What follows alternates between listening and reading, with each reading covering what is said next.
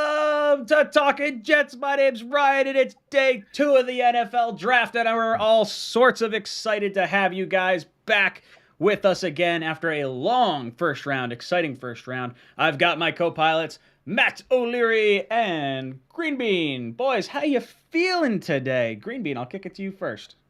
Dude, I'm shot. I'm so mentally drained and just destroyed, but in the best way possible.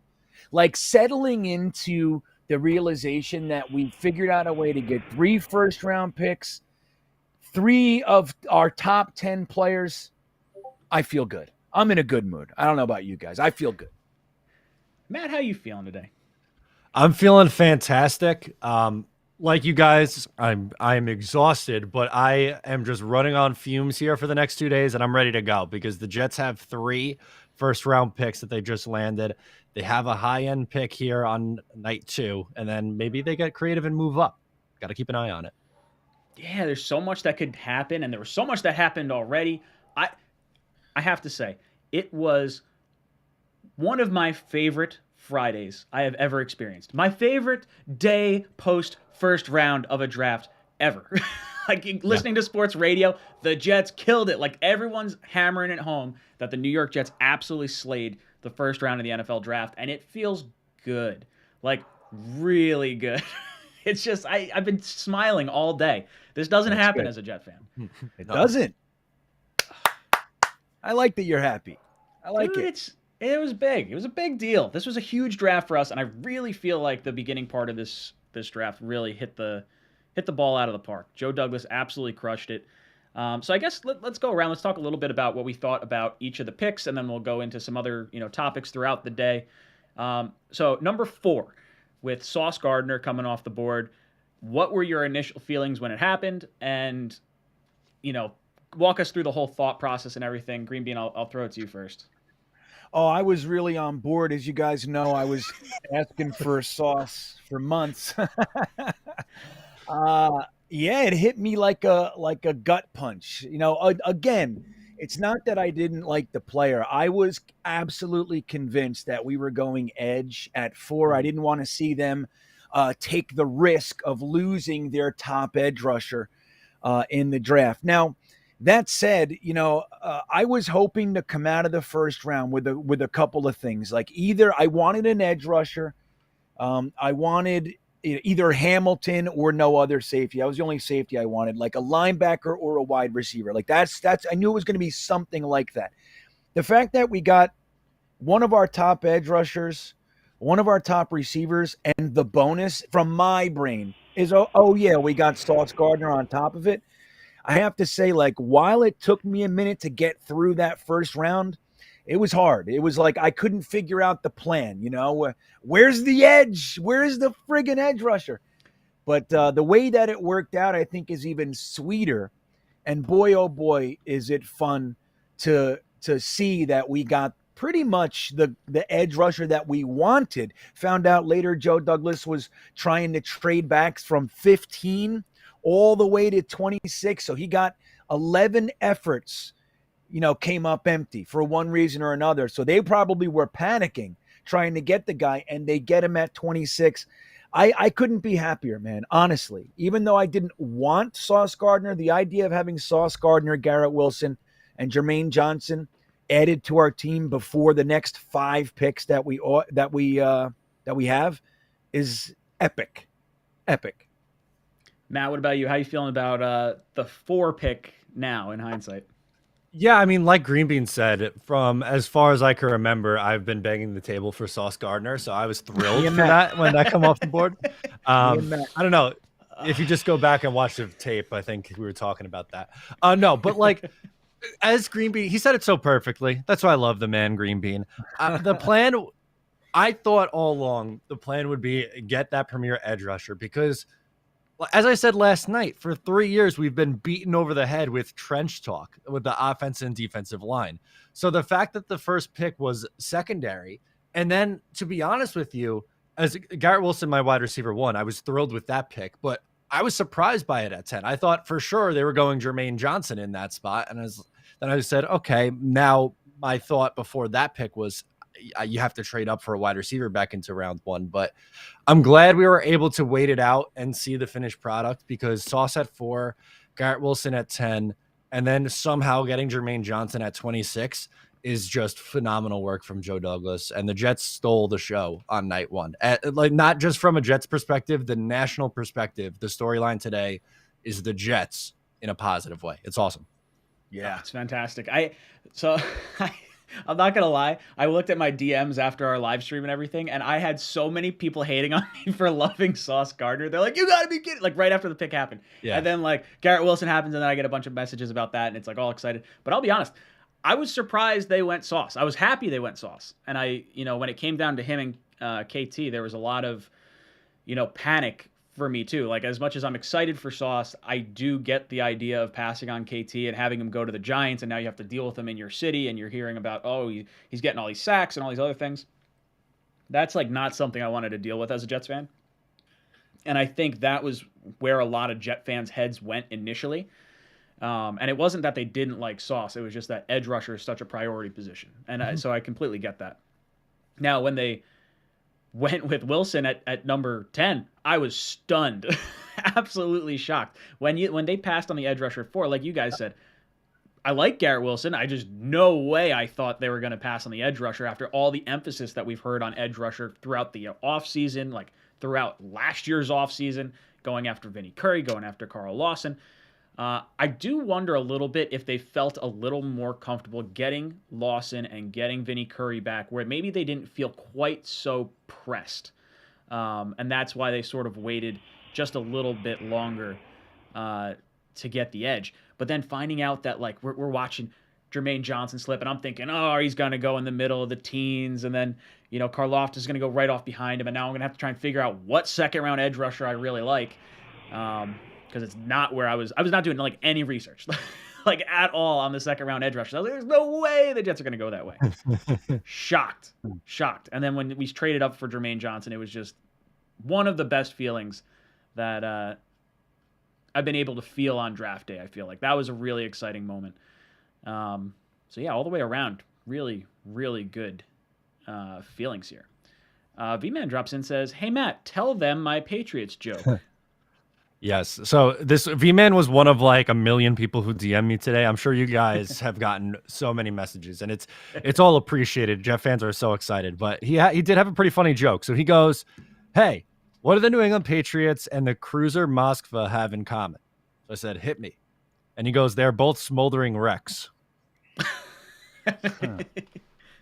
I don't understand that joke. I laughed because I was confused. It's a yeah. Please well, explain. Don't get it. It's a ship, a Russian ship that's on fire. Oh, that's what that was. Okay, see, the picture was needed. That was. Yeah, I feel like I probably should have added the context. That's my bad, but that's all right. Yeah, he sent that picture too. Very cool. Aaron jumps in and says, "Speaking it into existence, Nakobe Dean at 38, and I'll lose my mind.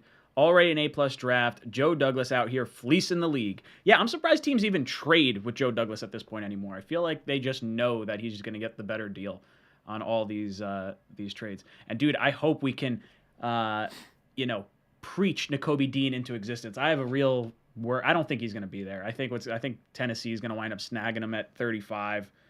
It's going to be interesting to see. I guess that's a halfway decent jumping off point. Players to watch for rounds 2 and 3. Actually, you know what? Hold on. Let's back it up a little bit, because there was something we wanted to talk about that was really funny towards the end of round 1. How'd you guys feel about the Patriots making their selection? Because that was probably one of our more watched timestamps that popped up on the live stream. If you guys haven't watched the reactions to the draft picks, there's a pinned comment below the day 1 stream, and you can kind of click through all of it. And if you go into the replies, people kind of tagged some of their favorite parts of the stream.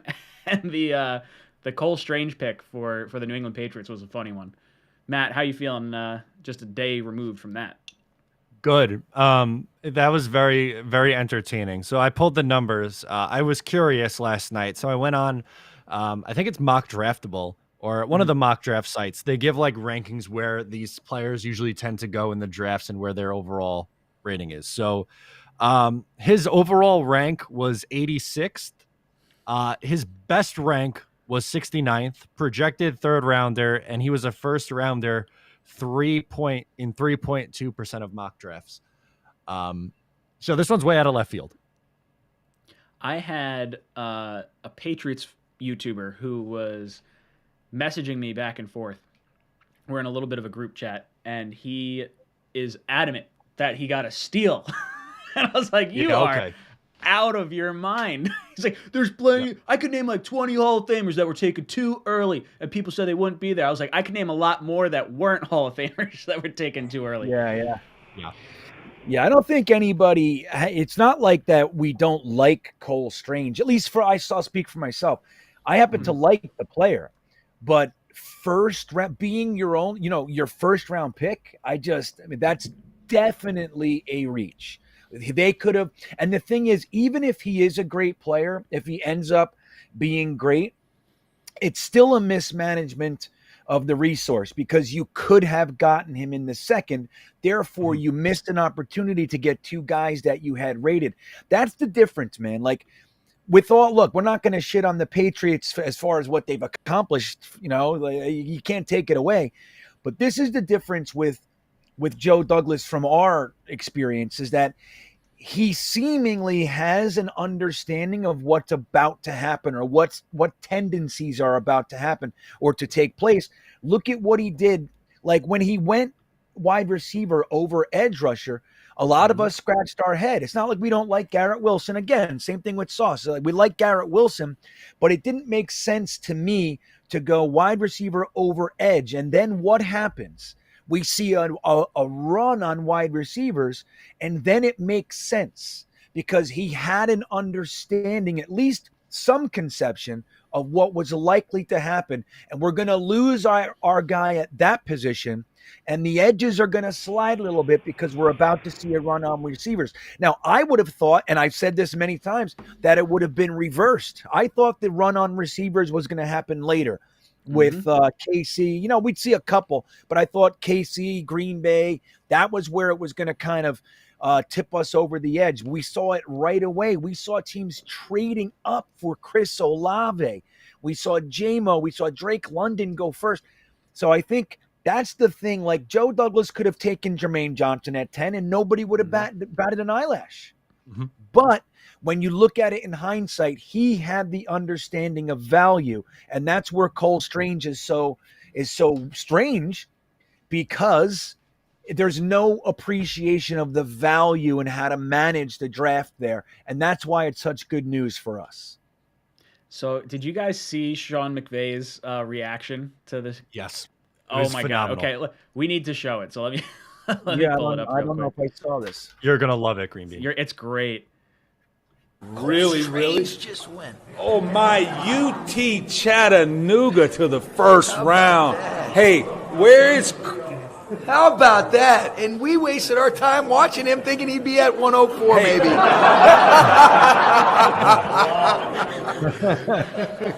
I love McVay. I really do too. He's that one says of my it all, coaches. Dude. It's really funny. It's great. I love seeing that kind of stuff. Dude, that speaks volumes about where the rest of the NFL had Cole Strange pegged. Oh, yeah, absolutely. AZ Jets jumps in and says, did you guys hear what our final offer was for Debo? I heard it was 10 and a swap of, was it fourth round picks or third round picks or something like that? I heard it was 10 for Debo and 93. 10 for Debo and 93. So I saw... The last that I saw, give me a second, was someone sent it to me on IG. Okay, 10th and a 5th round pick for Debo and a second. Oh, wow. That would have been a great offer. That would have been a great, yeah. Yeah, well, 49ers said no. Didn't go through. I could understand why. I could understand why. Yeah, that's shocking to me that, like, no other team offered, like, even the Eagles. Like, why wouldn't the Eagles give up something from them? They like A.J. Brown better, I guess? Like, yeah, I mean, the Eagles, it worked out well. They gave up a first and a third. Give up a first and a third for Brown. I think it's Why not give it up for Debo? Well, I think it would have been worth it for Debo, too. Sure. It's fascinating that no one wanted to do that, but the Eagles were able to get it done. Mutt Viles drops in, says, so we are all in agreement the Pats pick was strange. Ha!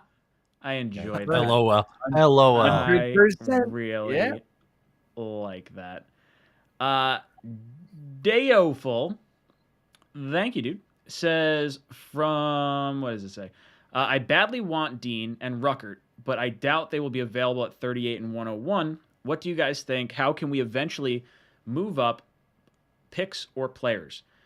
I wouldn't be opposed to like some type of player trade to move up a little bit. Like if they felt Mims wasn't going to be like a strong option for us this year in some capacity, and they wanted to like say give him and pick 38 to like go a little higher, or that and pick 101 to get a little higher, like I'd be all right with that.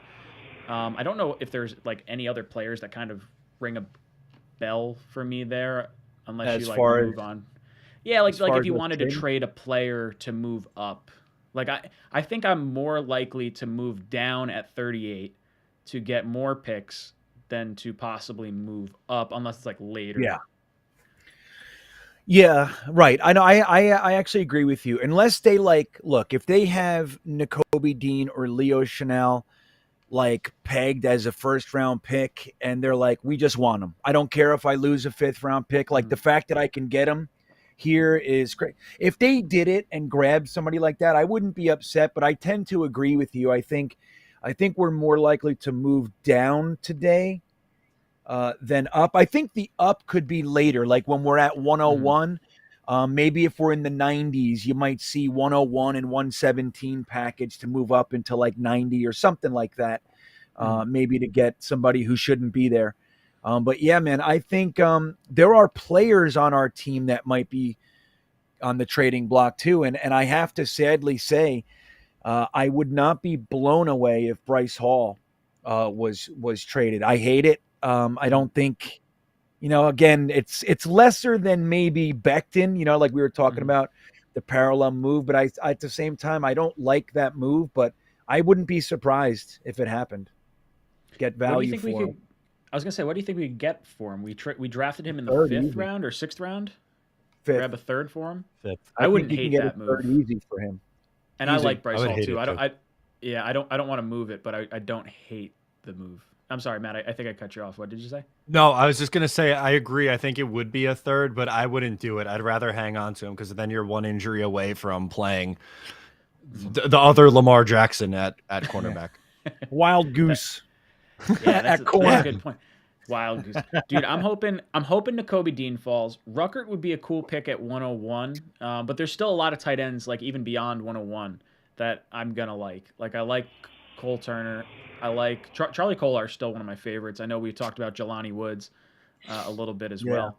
If Dean is there at 38, you think we should be running up to the podium, or you think there's another direction we should go? I'm fine with Leo Chanel. I've watched a little bit more on him, and he's really so good. Yeah, I love him. I'd be cool with either one.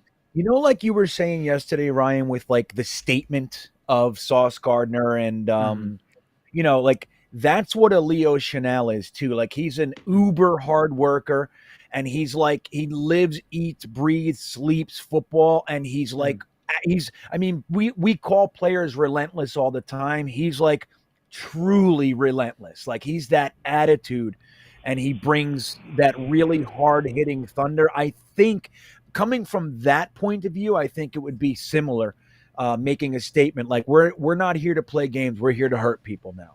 You know what I mean? I would like that. Oh yeah, for sure. I love his tats too. They look like prison yard, like all sorts of like his tattoos, his tats. Oh, his tits. Is that what you said? His cat. I love cats. His tots. Ugh. I love his cats. I love his cats.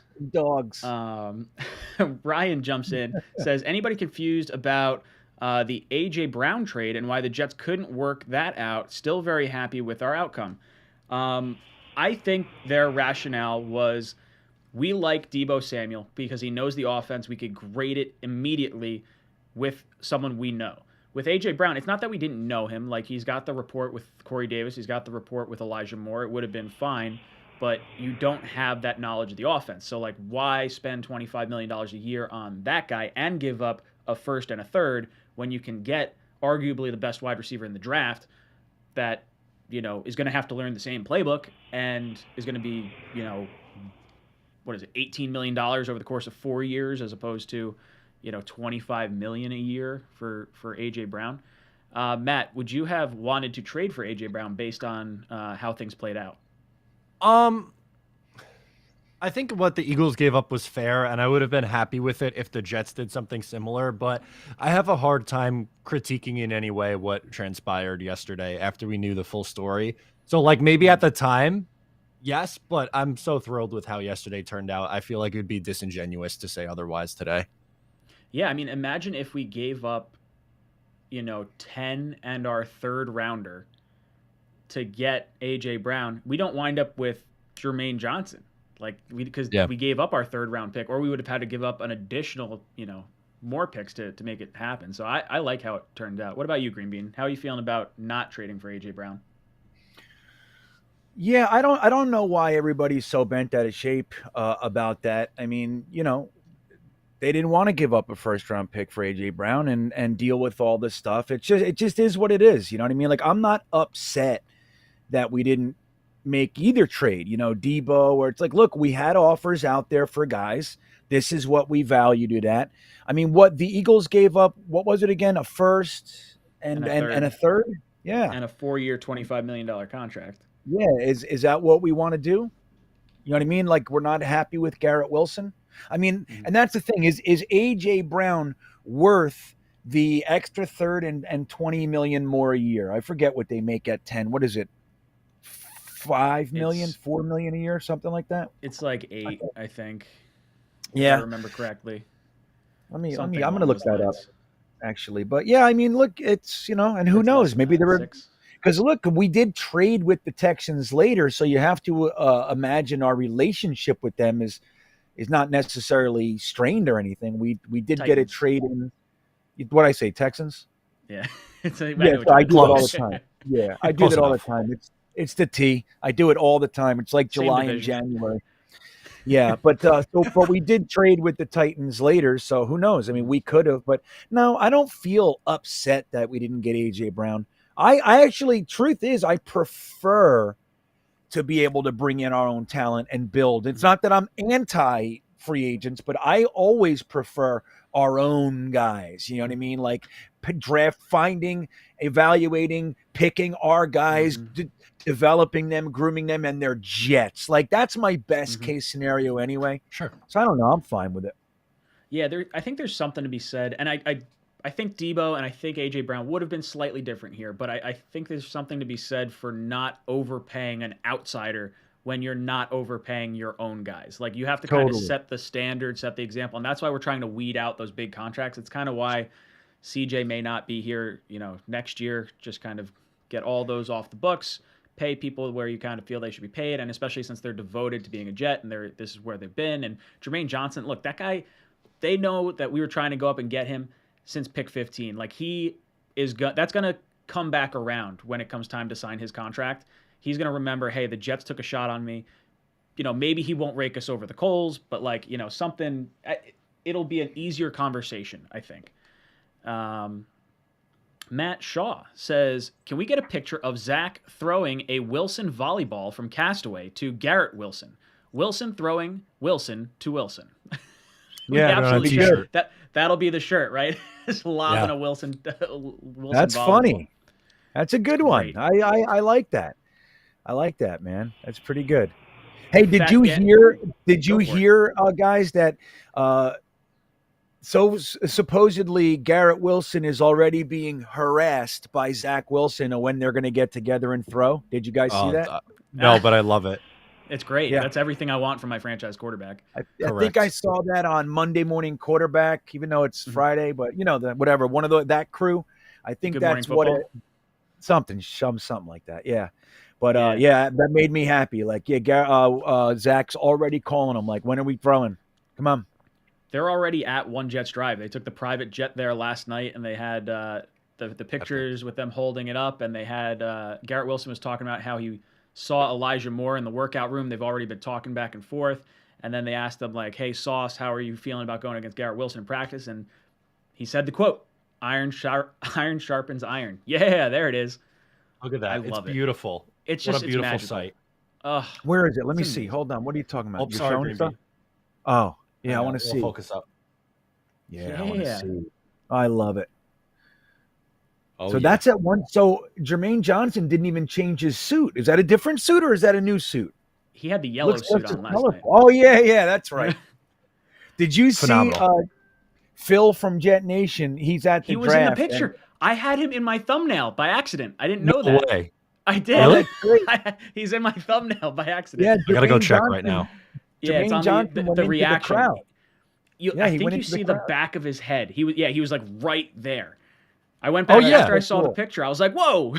I was like, Where that's is Yeah, that's Phil. him. Oh, the thumbnail. Let me see. Let me see. I saw it. Phil. Yeah, I Where saw is it on Jet Nation, and I was like, "Oh my god!" I used that picture. It was the one that it's on the Jets website. If you go to NewYorkJets.com and go to like best of photos, and it's Jermaine Johnson. There's two of them of him in the crowd, and I don't know which one it is, but one of them you see him like in there. Yeah, it's at the back of his head right there, right? I think that's the back of his head, and then in the other shot of it is his face. He's got like an arm kind of like sort of like in his head. Yeah, pretty like cool. going like that. Yeah. Yeah. Fat Gandalf drops in, says, my hope for tonight, players wearing less jewelry and bringing more nasty. Linebacker, running back, and developmental O-line. Ah, show the bling. I love it. I love me some sauce. Everyone's iced out in there. See, Garrett Wilson had pearls on. Yeah, I saw I'm a that. pro guy now. Pearl. Strange. It's a weird one. That's interesting. I Oh, could what make a you night. guys feel weird right now. So we had a baby shower, and we were told to get out of the house for a little bit. So I don't own a pink shirt. Becca and I went out to get manicures. My toenails are painted pink right now. Oh, really? No way. Dead serious. Yeah. Why not? Right. I'll Why tell not? you what. If we get up to 500 likes, I'll show you my toenails. We'll get, For you go. free? You go- There you go. yeah. See, not even on Matt's I'm not- OnlyFans. It's on. Not yeah, that's true. I was gonna say like I don't know, maybe do like a super chat number. Be like if Ooh, we we had could do had that. X amount on the super chat. That's what I would have did. But if you want to show the toes Ooh, for free, no, that's for no, you. no. I think you're right. Let's do that. Let's do. Are my toes worth $100? We got $100 super chat. I'll show the toes. $100 super chat. There you Get go, the toes. Hundy spot. There you go. Jets NY says, may the force be with us again. Timmy says, thanks for the Jets content. Home on day 2. Glad you're with us, Timmy. Euphoria says, FYI, Jets had the best draft 2022. He's looking into the future already. Even if nothing happened, if we had no other pictures, we would have wound up with the best draft because of everything that happened yesterday. Fernando says, love the Jets picks. No! Oh my God! Jesus. What? Of course, my Mud Biles, the fucking goat. Oh my God! Yes. All right. Oh, we're Well, going. here, we're watch going this. toes early. I'll go striptease on you guys. Here we go. Not full striptease, but But bow, Get 'em up. wow. Look at this. Hold on. You see that sock? Wore it Oh, to good work, sock. baby. yeah. Wore it to work. Ah. Get him out. Let's see if Let's I see can them toes. manipulate my feet go. this way. Heh. Oh, look at you. Yeah, pink toes and shit. Look at this guy. Those are pink. Those are pink Oh, there toes. he is. Oh, Hey, thank you, you Mutt gotta Viles, do for it. that. It's a leg day. Oh, now I gotta gotta try s- and get this sock back on. It's all sweaty from work. Don't worry, I screenshotted it. It's going up on the Twitter right now. Oh, lovely, lovely. You know, I'm just gonna take my socks off and I'm just gonna let these puppies breathe. Ugh. Now I just have pink toes under the desk. Ugh. That's awesome, man. Thank you for that. Fernando says, all right, now I lost my train of thought. Love the Jets picks. Hope for Dean, Brisker, or Hall. By the way, hope Malik Willis finds a great spot. Seems like a great kid who took yesterday in stride. Yeah, I like Malik Willis, and hopefully we see him. Rex Ryan joins the chat. Oh, Ryan, that was a good one. Yeah, Rex. Icon- That's great. Colin says iconic stream moment. Oh God. See, that's what's gonna happen. We're gonna wind up having that one timestamp now. All right, let me get through this super chat. Love the Jets picks. Hope for Dean, Brisker, or Hall. By the way, hope Malik Willis. Okay, great spot. Yeah, look, I like Dean. I like Brisker. I'll be honest. As much as I like Breece Hall, I don't particularly want to go running back this early. I'd be excited if it happened, but just not the direction I feel like I want to go. Matt, how are you feeling on that? Yeah, I don't want any part of Breece Hall. I like him. He's my running back 1, but I just think it's really too early for running back. I need a linebacker or a safety right now. Greenby, what about you? How are you feeling about Dean, Brisker, and Hall? Dean Brisker. Yeah, I gotta be my best case would be 𝐒𝐿𝐵𝐼𝐻𝐻𝐿. I'd be really happy with Nakobe Dean right here. And look, I'm with Matt. Like, I think running back, we should, like, maybe 3rd round, we start thinking running back. But if they think Breece Hall is far and away the best running back in the class, they've added the wide receiver, they fixed the offensive line, we got the 2 tight ends to go with Kenny Yeboah, and they just feel like this is the piece, do it. Do it. Just do it and get your guy.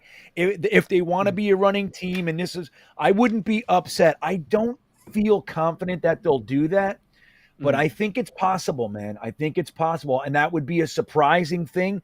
But hey, what a statement it would be. Another statement. Like, nope, we want a specific offense, and we're going out and getting it. We don't care about your value.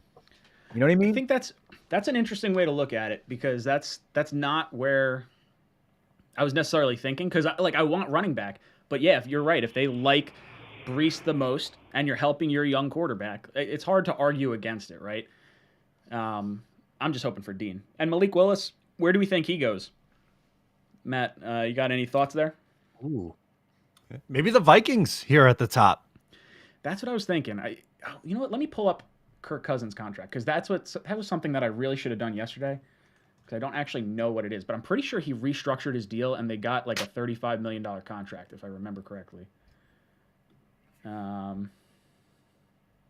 Yeah, so Kirk Cousins, he has, he's got 2 years left. And he's got, so he's basically locked in the next 2 years. He's got a rough contract. He's got $30 million guaranteed next year. All right, let me see. So maybe not. Yeah, I mean, I guess you could let him sit, but that 2 years of sitting seems excessive. All right, so is this all updated on NFL.com for the draft picks? So it says the Bucs are first in round 2. Is that right? Yeah, right. Okay. Yes. All right. So I think Detroit is going to really try to get Malik Willis here. Because if they do, that trade that they made last night to get up 20 spots for the chump change that they offered, that is a fantastic trade. And they got Aiden Hutchinson, Jameson Williams. If they go and get Malik Willis in the 2nd, that'd be a damn good draft for them, man. It would. Wow, yeah, I didn't even think of that. If they could wind up getting Malik after not taking him at 2 and then not taking him at, 12? We all thought they were trading up for him. No one was thinking receiver. Yeah. We're like, oh, wow, the Vikings just traded with him to give them their franchise quarterback? Totally right. Wacky. Ice Storm says, Jets love Quincy at linebacker, need a big D tackle to keep him clean. Jones from UConn. I've seen people say this, and I don't want defensive tackle. I understand it, but it feels like it's such a logjam, and you're going to wind up like not starting this guy. And that's like, you're kind of stuck in this, like, there's too many horses in the stable there already. Yeah, it's the least impact. But if they let's say they want to move, they really like a Perion Winfrey, or who went? Wyatt and Davis, right? They're the only ones that went, right? So we still have like Leal in there. We still got Perion Winfrey in there. There's a lot of, I mean, if they think that that's where the benefit is, but I tend to lean to what you're saying, Ryan. It's like, there's kind of a logjam. It's the minimum impact. Right now, we're still in the 2nd round. Let's get impact, Yep, agree. Yeah, that's a beautifully said. Yes. Sneakers Boots says, anticipated total sack number for our defense this year. Steelers had the most with 55 last year. This year we're going to have Lawson, JFM, Quinnen, JJ, and we're going to have Vinny Curry back as well. Projected sacks.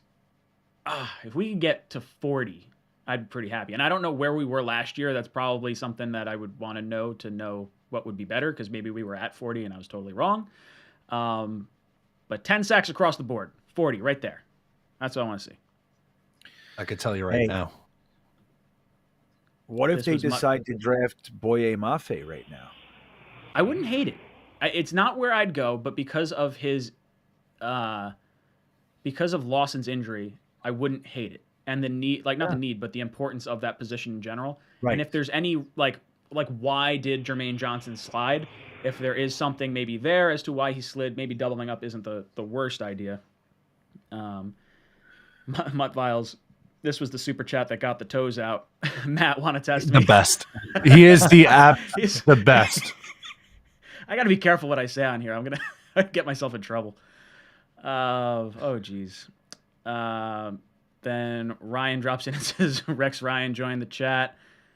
Iconic stream moment. Oh, geez. If you missed it, you're going to have to go back and rewatch what happened. I'm sure someone will clip it. Dave said, Mutt Viles at 38 is the pick. Yes. Oh, I love it. Julian drops in. Julian says, love the show, guys. Let's go out and get Dean or Muma.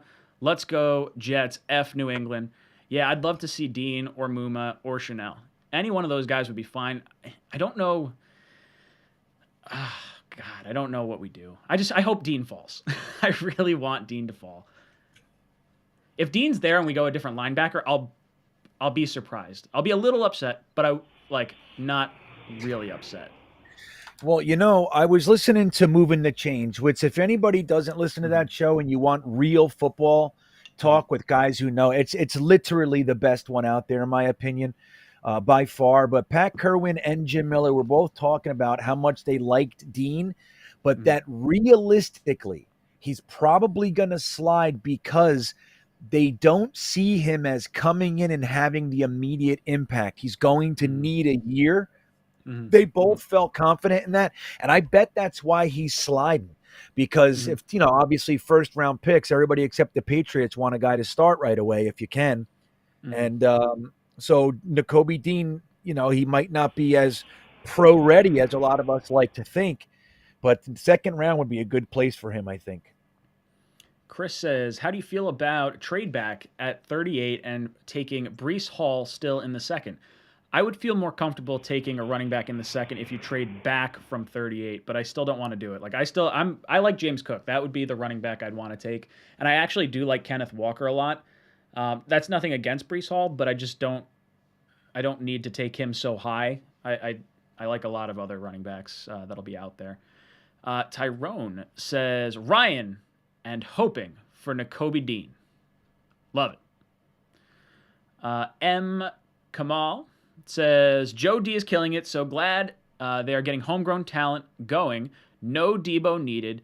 Doing it the right and smart way. Jets filled needs and picked top talent. JJ Sauce. G-Dub. Took me a second because there was no W there. G-Dub, let's fucking go Jets. Yeah, dude. That's Greenmeat said it before. There is a pride in grooming your own player. That would have been the little bit of a knock, I think, on last year if we were to have traded for a Deshaun Watson and then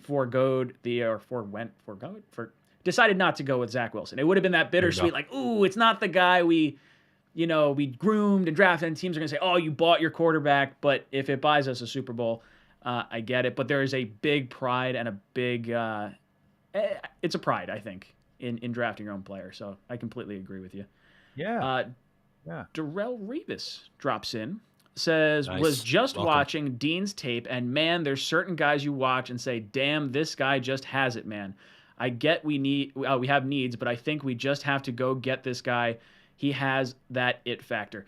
When you look at linebackers, this guy just has a mean, nasty streak. And I don't know if it's a combination of him being on a fantastic defense, which is something you probably have to consider as well, because there's going to be 3 linebackers from that team, not to mention their defensive linemen in front of them, all being taken in the top 100. But man, dude, there's something about Dean's tape when you watch him. He is a nasty, snarling, like, I want to call him a pit bull, but I guess I should call him a bulldog. He's a leader. He's a bulldog. Well, that's just it. Like, you saw the video of him in the playoffs when I think it was Quay Walker did the wrong, covered the wrong guy, and he got in his face and like, what are you doing? And he prevented the play as well. Like, he went out of position to stop the play. I really like Nakobe Dean. So do I. We got Max in the chat greeting us from Germany. It's now 1 a.m. out there in Europe. Wow. Welcome, Max. What's up, dude? Gang Green Goliath says, get some new green toenail polish, Ryan. Jet up, man. I actually... oddly enough, this is not the first time I've had my toenails painted. It's actually second time recently. I had it when I was a camp counselor, and I had like the little kids painting my nails and shit. But I had lime green toenails back in it was actually, I went down to Florida beginning of November. I had lime green toenails for a little bit. Should have showed you guys. Too late. Mr. Poseidon says, Ojabo completes the defense. Quinnen in the middle, 2 new defensive ends, Jermaine, and if Ojabo, Mosley in the middle, and he's more than just good. Now this star can't miss sauce. Now this star can't miss sauce. I know that's just put my brain in a pretzel. I don't understand. I am Ron Burgundy. What do you guys think? I like Ojabo, but I don't think we're gonna go that way. I don't know if we want 2 Achilles torn edge rushers. I do like him. I thought he would have been worthy of a top 10 pick at one point, or a top 20 pick for sure. The guy just has a knack for stripping the ball out of the quarterback's hand. I don't particularly want to go that route. Greenbean, what are you thinking about Ojabo? Dude, listen, I still want guys for right now. I do. But if we went and grabbed Ojabo, I would not hate that at all. I would have to get over that feeling of like wanting the guy because he's not going to play this year, most likely. There is talk of him maybe getting in for the last quarter of the season, but man, would I like that. Bringing on freaking Jermaine Johnson and Ojabo. Sheesh. I also want to tell us that I want to say hello to Jets fan in hiding from Sweden, liberal Irishman from Ireland. They're all here tonight. This is David, great. Scottish NY Jets fan. He's in the chat. Phil Adams. It's 12 a.m. in the UK. Welcome, Phil. Good to see you, buddy. Yeah, thanks for jumping in with us. Adam says, Petrie, dude, is the epitome of all gas, no break. Matt, how would you feel if we wound up going Petrie at the top of the second here? Yeah, I like him a lot. I think, they got to see him at the Senior Bowl, obviously, which I think, could give them the upper hand. They also saw Jermaine Johnson there, which is awesome. I just, to me, secondary with a safety or linebacker here, I think would make a ton of sense. To me, those are the 2 needs that jump out of where you got to fill a starter. Like I understand 𝐒𝐫𝐞𝐞𝐧's still there. We just talked about the other guy who's still there, Ojabo. I get the appeal there, but I feel like you got to fill another starting spot with this pick. Arizona Jets fan wants credit for being in Arizona. Good for you. It's earlier there. It's early. I was going to say, right. It's what, 4 a.m.? It's 3 hours, or 2 hours or 3 hours? Oh, 2 hours, it's 4 p.m. Yeah, he's probably still working. Yeah, that's what I said. Didn't I say 4? Did I not say 4? I may not have said 4. You said 4 a.m. 4 a.m. Yeah, you're right. You guys out there. The only thing you can give the West Coast guys is that maybe they're, they have to leave work early or they're at work still. That could be problematic. That could be bothersome, Edward Ziff says, who is the beast mode running back to complement Michael Carter? Greenbean, do you have a running back in mind that you would like to see the Jets go after if they do? Doesn't have to be at 38, but just, a running back. You know who I want? I would love us to wait till the third and pull out Isaiah Spiller. That would be best case. I like Breece Hall. I like Kenneth Walker. I like Kyron Williams. Like, there's a bunch of. I love Rashad White. I love Rashad White. But if we could just kind of be patient and wait out till the third, if he makes it there, which I'm not convinced he will, if we could get Isaiah Spiller in the third, dude, I would be so happy. It would be uncontainable. Yeah, I think running back in the third, especially now that we're 101 and it's so late in the third, it's like almost a fourth round pick. If you could get your starting caliber linebacker here, or guy that can play, just a little bit over the course of the year, and then he takes over next year for CJ or something along those lines, that's kind of where I'd want to go too. Matt, is there a running back you really like here? Not tonight. I want to wait till day 3. Selfishly, the 4th round, there's 2 guys that I like a lot. Well, really 3, I guess, if you want to include the Cincinnati running back too. But Brian Robinson from Alabama, I think, would be a home run because he's over 6 feet, 220 pounds. He's a big guy who I think would complement Michael Carter well. And I also like Tyler Algier out of BYU. Yeah, getting someone that Zach's familiar with is not necessarily the bad move. Chris drops in, says, hot take. I think the Jets use Garrett Wilson the same way Debo is used with the 49ers. I don't want to see that because I think that is a very rough way to use your top pick. Like, for me, ideally, if there was a player that's going to take on that Debo role, I kind of want it to be Berrios. He's your kick returner. He's going to be, he's going to take some shots, but it seems like he bounces back. He's been healthy. I don't really want, not that Garrett Wilson hasn't been healthy, but I don't want to risk that with a top 10 pick. And even with Elijah Moore, who's, been a little banged up, I wouldn't want to see that happen with him either. Greenbean, how would you feel if the Jets use Garrett Wilson the same way that Debo is used with 49ers? Oh, I'd love it. Kenny, I don't know if he can run it quite that much. He had, 40-something carries? Something like that. I would love it. I mean, dude, I want LaFleur to be able to do every little thing that his crazy offensive mind can do. I want him to be unlimited by the talent around him. I want him to be able to search every crevice of his dark mind. We saw a damn hook and ladder last year. So that shows the guy wants to do fun stuff.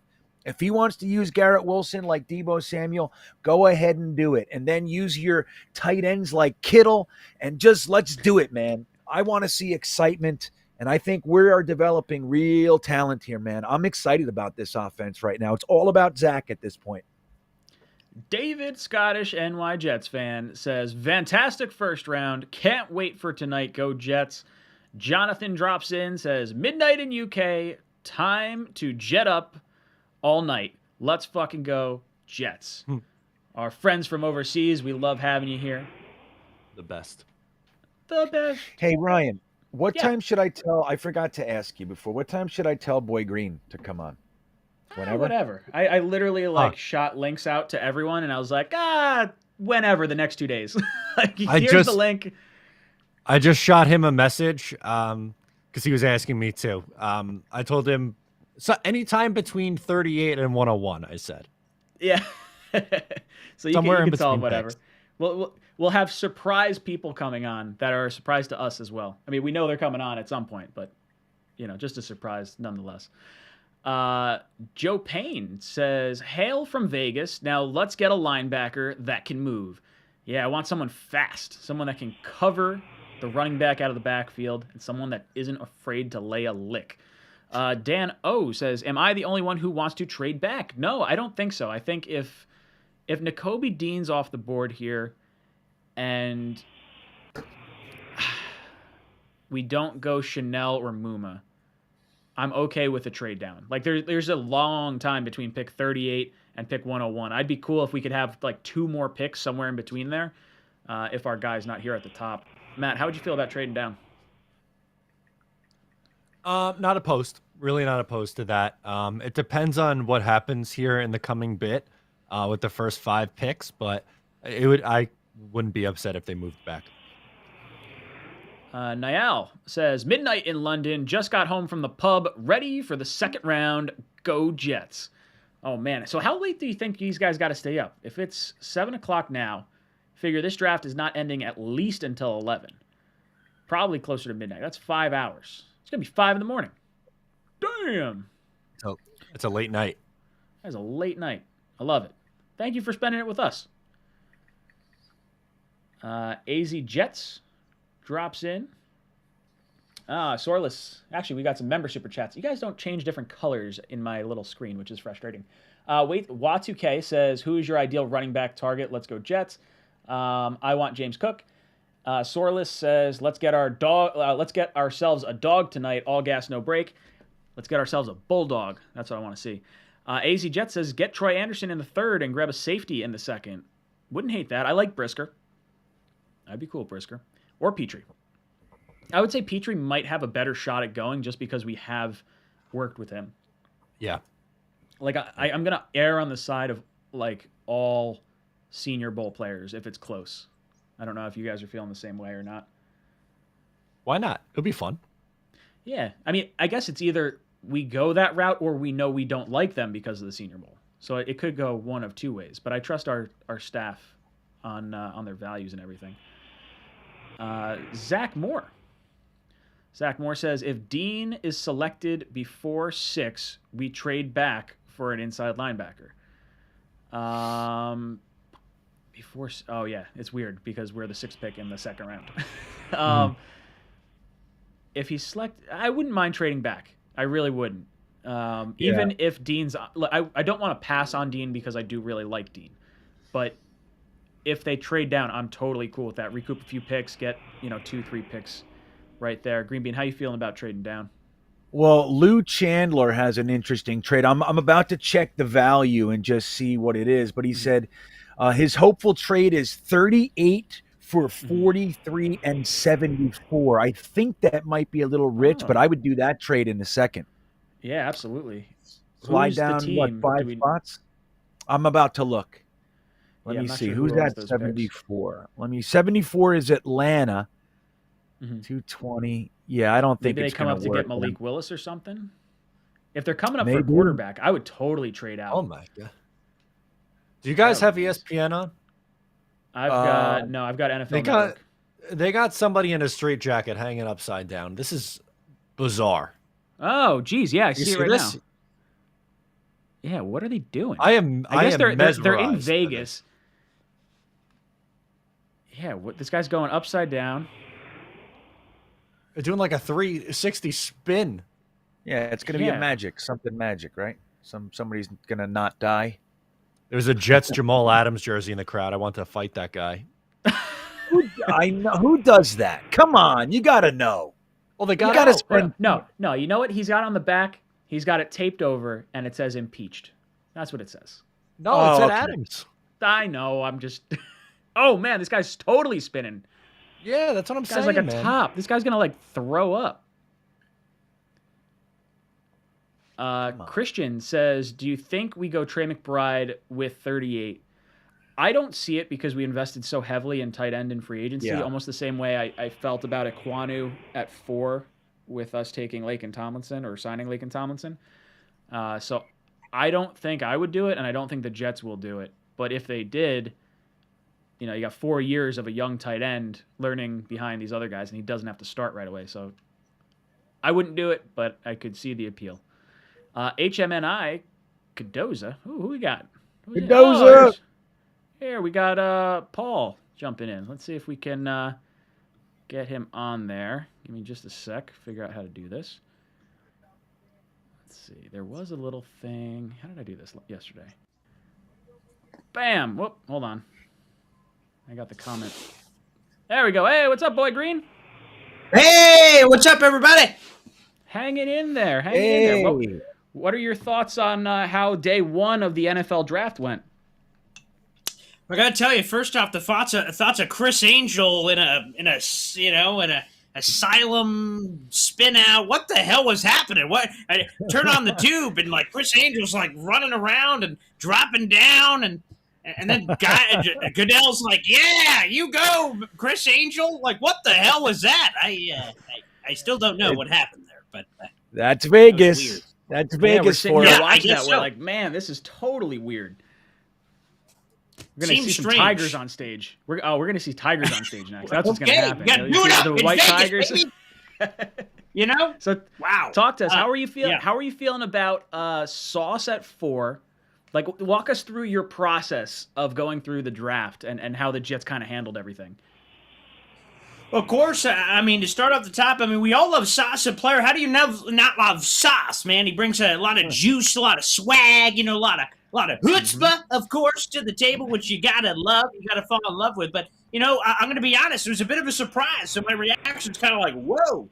You know, all the 49ers people that we had all been interviewing on all our different platforms, right, are saying, man, he doesn't value corner, day 3 only, you losers. Don't mock Sauce. Don't waste your time on those sort of things. And guess what? Sauce ends up being the pick anyway. So, you know, it was a little weird, but then I think it was the fear that all of us shared, because you get that pick, you're like, okay, Sauce, cool player, really high on the board, hard to argue and be mad about it. Then you go to 10, you get wide receiver, then you're like, okay, cool, Wilson to Wilson, sexy, nice, but what the hell are you doing at edge rusher?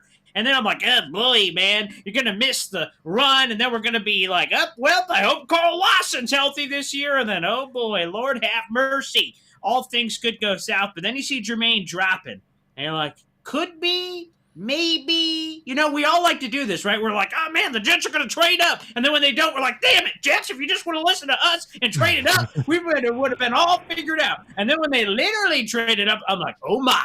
Oh, my. I saw your guys' reaction. You're like, Matt O'Leary saw first. He's like, oh, boy, the trade. And the Green Bean's like, wait, a trade? Let me Google. Let me do a Bing search. Oh, shoot. A trade's happening. And all of a sudden, like, the room evolved with the trade. That was the best part. Matt O'Leary goes, woo, woo, woo, woo, ah. And then Green Bean's like, what? Who? Where? And then Ryan's like, oh, boy.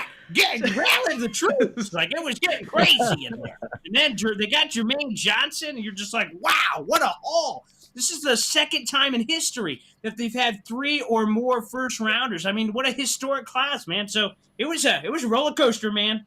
Wow. Yeah, this has to be the happiest I've ever been being a Jet fan the day after the night of the first round. Like, I was too young. I didn't follow the draft so much in 2000. So I didn't get to see those 4 first-round picks, but this one felt like a damn home run. Green Bean, how are you feeling?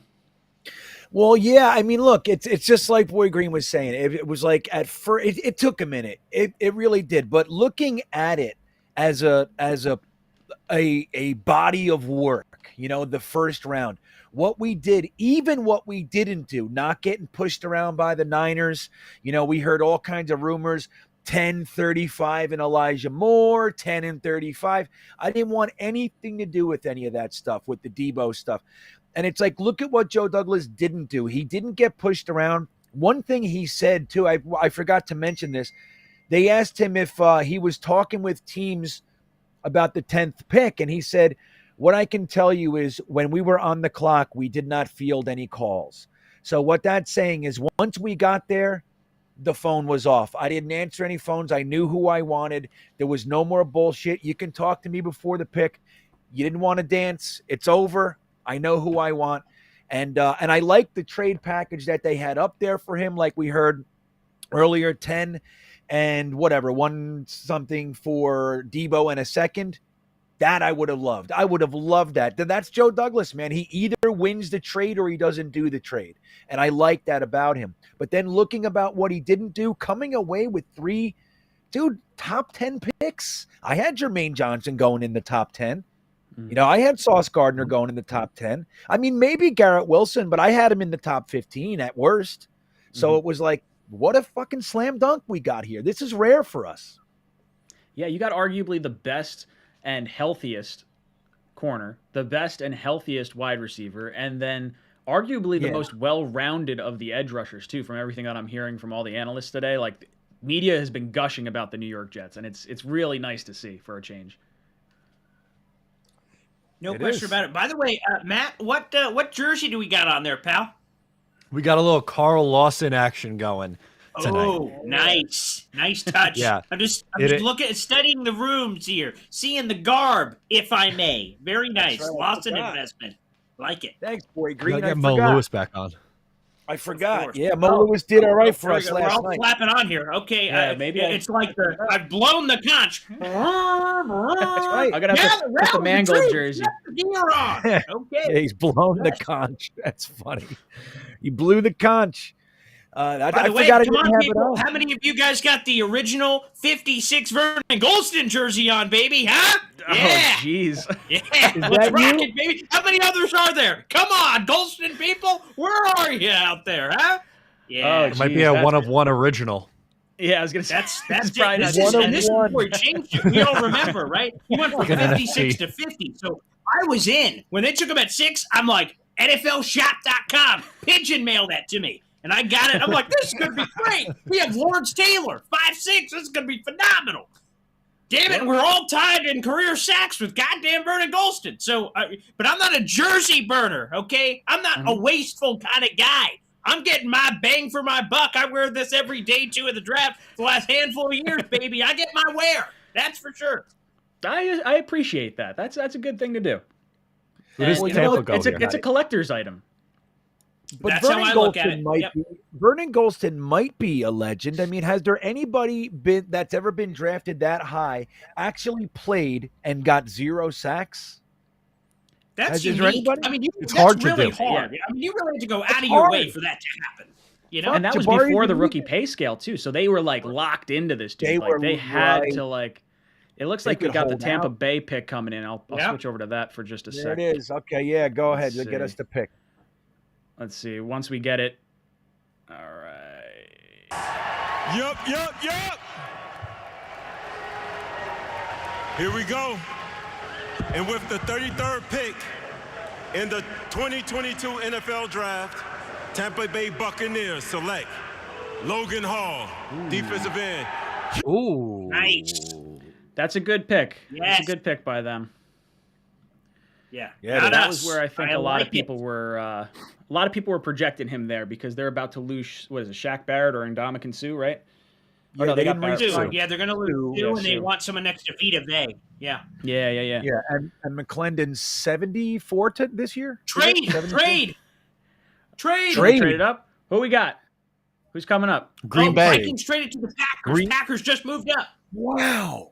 The Vikings Another in-division traded trade.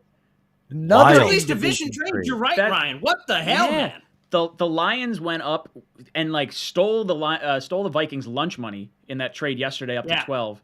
Who do we think they're Dude. going after? Watson or Pierce? It's got to be a receiver, gotta- right? It's got to be wide receiver. Help They a gotta brother be out for wide Aaron Rodgers out there. It's got to be wide receiver. It has to be wide receiver. The pick is Christian in. Watson. All right, Christian so I'm Watson. still on I won't- the Bucks Yeah, pick. So I won't. so no one say I won't anything. spoil. I'll Sorry. show the screen once we we get it. Sorry. It's My going to be beat, interesting. No, it's okay. It's okay. I'm curious to see who this. It's got to be a wide receiver. There's been so much smack Yeah. talk about it that it's got to happen. Imagine they I'm grabbed, going to say a Christian quarterback. Watson or Pickens. It's got to be one of those two, I would think. Yeah. Pickens is Yeah. a good pick too. So Pickens or 53 and Christian 59 is what they gave up to get 34. What did they give up? 53 and 59. That would have been a nice little Wow. package to get for 30. Wow. That's good value. Wow. For Minnesota, I guess. Yeah. Yeah. Well, Yeah, where agreed. were they? 53 and 59 for pick 34. Yeah. What's the Wow. value chart on that? Yeah, it's gotta be pretty good. 34 That's got to be an overpay. 34 is 560. What was it? 56 and 59? I'm sorry. What was it? 53 and I forgot the other one. 53 and 59, I think. Yeah, I think that's it. Okay. Yeah, I gotta find it. I'm looking now. All right, 690 for the two picks, and 34 is 560. So they overpaid by 130, which not too equates to just Fourth? about pick 93, a late third. They Wow. overpaid by a third. Yeah. That That's the still division doesn't make rival up for the price. 32-12 jump, though, Vikings, you purple No. pinpointed bastards. I No. know, dude. They got robbed.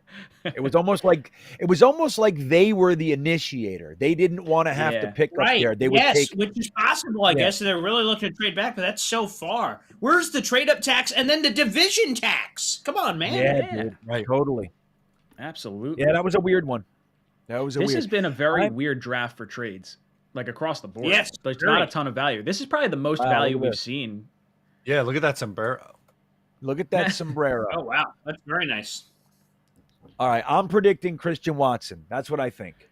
Me too. Yeah, it's like I'm on the North Watson Dakota train. State, like the kind of the northern guys, semi close to their right. right. We want the green and yellow. It just makes sense. All right, Packers selection is here. Let's take it off mute. El Paso, Aaron Jones.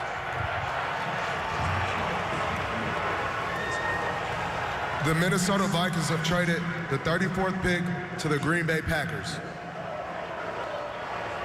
With the 34th pick in the 2022 NFL Draft, the Green Bay Packers select Christian Watson. There we go. Wide receiver, North Dakota State.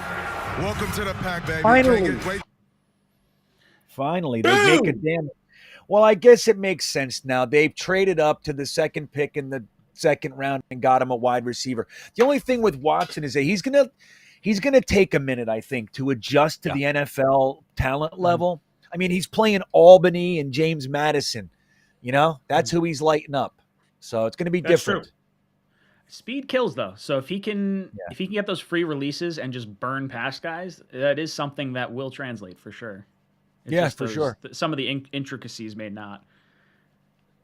And he's like jumping 2 levels if you guys think about it, because again, it's not even like you got to go to D1, then you got to go to NFL, and he's just like he just skipped college. He's just jumping right over there. So again, it's a massive jump. But again, he bet on the trades. He was compared to Megatron at the Combine, and then Aaron frickin' Rodgers. Maybe that's right, but wow, bold, very bold.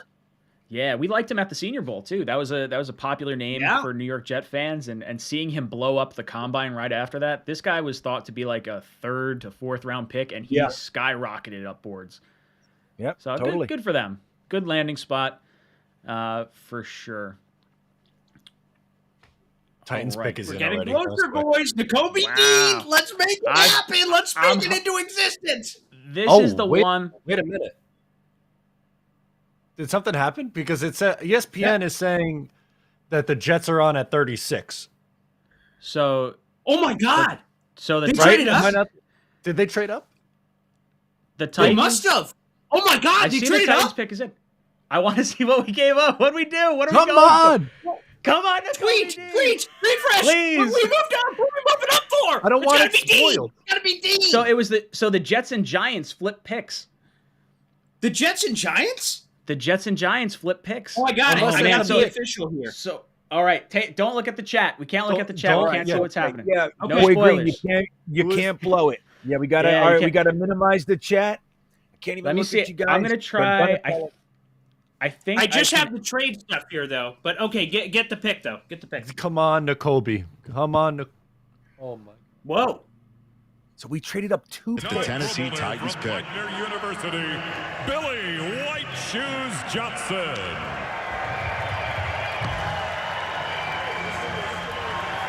What did we give up? I bet we gave up like 117. That'll be my guess. I bet we gave a player, Greg Van Roten. With the 35th pick nice. in the 2022 draft, NFL draft, the Tennessee Titans select Roger McCreary. Oh, defensive back, 𝐒𝐫𝐞 Dean's still on the Auburn board. University. Come on, Dean. Let's go. This is a smooth It's move gotta for be it. It's gotta be. It's gotta be. All I right. think this Hey is guys, going here's off, the trade stuff for Jets Giants. Okay. Yes, Ooh, give okay. it to me. Let's hear it. Let's hear it. To move up from 38 to 35, they just had to give up pick 146. That's at 5th rounder. So That's all right. that's it. I'm cool with That's that. okay. I don't care. You want I don't to care. jump in front of Houston? Come on. So we have no 5ths anymore. No, So don't that's care. where Wait, we are. don't we? So we only have what do we got? We 3 gave up- fourths, or we got a third and 2 Yeah, fourths? let me double We got check. a third and Double 2 check. fourths. We got a third and 2 fourths. So we gave up 163 Yeah, you're right. last night. So we Yeah, so we have a that's third where and 2 for it. You're right, Green Bean. We have 101, 111, 117 on top of this one, obviously. I'm So I'm dying gonna to try Hey, and wait share a minute, this. That's Phil. I just saw Phil, I think. I I'm gonna think try I and did. share the screen, and I'm gonna try and get Boy Green on here so we can get your reaction at the same time. Let me figure out how to do that. Oh my God. I think I just saw Phil. It's got to be Dean. If we get Dean, oh my God. Look, with the trade up, I really feel like that has to be the case. I really do. Right? I feel Who the hell else? Who else you trading up for? Could it be 𝐒𝐿_𝐻𝐈? I don't know if you got to trade But are you up. moving up? No, that's the thing, Green Bean. I don't think you have to move up for that. Oh my God, Joe Douglas, big swinging dick. He is. He's going Dude, for quantity. if he gets quantity, Dean, quality. I'm going to lose my bananas, man. I'm gonna be got- so happy. Hold on, now I got 2 of you on the on the screen. This is Give me a trippy. sec. All right, Wow. pick us in. Yeah, this is This oh is my how God, I. the pick is in. Oh, the pick is in. Okay. So I'm going back to here. Once it's actually about to happen on the screen, then I'll shift it over just so we don't get like flagged. Oh man. No looking at the chat. Guys, you're ready for this. This is juicy. Please be N'Kobe Dean. Come on. I can't believe it. This And we is only crazy. Who gave else up could it be? Who else could It's it be? gotta be. It's gotta It be. has right? to Like, be. Hey, the Jets just traded up spots. So come here. He's in there locked into some online game. He can't come out. He's stuck. What? He's got to get out. Yeah, you Talk got to about come that, out of man. here. What is this shit? Come on. Yeah, If man. they traded up for Breece Hall, and we're all gonna pass away. Oh, I'm gonna be so mad. Oh, I'm that's gonna be good. really So- irritated. No. So you What just would gotta Houston look want? at- Why did they feel like we needed to trade up? Was someone else Right, trying so- to jump us? Houston. Were we Yeah. trying- Who was Houston it? would take So Breece. Houston and the Houston. It was only jumping And the Giants. Houston and the Giants, really. The Right? Giants yeah. are definitely going corner. They're gonna take Booth, and Houston think already got so. Stingley, so they weren't gonna Yeah. worry about Okay. it. So that way it was an Smart. easy trade down for them. Smart trade down. Yeah, I They don't get the know. extra Cost fifth us for it. anything. Yeah, I I like don't it. They know. got Dean, man. Oh, man. Oh, Come man. on. Can you imagine a Come on. draft for a Dude, second? I'm- We got 4 first rounders. 4. Yeah, It's And that 2000 Dean was NFL someone I draft would have all taken. over again. I would have taken Dean at 20 if we had done a trade down with like the Steelers. I was like, oh, this is gonna be a perfect spot for him. Like that's where he'll be. Oh yeah, so pick 146 to slide up 2 spots. So, yeah, no more 5th rounders. So, That's But I all don't right. give a flying hoot. Quality I over don't care. quantity. Yes. Don't care. F them picks. Let's go. Come It's like the longest on. pick in history. I yeah. know. So we overpaid by 11.4 points, Who cares? which It's okay. equates to pick 196. We gave them an extra 6th round pick in value. That's what it works out to.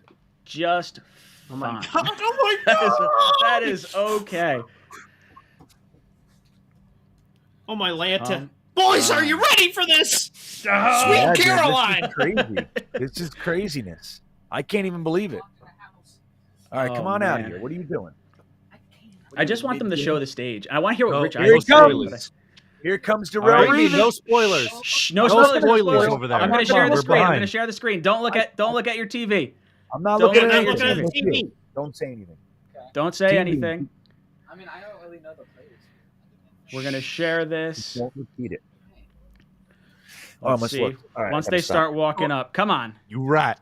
Don't do it I again. almost did it. Damn. I won't. Don't do it. Can't look. Don't do it. Don't look. Don't look. Does this help? Yeah, it helps me. Thank you. All right, Revis is walking out. Oh no.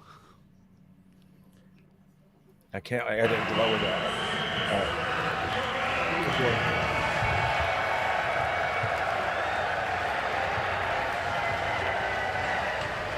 The New York Giants have traded the 36th pick to the New York Jets.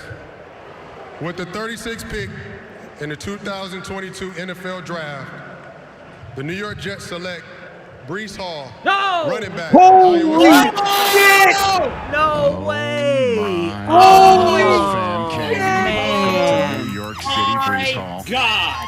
Wow. Here in Vegas. Score all the points. Enjoying the Score moment all with the his points. family. YOLO.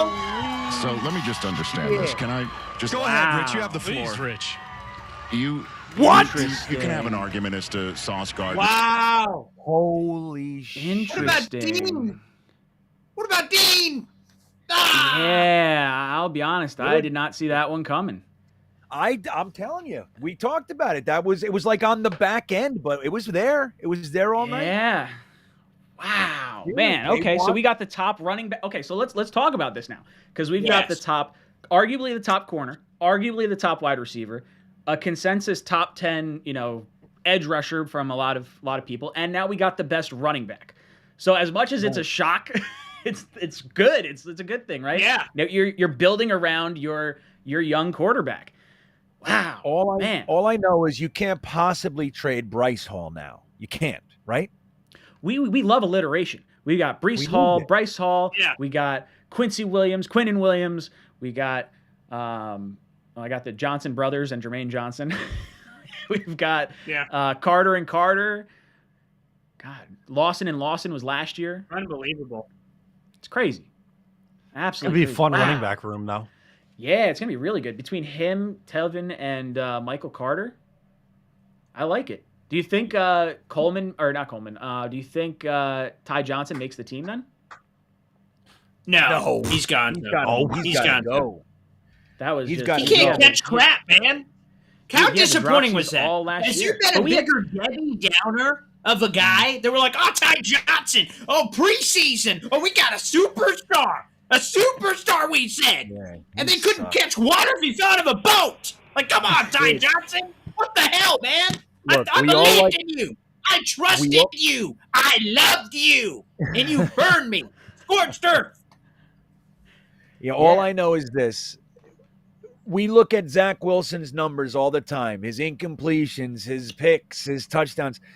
There was one game where Ty Johnson had 3 dropped third down passes. Mm-hmm. You can't have that shit and then start looking at your quarterback for how many passes he's completing. It's like he was a complete liability in pass protection. The guy needed to go. He's a bust. And not even a bust because he's a jag at best. Mm-hmm. Needs to go. 100%. That's crazy. Dude, Jalen Petrie just went running back in the I can't I saw that. So yeah, they thought that Petrie just went. Yeah, I saw that. So they thought that Texans were going to take him or that somebody was going to jump them. It's not necessarily the Texans. They thought somebody was going to jump them. I heard the Texans were high on him though, for what it's worth. So interesting. So there's that. I wouldn't have done that. It was definitely that caught me off guard. Now I like the take, yesterday. I know. Oh, dude, I was hoping it was Dean. I wanted to hear Nakobe Dean's name in the worst way. Atlanta just traded up. Now Ryan can feel like you and I felt when they picked Sauce. When you're like, you don't hate the player, just don't want to. You don't know what's going on. You're like, yeah. Dude, I did not see that coming. So Atlanta just traded up with the Giants. So the Giants are slowly moving their way back down the draft. Very interesting. Wow. All right. Boy Green, I want to get your thoughts, and then I'm going to bounce you because we're going to have some more people jumping on over the course of this next little stretch here. So tell us your thoughts on the Jets draft so far, your thoughts on this pick in particular. Let us know where we could find you, all that good stuff. Of course. Well, first off, guys, I just got to say this is legendary status. So being out with the great Green Bean, great Ryan, and another 4-letter name guy named Matt. I mean, this is just great, man. So this is just Jets loyalty and royalty and everything that's going on here. So, again, hashtag blessed, as the kids say. This is so cool.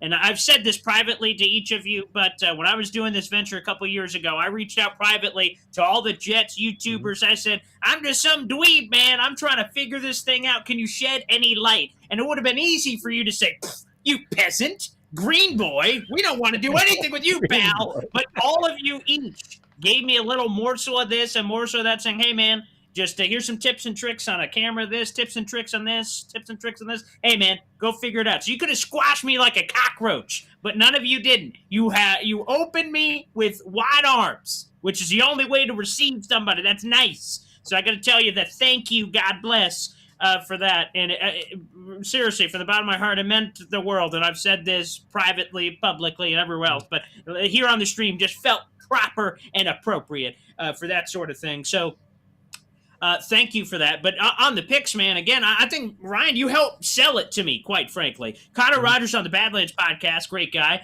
He said the YOLO pick of today, when he was just kind of talking about outside the box possibilities for his 38th pick, was the YOLO pick, and he called it childish, is like, go running back and just say, we're going to run the goddamn ball. We're going to score points. We don't give a flying hoot. And sure, we could use a linebacker. Sure, we could use another safety, but also we can figure that out. We have LaMarcus Joyner, for how you feel about that. The Jets seem to like their linebackers and Hamza Nasser-Lardine and Jamie Sherwood. So you could survive with that. So if you just want to go buck wild and do that in the backfield, which obviously that's what they're doing. They felt so good about old Breece there to compare him with Michael Carter. Man, look at this offense, man. I am giddy. Elijah Moore, Corey Davis, Garrett Wilson, C.J. Uzomah, Tyler Conklin, Michael Carter, Breece Hall, Zach Wilson, Laken Tomlinson, Mekhi Becton, George Fant. I mean, go through the goddamn list, man. It's unbelievable. Wow. Let's score some goddamn points, man. That's how I feel. Look at this team, man, and all this value. Man, I'm giddy. I am giddy. I love it. I love it. Totally, man. Well said. Guys, if you have not checked out Boy Green, make sure you head over to his YouTube channel. He's got some great content over there, has some great guests on as well. Boy Green, thank you so much for hanging out with us tonight. And, I don't have the chicken. I should have added the chicken. I could have ejected you from the cockpit. You got to get the chicken. I should have done it. I screwed up. I'll have it for next time. But, brother, thank you so much. We'll have you on again sometime. Later, Boy Green. All right, thanks, See you, everybody. Boy Thanks Green. for having me. See you guys later. Enjoy the rest of the stream, man. Yeah. All right. Wow. Very cool. I need another drink. Right? Yeah, dude. Wow. Let me rip through some of these super chats real quick because I kind of put it on hold for a second. Yeah. Let me see where we were. I apologize for that. We gave up. We were at 𝐒𝐿𝐵𝐞𝐞𝐧 somewhere.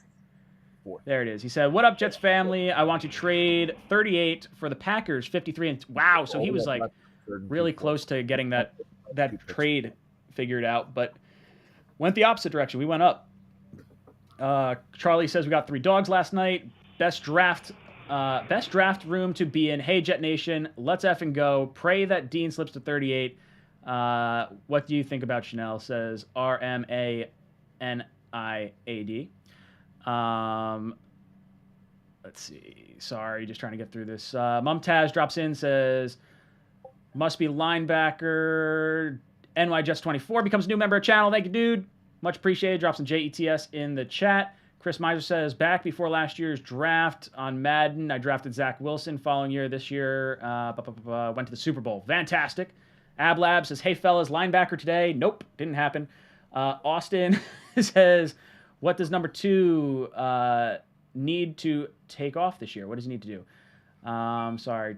I'm going to try and run through all these. Thank you guys so much for the super chats. A lot of these are prior to the pick, so I'm just going to, for the sake of time here. Wow.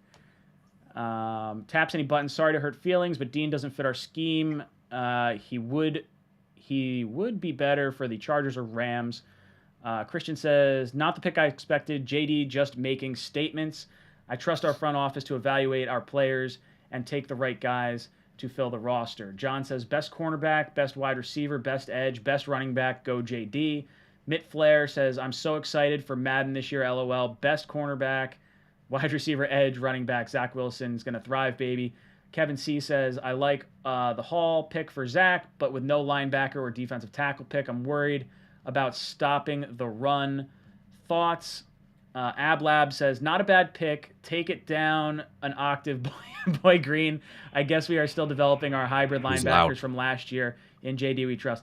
Yeah, he sounds like he just did like a whole bunch of lines on the table before he jumped into the stream. He had a lot of energy. No, he was calm. He was calm tonight.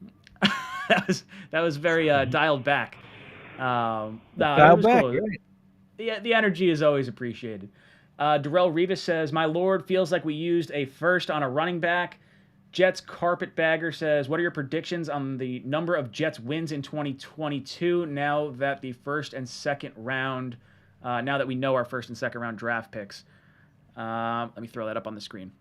Okay, so let's do this. Let's get through some of these super chats real quick. Then we'll give our thoughts on the Breece Hall pick and the trade up and everything like that. So Green Bean, what would you say the Jets win total is now that we've seen how the first 2 rounds play out?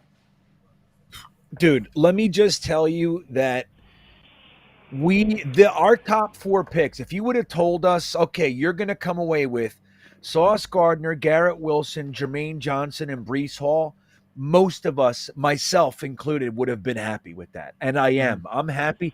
I think the immediate impact of these 4 players is going to be felt, and I think that just their inclusion alone would add 2 or 3 wins. I mean, dude, you got a wide receiver and a running back for Zach. You got a cornerback and an edge for the defense. I mean, that changes everything. Everything. I mean, we're talking about impact positions here. I think it's definitely going to increase our win total. Add to that Carl Lawson and Becton and Elijah Moore and everybody coming back, dude. There's a lot of potential here. I'm excited. Yeah, and Curry and Joyner, we didn't get to see them last year. Like, we're adding a lot of talent to this team that could have been here last year that we didn't get to see last year. So yeah, 100%. Matt, what are you thinking about the win total for this year? It's going up? It's about, I still have in that window of 7, 8, 9 wins. I think it should be the expectation. So the first round and second round really hasn't changed that for me. Yeah, I want to see more long possessions now. That's where I think I want to see. And I want to get the turnovers with the edge rusher in the corner to generate more long possessions. Like, the best way to prevent teams from scoring on you is to keep the ball in your offense's hands and take it away from their hands. So I think that's definitely what we're trying to do here. Niall says 4 starters. Yeah, we basically got 4 first-round picks. That's kind of what it was, because Breece Hall, a lot of people projected him to possibly the Bucs at the tail end of the first round. So for us to get him here, not bad. Vinny says, skip the linebackers, stop the run with everyone else. Teddy Crane drops in and says, still good linebacker and safety on the board. I just don't know how we're going to do anything now. Like, I don't think we're moving back up any further. But who knows? There's plenty of time. Nicholas says, honestly, disgusted with this pick. Waste of a premium asset. System can make guys off the street into superstar backs, i.e. Mostert. Dean was right there. Yeah, look, I'm not going to lie. I'm disappointed the pick was not Dean. I thought linebacker was a bigger need than running back at this point, and I like a lot of other running backs in this draft. But if the Jets come away with a good linebacker at pick 101, or maybe like Matt said, the Jets feel overly confident in their current linebackers and they don't have to spend a pick on one, or maybe they're thinking, look, CJ Mosley, he's going to play out this year, and we can get a linebacker that can impact immediately next year, because that's one of those positions that you can actually have a pretty fast turnaround right there. Matt, any issue with the premium asset being used on a running back? Yeah, a little bit. It feels weird. I don't know how I feel about the Jets trading up for a running back this high. But like, I'll positive spin for a second here. The excuses for Zach Wilson go out the window. There's no excuse. You got a Pro Bowl guard in free agency. You feel good about Becton coming back. Obviously, they like George Fant a lot. You drafted Garrett Wilson at 10. You got another running back to go with Michael Carter. Like, there's no excuse. You have to take a significant step forward. Yeah, you signed 2 tight ends to help you out as well. Like, they've surrounded him with talent. So there really is no excuse. I do like that. That is, if Zach Wilson doesn't work out, then all these other picks don't matter. So that's kind of the way you almost have to look at it. Alex says, do you guys think we will trade up again? I hope we do. I don't know what we'd be able to give up. Trey says Next Texans. Yeah, and I don't love giving up next year's picks. No. Trey says Texans wanted Breece Hall. Dean's medicals are scary. If that's the case, look, someone was telling, was that you, Green Bean, talking yesterday that _Kobe Dean had some type of knee injury? Yeah, that's what we were hearing. I mean, it's clearly he's sliding for a reason. I mean, he's a good ball player, man, and he's got the great, work ethic, personality. There's none of that stuff. So he's sliding for a reason. first and second round, generally speaking, you want guys that can come in and impact right away. Like I said, Pat Kerwin and Jim Miller were talking about him being kind of needing a year to before he has an impact. So maybe that's what it is. Maybe, dude, listen, a couple years ago, I was screaming Breece Hall in the third. I couldn't believe we were passing him, and he made it to the fifth. Look at Elijah Moore in the second. Michael Carter making it to the fourth last year. He's supposed to be a second-round running back, third round. It's like it happens. Who knows? Maybe we get Dean in the third, dude. Who knows? Dude, from your lips to God's ears. Silva says, Houston was all over Hall. JD really wanted him bad. I'm not upset with the trade up because it was such a late pick that I'm not overly concerned about it, but I'm just surprised that we felt like Breece was the only one. Like, I like Walker enough to, like, if Breece is gone, I'm fine with taking Walker. So I think that's might be where a little bit of my irritation comes in, but I guess if they love the guy, go get your guy. Quality over quantity. Yeah. Well, look, that's what they're saying. Look, last year, and we've talked about this many, many times throughout the offseason and season, Mike LaFleur showed us what he wanted to do in the first quarter of the season. He had 2 running backs and 2 tight ends on the field, and or 12 with 2 tight ends and 1 running back. It just so happened that they couldn't do it. Like the Griffins and West Coast at fullback, it didn't work. So around game 4, 5, 6, they started to move over to 11 personnel out of necessity. They want to run that offense. They went and got 2 tight ends. They know Michael Carter is good, but he's going to need a pitch count. He got injured 3 times last year. And they went out and they said, we want to run this offense at all costs. They still got an edge rusher, which was priority 1 for me. They still got a lockdown corner, and they're ensuring that they can run their offense. I mean, again, do they have to trade up? I'm with everybody on that. But at the end of the day, they wanted a guy. They wanted the best running back in the class. When's the last time we could say that we had the best running back? When? It's been a long time. Long time. Been a real long time. Albert Sue drops in, says, can this rival the 2000 draft with Abraham, Sean Ellis, Pennington, and Lavernius Coles? Yeah, I mean, it definitely does. Jermaine Johnson, if that's your John Abraham, if Sean Ellis is your other defensive player in Sauce Gardner, I think the upside of Sauce and John Abraham are probably, maybe if you consider them as similar. You don't have the quarterback in Pennington, which probably knocks it back a little bit. But as far as like premium positions, cornerback, edge rusher, wide receiver, those are all positions that are getting $20 million a year on contracts. And running back, look, you got to help your young back. So I would say this does rival 2000 to some extent. Matt, any thoughts on this rivaling that draft?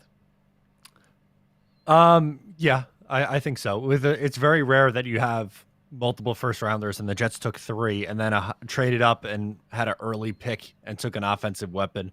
I was curious, so I just looked up Breece Hall's RAS score. 996. There we go. Dude, can you look up, I know Sauce's was really high. Garrett Wilson's was really high. I think Jermaine Johnson's was really high too. This is the 3rd year in a row of Joe Douglas not taking anyone below a 9 except for Elijah Moore in the second, and he was an 8.6. So the 996, by the way, ranks 7 out of 1,624 since 1987. That doesn't necessarily mean that it translates to the next level. I'm just providing the information. So I'll look for the other ones too right now, actually. Mumtaz drops in, says, and again, we have Highway 101 open in the middle of the D. We need to get a quality linebacker and add further defensive tackle to defensive tackle teams. Would just keep running us negating. So Jermaine Johnson can stop the run. Like having, was that Boye Mafe that just went to Seattle? Yeah. Wow. Boye Mafe is gone. Interesting draft for them. They went Charles Cross, which is out of character for them. Finally, they trade Russell Wilson and finally use a first-round pick on a lineman. And then they grab Boye Mafe. I don't know. It's strange. It's strange in Seattle right now. I love Boye Mafe, but still strange draft for me. I like it. I think it's a good draft. It's something they should have been doing while Russell Wilson was there. It's just like they're hoping for someone better to come along and like, oh yeah, look, see, we treated this guy right. Yeah, Gino or Drew Lock? Is that what it is? I have them all if you want them. All right, let's hear it. So Jermaine Johnson was a 9.22. He ranked very high. Garrett Wilson was only a 7.64. Okay. The height, weight, and shuttle slowed him down. He was elite at 40-yard dash, 20-yard split, and 10-yard split. Okay. And Sauce Gardner did not have enough for a complete RAS, but his height was a 9.9, weight was a 5.56, 40-yard dash at 4.41 was a 9.05, 20-yard split 8.94, and 10-yard split 9.27. Yeah, so a lot of high-end guys. And even the Garrett Wilson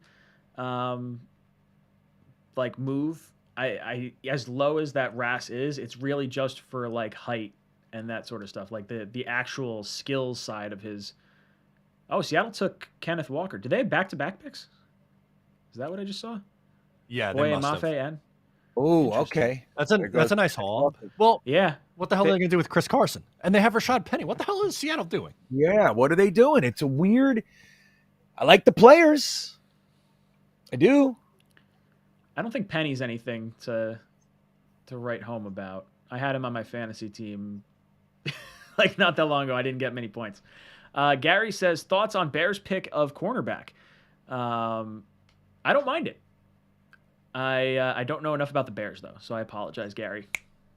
I would have thought they would go offensive line, to be honest with you. Yeah, I feel like every pick should be offensive line for them until Justin Fields can stand up in the pocket. Yeah, he's going to get murdered.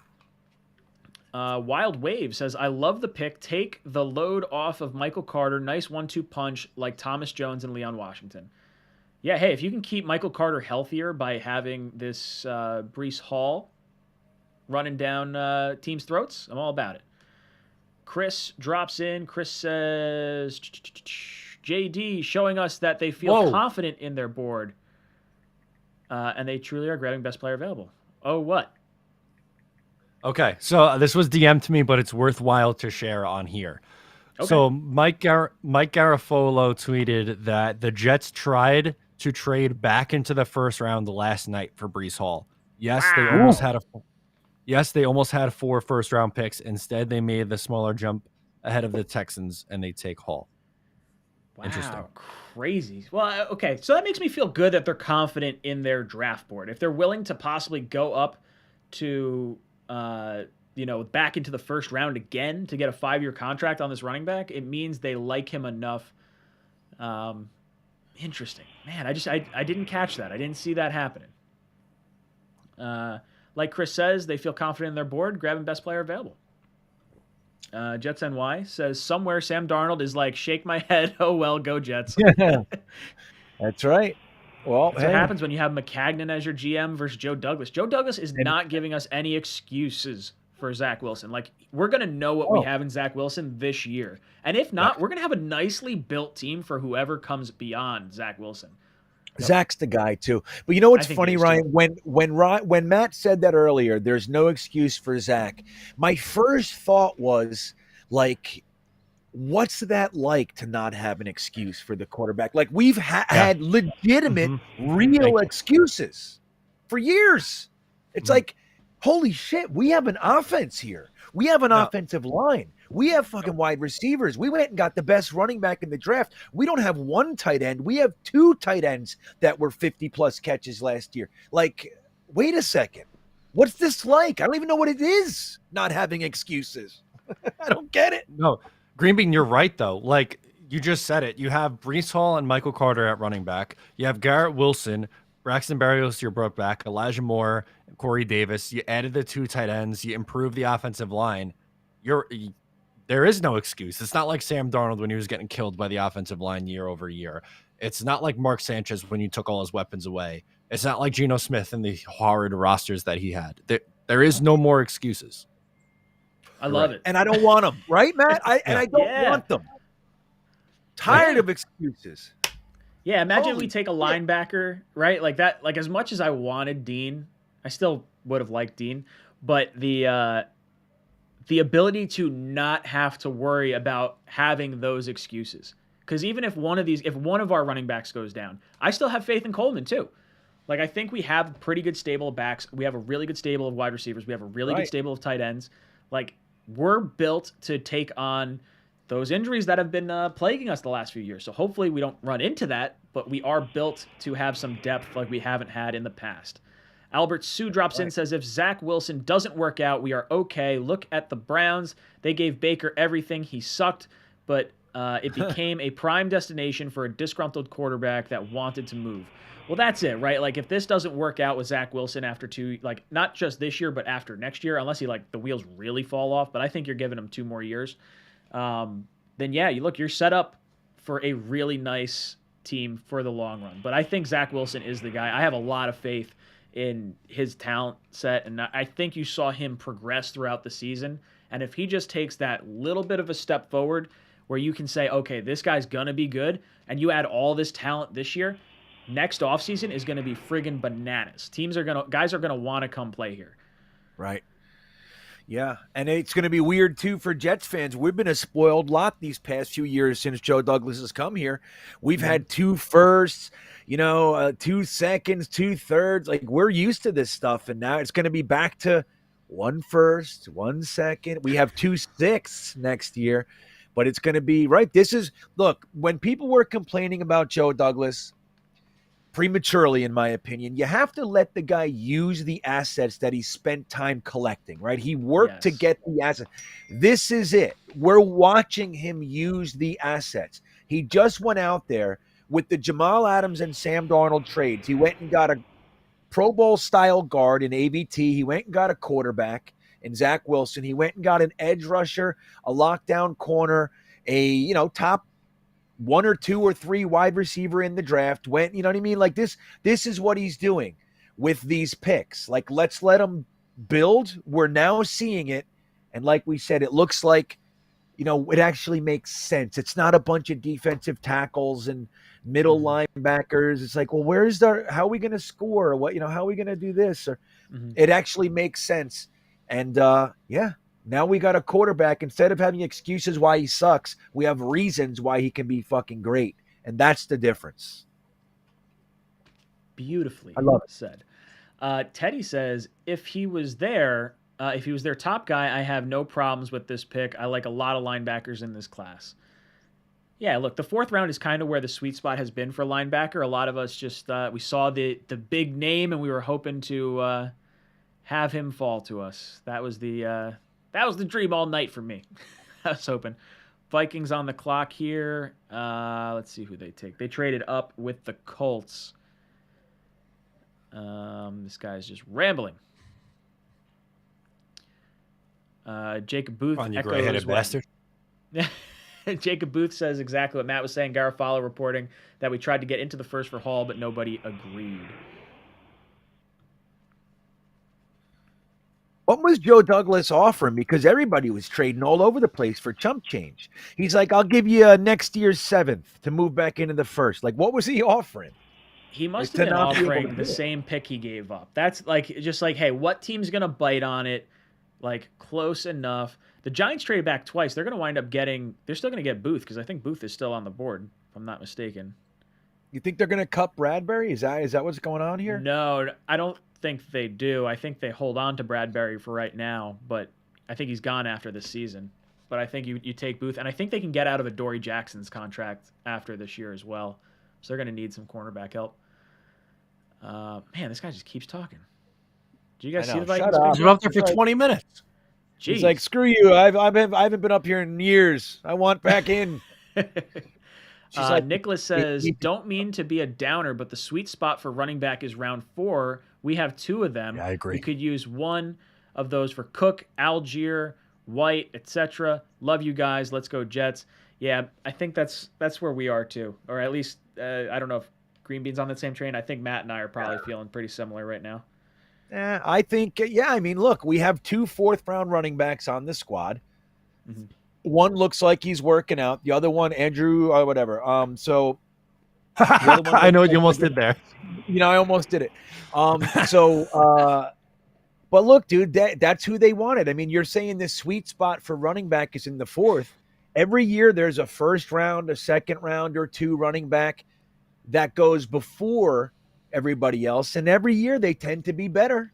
Look, Najee last year, the year before Javonte Williams, and then who was the year before? Clyde Edwards-Helaire. Like those guys, they're a step above. And Joe Douglas wanted he wanted the running back that was potentially a step above. And even though I didn't think it was going to happen, I had a feeling. And at the end of the day, I like it, dude. They wanted their running back. They wanted a guy who can tear open the defense and make people focus on to take heat off Zach. And maybe Michael Carter, as good as he is, isn't doing that. And they want him. So fuck it, do it. You know what I mean? The Vikings just jumped in front of the Giants and stole Andrew Booth from him. That's exactly right. That's what I almost did. Did you hear me start it? Matt caught me. I was dying. The Giants' quick pick went in like that, though. Dude, I thought you were saying, because I'm like a little delayed. I thought you were talking about the woman that came out, and it looked like they were trying to hurry this guy up. Like, come on, let's go. We got to get to the next pick. Excuse me. The next two picks are already in. She's like, we gave you a script. It's on the card, asshole. Stop. Yeah. Kevin says Breece Hall had 1,472 yards and 20 touchdowns last season. He ran a 4.39 and a crazy vertical jump. Dude is a monster. No excuses for Zach Wilson. That's what I'm saying. Like, look, when we talked about it, we played with every scenario that we could this season. And when we talked about it, when we entertained the idea of running back in the second, 9 out of 10 times, it was Breece Hall. You know what I mean? There was some Kenneth Walker flirting. Sure. Every now and then, little James Cook action.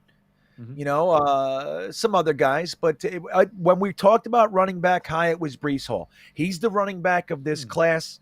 Arguably, there is the Kenneth Walker camp, but I think most people look at Breece Hall as the best running back in the class. And again, I think we're all on the same page. It's a little earlier than we thought they were going to do it, but hey, man, that's what they wanted. They're committing to their offense, and I gotta say, I love it. I love it. Giants just took Wan'Dale Robinson, the running back wide receiver. Yeah, I didn't see that one coming. Yeah. Do you think that's like a replacement for Tony? You think they're gonna like just get rid of him? No, I mean, they've been trying to shop him the last few days. Were they? Yeah, there's a big thing. Why are they getting rid of Kadarius Toney? Because he's a dum-dum. He doesn't know the playbook. Yeah, he's apparently like from someone that I know that got to see him at practice. He's like, this guy is one of the dumbest human beings I've ever met. I was no. So I've never met the dude, but have you seen his that tattoo? Can't be good. I have not. What does the tattoo say? Is it wrong? Wow. No regrets? No, close though. No regrets. That's fucking awesome. No regrets. Yeah. Tony 89. So is that so he doesn't forget his name? Probably. I don't know, but I feel like that's a dumbass tattoo. That's silly. That's really silly. Teddy says, do we need defensive tackle now? We got Thomas, JFM, can shift inside. I'm not high on defensive tackle. I would go late. I like Haskell from, is it Ohio State? The guy that was on our Senior Bowl team? Perrion Winfrey was on our Senior Bowl team. He's the guy who got the overall. We got Richie from Jets Media joining us. Oh, there you go. Richie, baby. What's he doing? Let's get some Richie. Get him on here. Hold on. Let's see that beautiful face. All right, guys. We live on Ryan's show right now. Hold on. Bam. He's simulcasting. He's got the what a legend. Yo, I'm telling the people on my stream that I'm live on your show right now. I'm live at 2 times. What's good, everybody? It's crazy. I love it. This is awesome. We're live at 2 times at once. Is this even allowed on YouTube? Dude, that's Breece it's Hall, amazing. What is happening, boys? Boom. Did you think it was going to be Nakobe Dean too? I did. I said in my head it's either going to be Nakobe Dean or if Joe Douglas wants to get crazy on us, which we all know he does, it's going to be the best running back in the draft. And it's going to give Zach Wilson a weapon. Dude, I can't believe they actually did it, though. I can't believe it. Yeah, dude, it caught me completely off guard. Same. I don't hate it, but I'm very confused. Yeah, so I want to hear your guys' thoughts, though, because I obviously didn't see a reaction or anything. I didn't hear your thoughts about it. Like, what was your reaction when they said Breece Hall and we traded up for him? It was Yeah, was, shock. wow. Like that's where we went. Like okay, I mean cool. We heard the trade up. We're like wow, this is awesome. Like it's clearly for the best player on the board. And then we heard that we were trying to get back into the first round to get Breece Hall last night, and it's crazy. That's wild. I mean, if they really like him and you want to give Zach Wilson no excuses for the future, and you want to figure out what you have in your quarterback, it's the right move. Not where I would have gone, but it's the right move.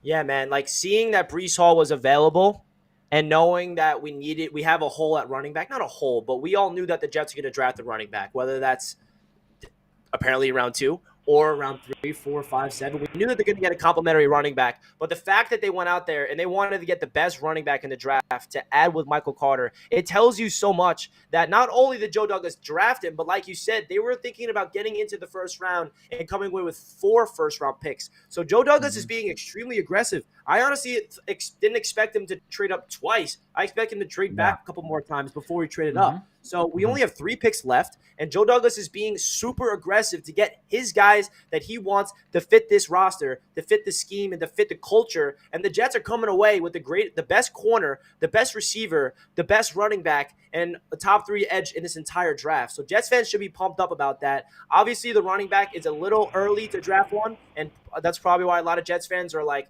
they're like this right now, like, okay, that is a little early to draft the running back. But what Joe Douglas is proving is giving Zach Wilson every single opportunity to get all the weapons and protection possible to take that next step. That's right. Well said, Richie from Jets Media. I'll tell you what, too, man. Think about what he said. Aggressive, but not reckless. He was making moves from 15 all the way to 26, but he didn't overpay once. He was on the table with Deebo Samuel, didn't happen. And then he's trying to get up into the first last night. Didn't happen because why? Aggressive, not reckless. The guy's smart, man. He's doing exactly what he wants to do, how he wants to do it. I think he's crushing this draft. Yeah, this has got to be the best draft that I've ever seen the Jets have. At least definitely the best first round I've ever seen the Jets have. I don't remember the 4-pick draft, but this one felt like such a critical one for this franchise and building this team up. It's absolutely wild. Hell yeah, man. I'm at a loss for words, and I just got to say a quick shout-out to Muttvils. He just sent in a crazy donation on my channel. $100. Oh, it's a big super chat. Did he ask you to do what we had to do for the $100?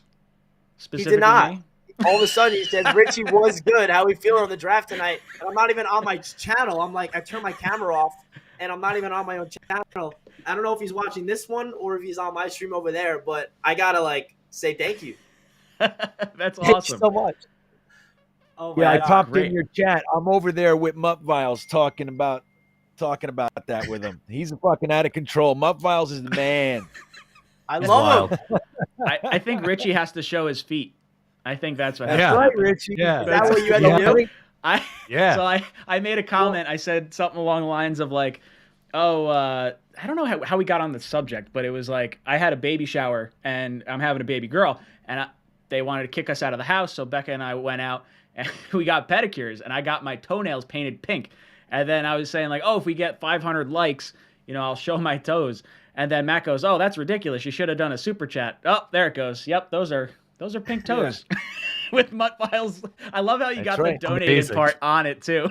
So I was like, I'll show my toenails if we get $100.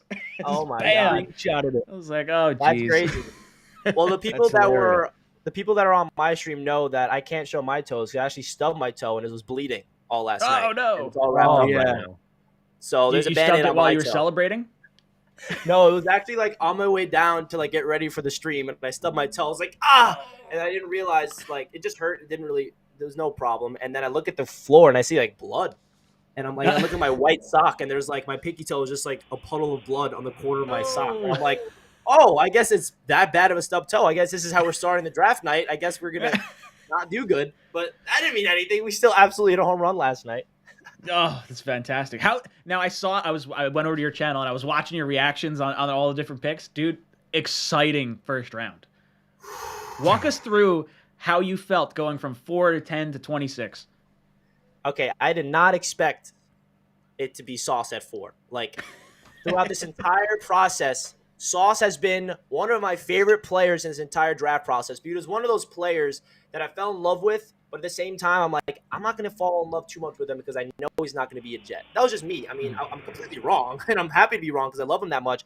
I just didn't see the Jets drafting a corner that high based on where the depth chart is and all this stuff. But then you really think about it, and they got there, and I'm not saying he's going to be this good, but very good chance he could be. Richard Sherman, that's what they're looking at with this player. Robert Saleh comes from the Pete Carroll system, and Richard Sherman was a beast over there. Sherman was with Saleh, and Sherman said himself in his podcast that he fits the system like an absolute glove. And you see the talent that's added not only to the AFC, but the AFC East with Tyreek Hill, having to worry about Stephon Diggs twice a year, all those guys. So getting their guy in Sauce Gardner, who can do pretty much everything, man, zone, blitz, he has a swagger, he has the confidence, he has everything you want. So I was pretty crazy because in my head, I was like, there's no way that Joe Douglas is not getting a trench player at number 4. And then we get Sauce. And then we go to number 10. And I know Matt found my reaction to this funny. I was like, no trenches. There's no trenches. I couldn't believe it. I was dying. It was either Jermaine Johnson or Garrett Wilson. And I'm like, it's got to be Jermaine. Like, there's no way they're not taking Jermaine Johnson and they're going to come away with no trench players. And we take Garrett Wilson. I'm happy because we need our big-time receiver. And I'm just freaking out. Wow. Joe Douglas goes with 2 top 10 picks without getting a trench. And then the icing on the cake is Jermaine Johnson. And you guys saw that reaction. I mean, Jack and I it felt like Elijah Vera Tucker. Tell me that that Jermaine Johnson situation did not remind you of Elijah Vera Tucker situation last year when they traded up and we knew exactly who it was before he even came out and said his name. Oh, right. It was fantastic. That was one of the most exciting parts of this entire night. Like, as much as I loved the Sauce pick, I liked the Garrett Wilson pick, was not seeing the trade up for Jermaine Johnson. I was like, man, we're just going to lose this guy. He's going to go in the teens, and he falls a little bit further. It's like, oh, maybe it might be there in the early 20s. Like, could the Jets get up that high? I don't know if I want to give up that many picks. And it's like, we're getting to 26, and we're just sitting around, and Matt realizes the trade happens, and, like, the giddiness of all of us jumping around was just, it felt so good. It felt so good. Just absolutely a special first round, for sure. Now, you had to be walking around your entire house all day today with a shit-eating grin like the rest of us. Dude, I mean, it just felt like it was one of those experiences last night. You're just like, wait a second. Did that actually happen? Like, I tweeted this out earlier. Like, imagine I came out with a video, my final mock draft, and we get Sauce Gardner, Garrett Wilson, Jermaine Johnson. What would everybody be commenting? Richie, you are delusional. You're out of your mind. There's no shot that this happens. Like, you're literally just – like, you're not realistic. And that's what it feels like. It feels like one of those mock drafts that I post on Twitter that I'm just having fun with it and everyone's clowning me like, Richie, you are an idiot. Like, this isn't happening. Like, that's what it felt like, but it's real life. Like, and Breece Hall now, too. Like, because now you're talking about the best running back. Like, if you said you got all those, especially if it was in the first round, like if we traded back in, poof, like mind explosion. Absolutely wild. That tells you that JD really values that 5th-year option if he wanted to go up to get Breece Hall and come away with 4 first-round picks. Like, can you imagine? Oh, man. Dude, absolutely. That would be a wild year for contracts. It would just be like, okay, who are we re-signing? It's a great problem. I would love to have that problem in 4 years where we don't know who we have to re-sign because all these guys are studs. Just an absolutely who's running back great 1? problem. Who's running back 1? I think Hall. Yeah, it's got to be Hall, I would think. They're gonna do the running back by committee. It'll be Hall and Carter the same way it was Carter and Tevin Coleman, I think. Another crazy pick. Oh, Jabo goes now. Yeah, Jabo. They've had a great pass. They've had a great draft. The Ravens, yeah, dude. And that's the perfect team to go to and be able to come in slowly. Like, dude, their infrastructure is set. You know what I mean? They don't need him to come in right now, and it's like. It's perfect for him. He's going to be a stud. Dude, they got Hamilton, Ojabo, and Linderbaum. What a draft, dude. Yeah. Jesus. Talk about, like, stud players at all positions. And even if Ojabo doesn't play this year, like, rock solid. Totally. Josh Pascal comes off the board to the Lions. That was Chris Sims, number 6 edge rusher, actually. Just ahead of Kayvon Thibodeau. Believe it or not. Boys, I just wanted to say you guys are killing it. on the stream. Shout out to everybody in the chat. Shout out to everybody showing all the love because these three gentlemen deserve all the support, all the likes, all the donations, everything in the chat. You guys are doing a great job, and I just want to say I'm very proud to see this channel and this panel grow. You guys are doing, every single week on Tuesday I'm tuning in, and the numbers are crazy, and I'm very proud and I'm very happy to be part of the community with you guys. You three, I look up to you guys, and I'm happy to be able to be in a situation where we're all in this together, and we all have our own unique styles, our own unique traits, and we have our own little opinions. We can fight over things. We can agree on things. And everybody in the chat, this is that as well. Like, I really appreciate this community that we got. And I just, it's just hitting me right now. It's like, wow, like this Jets community that we have here is ridiculous. I mean, we have 1,500 people watching right now. And this is crazy. Dude, it's awesome. We have the strongest group of content creators across all of the sports teams in the NFL. It's not even close. And dude, we love having you on the Tuesday show too. So you are absolutely the member of the family that comes in that just goes through the cabinet and eats all the food, and like the next door neighbor that comes in. Love it. Absolutely love it. I'm there every Tuesday. You need me, man. I absolutely love it. The dynamic you guys got between you three and then whatever guests you got, it's really awesome. It's a great trio. And hey, first of all, how the hell do we have just under 1,500 people watching and only 760 likes? If there's not 1,000 likes by the time I leave the stream, I don't know what's going on. Hit that like button, Ryan, right now. Hit the like button. 1,000 likes before I leave the stream, okay? 1K. You can do it. There's 700 people watching that's not liking that, but I don't understand why you're not. It takes 2 seconds, and all it does. It just went up. Look at that, 50, just 50 like in that. A shot. Oh, the Richie Magic. Oh, Magic another 50. Come on. Let's see it jump up. 917. Wow. Look at that. Holy shit, the power of Richie. Look at this. The power What a legend. Jets media comes in swinging his big old like dong along. That 1K. Give me that K. Look at that 1K. Oh, my camera died on me. We're right there. 3 more. Amazing. Wow. All right, Richie. It looks like you're hopping. I don't know if your camera died or if you jump back over to your stream. I hear you. Oh, there you go. Okay, I got you. All right. Well, you guys got to 1,000 likes, and now I'm mad. That is crazy. Now, if you guys want to do me a favor, just go over mine, smash the like button, get me a couple more likes. And then absolutely, everyone in this chat, go click on Richie's channel, drop a like on his channel. We've got to get his up over 1,000. I know we could do that. Fuck yeah. Amen. I appreciate you guys tuning in. To all the Jets content creators, it's a great time. And shout out to everybody in the chat. I love you guys. Ryan, Matt, Greenbean, keep up the great work. We'll be in touch. I'm gonna want each and every one of you guys on my channel this week so we can break this stuff down. Sir. I'm always down to be on your channel as well. And peace and love to the chat. The Jets are absolutely murdering everything about this NFL draft. Sauce Gardner, Garrett Wilson, Jermaine Johnson, Breece Hall. Can't wait to find out who's next. I love you guys. Thanks for having me on, man. Thanks for coming on, Later, Richie. Thanks, Richie.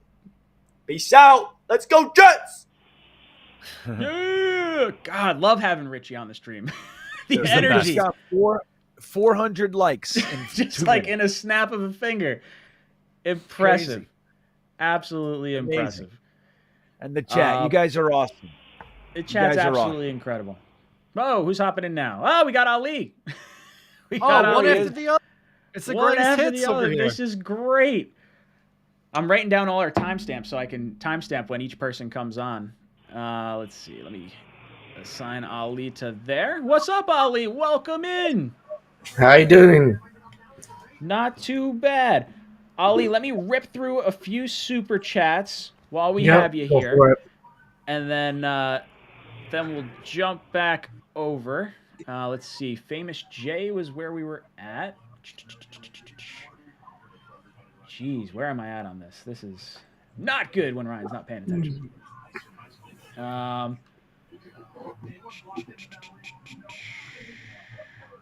Sorry, I am all over the place on this. Famous J says, wow, just one. All right, jeez. I'm jumping around I'm trying to like slowly scroll and it's like skipping me all over the place. Famous J says, wow, just wow, great pick. There goes Michael Carter, Dynasty shares. Trade for Lamar Jackson and our transformation is complete. Just do it. Scott says, let's face it, only true running backs last year were Carter and Coleman that were worth a damn. Happy with this pick. Teddy says, going to be 17-0 and a top 5 offense and defense in the NFL. Mumtaz says, isn't Breece's running style similar to Michael Carter's? Why not Kenneth Walker III? He is a power back and could soften up defenses, and Michael Carter can clean up after him. I didn't see Kenneth Walker as a power back. He's definitely like fast, but I don't know. What the hell do I know? Sir Robin says, Zach Wilson's too talented and focused to be a bust. He's going to be great. Muslim says, ESPN Matt Miller's comp for Hall is Alvin Kamara. Wow, that would be incredible. Benji says, we got our Lamont Jordan. Love it. NY Bully says, Muma or Asamoah might be the pick at 101, A+ draft. HMNI Cadoza says, Breece Hall's production, tape, combine stats make him a clear clone of Jonathan Taylor from the Colts. He's a stud. Teddy Crane says, hyped with the pick. To be honest, Carter and Hall can be dominant. Love Dean, but also like Muma, Chanel, Harris, and more. A Doo-Doo drops in with a $10 super chat. Antonio says, damn, A.J. Brown was the most valuable versus DK, Terry, and Debo. Jets should have been more consistent. Should have Jets been more consistent? I don't know what that means. My brother drops in and says, number 36, I called it, Rye. Rate the pick, in my opinion. So my brother was talking last night. He goes, I want Breece Hall. That was like the one thing he was kind of hammering home to me. I was like, nah, it's not going to happen. We're not going running back that early. He was right. Pappy says, O-line is a need at 101. Steve says, excellent work as always. Been following you for a long time. Love each of you got your guy. Ryan got Sauce. Matt got Wilson. Green Bean got Hall. Yeah. Love you guys. AD says, hey, fellas, I wanted Dean over Hall. Trust in Joe Douglas. In my opinion, the Jets haven't had a great offense since 02, 09, 2010. My favorite is 02 with Coles, Corbett, Martin, Becht, and Chad. The NFL is all about offense now. Randy says, I just subscribed. Let's go Jets. Humble Beast says, Quincy Williams is that guy. Steven says, JD is so smart. He knows if they don't win more and Zach doesn't take a big step, he is in the hot seat, or he's on the hot seat. I think he has given both sides of the ball a real chance to step up and make a huge step next year. Completely agree. Joey says, Breece Hall had 1,572 yards, 21 touchdowns in 2000, and that's probably 2020 is what he meant to say. 1,472 and 20 touchdowns last year. Jets are set for greatness. It all depends on Zach maturing. Eric gives us a little dancing pair with a excited thingy on it.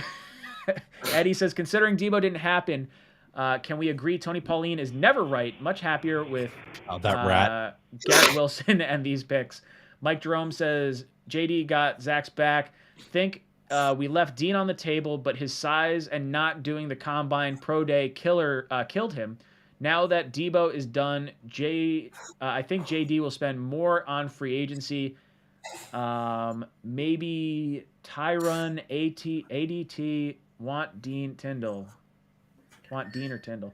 Darrell Rivas says, so what linebacker do we get? I have no idea. I don't know anything that's going on anymore. I was not expecting running back, and everything just crazy happened. Okay, Ali. Sorry about that. What are your thoughts about the Jets draft so far, going from 4 to 10 to 26, and now with pick 34 as well? Talk to me, brother.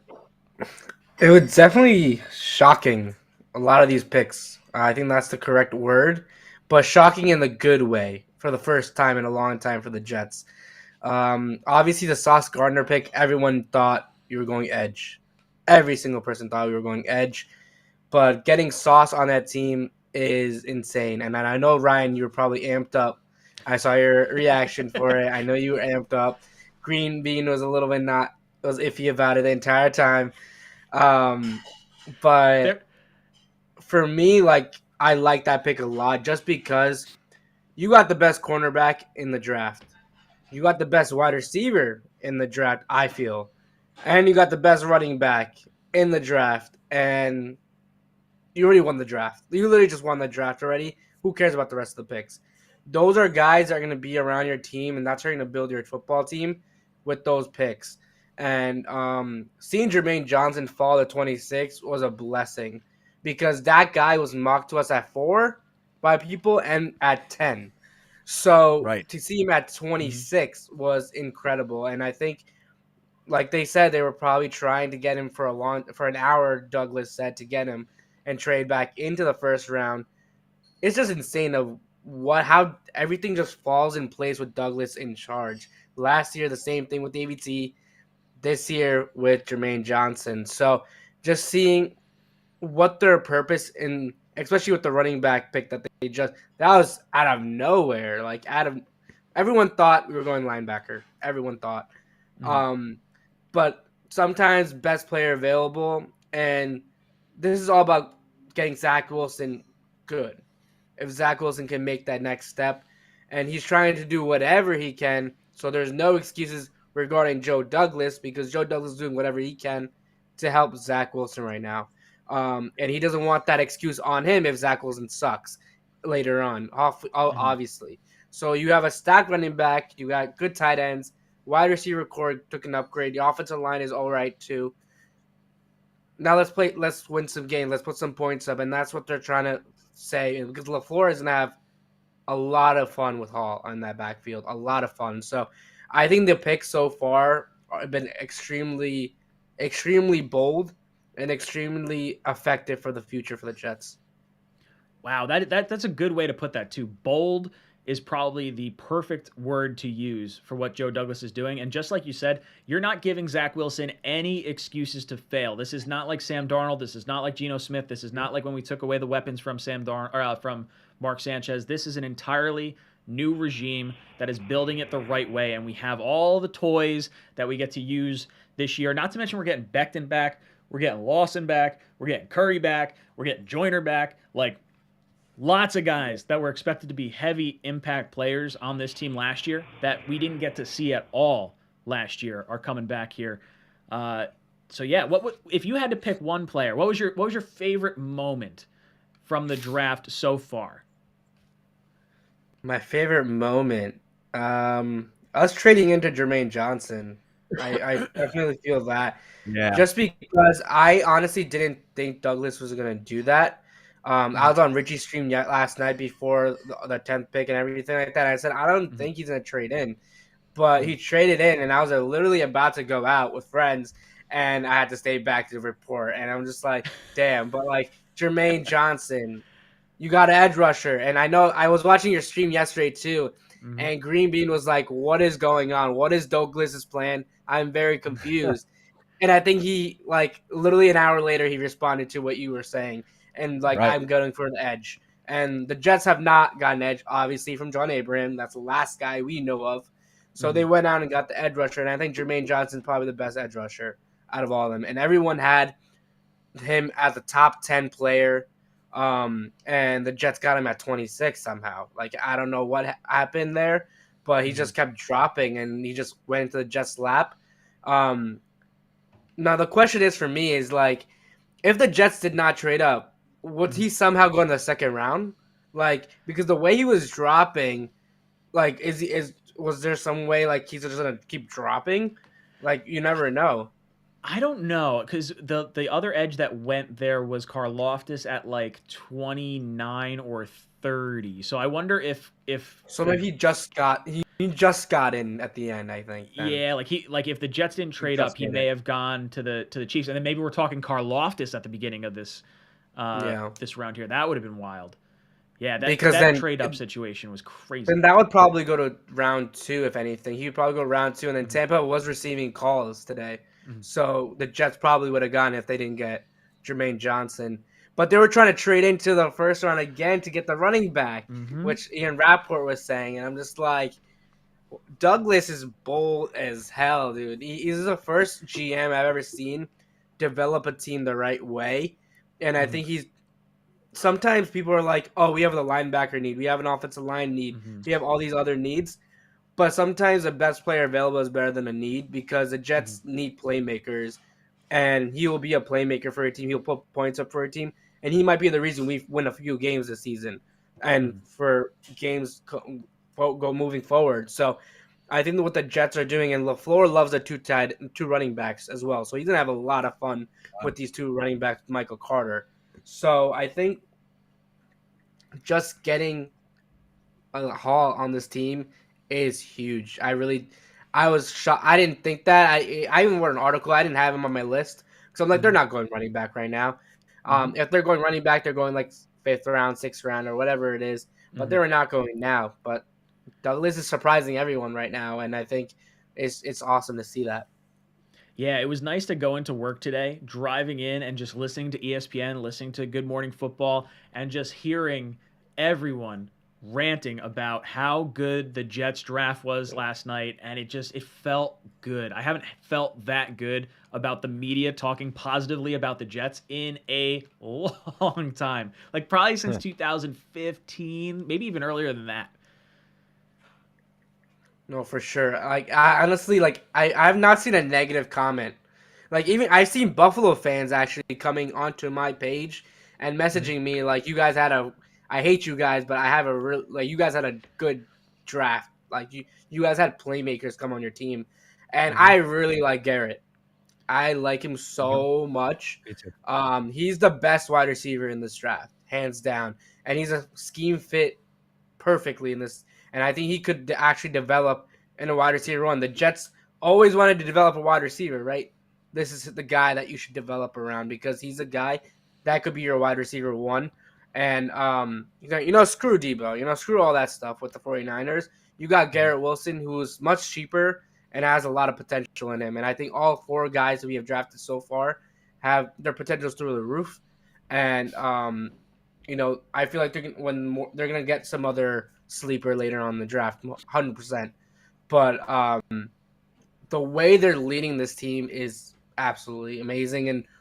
And again, I think all of them are captains on their respectable college teams too. So there's a trend right there for Douglas that he has. So the way they're answering the media questions, the way they're just approaching everything, he's like, they wanted me. The Jets actually wanted me. And isn't it awesome seeing like not a dysfunctional organization anymore?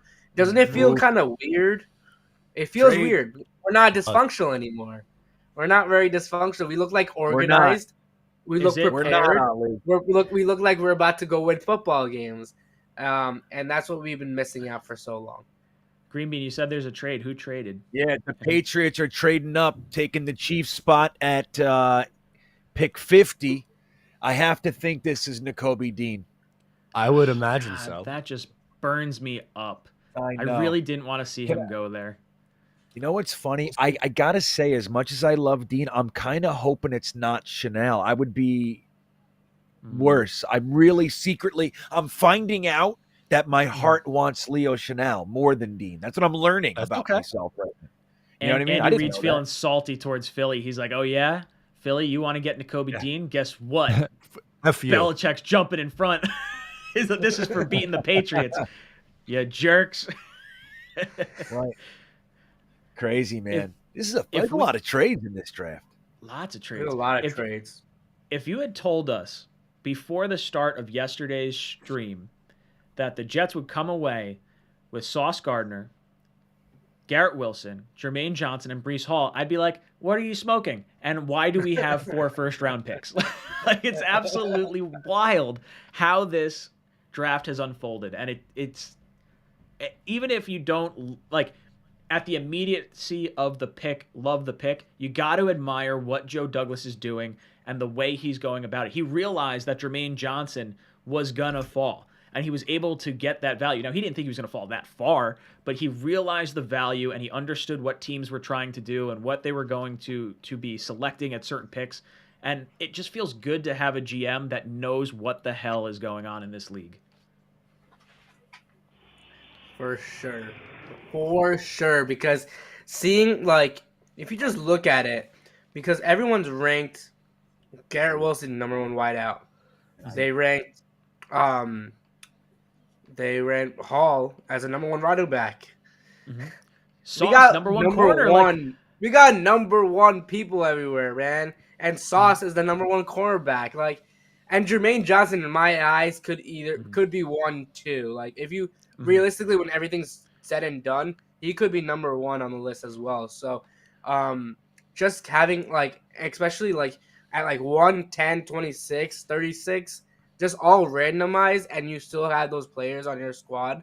That's a draft that changes. You know, everyone was saying that Joe Douglas needed a draft to shock people. He needed a big draft to come up big to change his team into a playoff team, to be competitive in December, to be going in the playoffs possibly in January as a wild card team.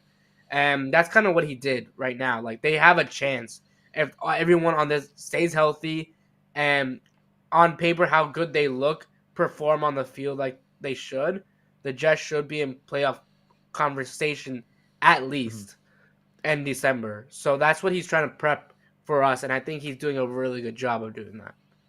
Yeah, and that's just it, too. If Zach Wilson takes one step forward in his progress, and you get to see just a little baby step from where he took off at the end of the season, the Jets are going to be a totally different team, and we're going to be a destination where free agents want to come here without having to pay the Jets tax next offseason. We keep saying that, but I'm almost to the point where Joe Douglas is doing so good at these drafts that I have no problem with just not signing any free agents. Like, forget it. Just let Joe Douglas do whatever he's doing. I trust the dude.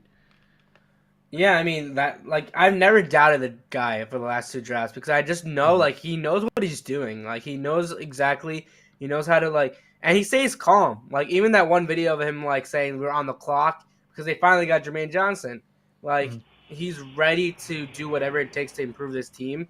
And he came into such a mess, and now he's finally cleared the mess. And now he's working on developing an actual football team on the field. And with a good head coaching staff, there's a good chance the Jets could be, like, in conversation, like, in a year or 2 if they keep doing this. Because these guys are ready for football in the NFL. The guys that they have on the roster that they just drafted could go out there and be very effective right out of the gate. And you know that, you see the film, like, all these guys are NFL ready, and that's why they were cornerback 1, they were running back 1, and wide receiver 1. They were ready. They were ready, man. It's insane. So Matt saw a pick, I guess. I'm seeing the Patriots selection right now. So let me see. I saw the selection too. Don't say anything. I did. This is a laugh, so I'm curious to see what happens. So I'm gonna wait until they start, like, the pick selection. All right, Make-A-Wish kids coming up now. Patriots are done. That's neat. The Kansas City Chiefs have traded the 50th pick to the New England Patriots. With the 50th pick in the 2022 NFL Draft, the 6-time Super Bowl champion,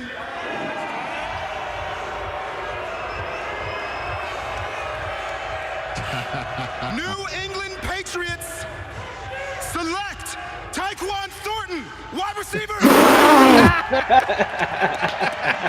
He literally pounded the table. He pounded the table for Tyquan. Oh, there we go. There we go. That's our Patriots. Wow. Cole Strange and then Tyquan Thornton. Now, was that the fastest wide receiver at the draft? I'm pretty sure he was. I think he was the 4.31 guy, if I'm not mistaken. Or am I thinking of Baylor's safety? No, I think you're right. Fastest. I keep seeing fastest in the draft. That's what the Patriots fans are commenting to me right now.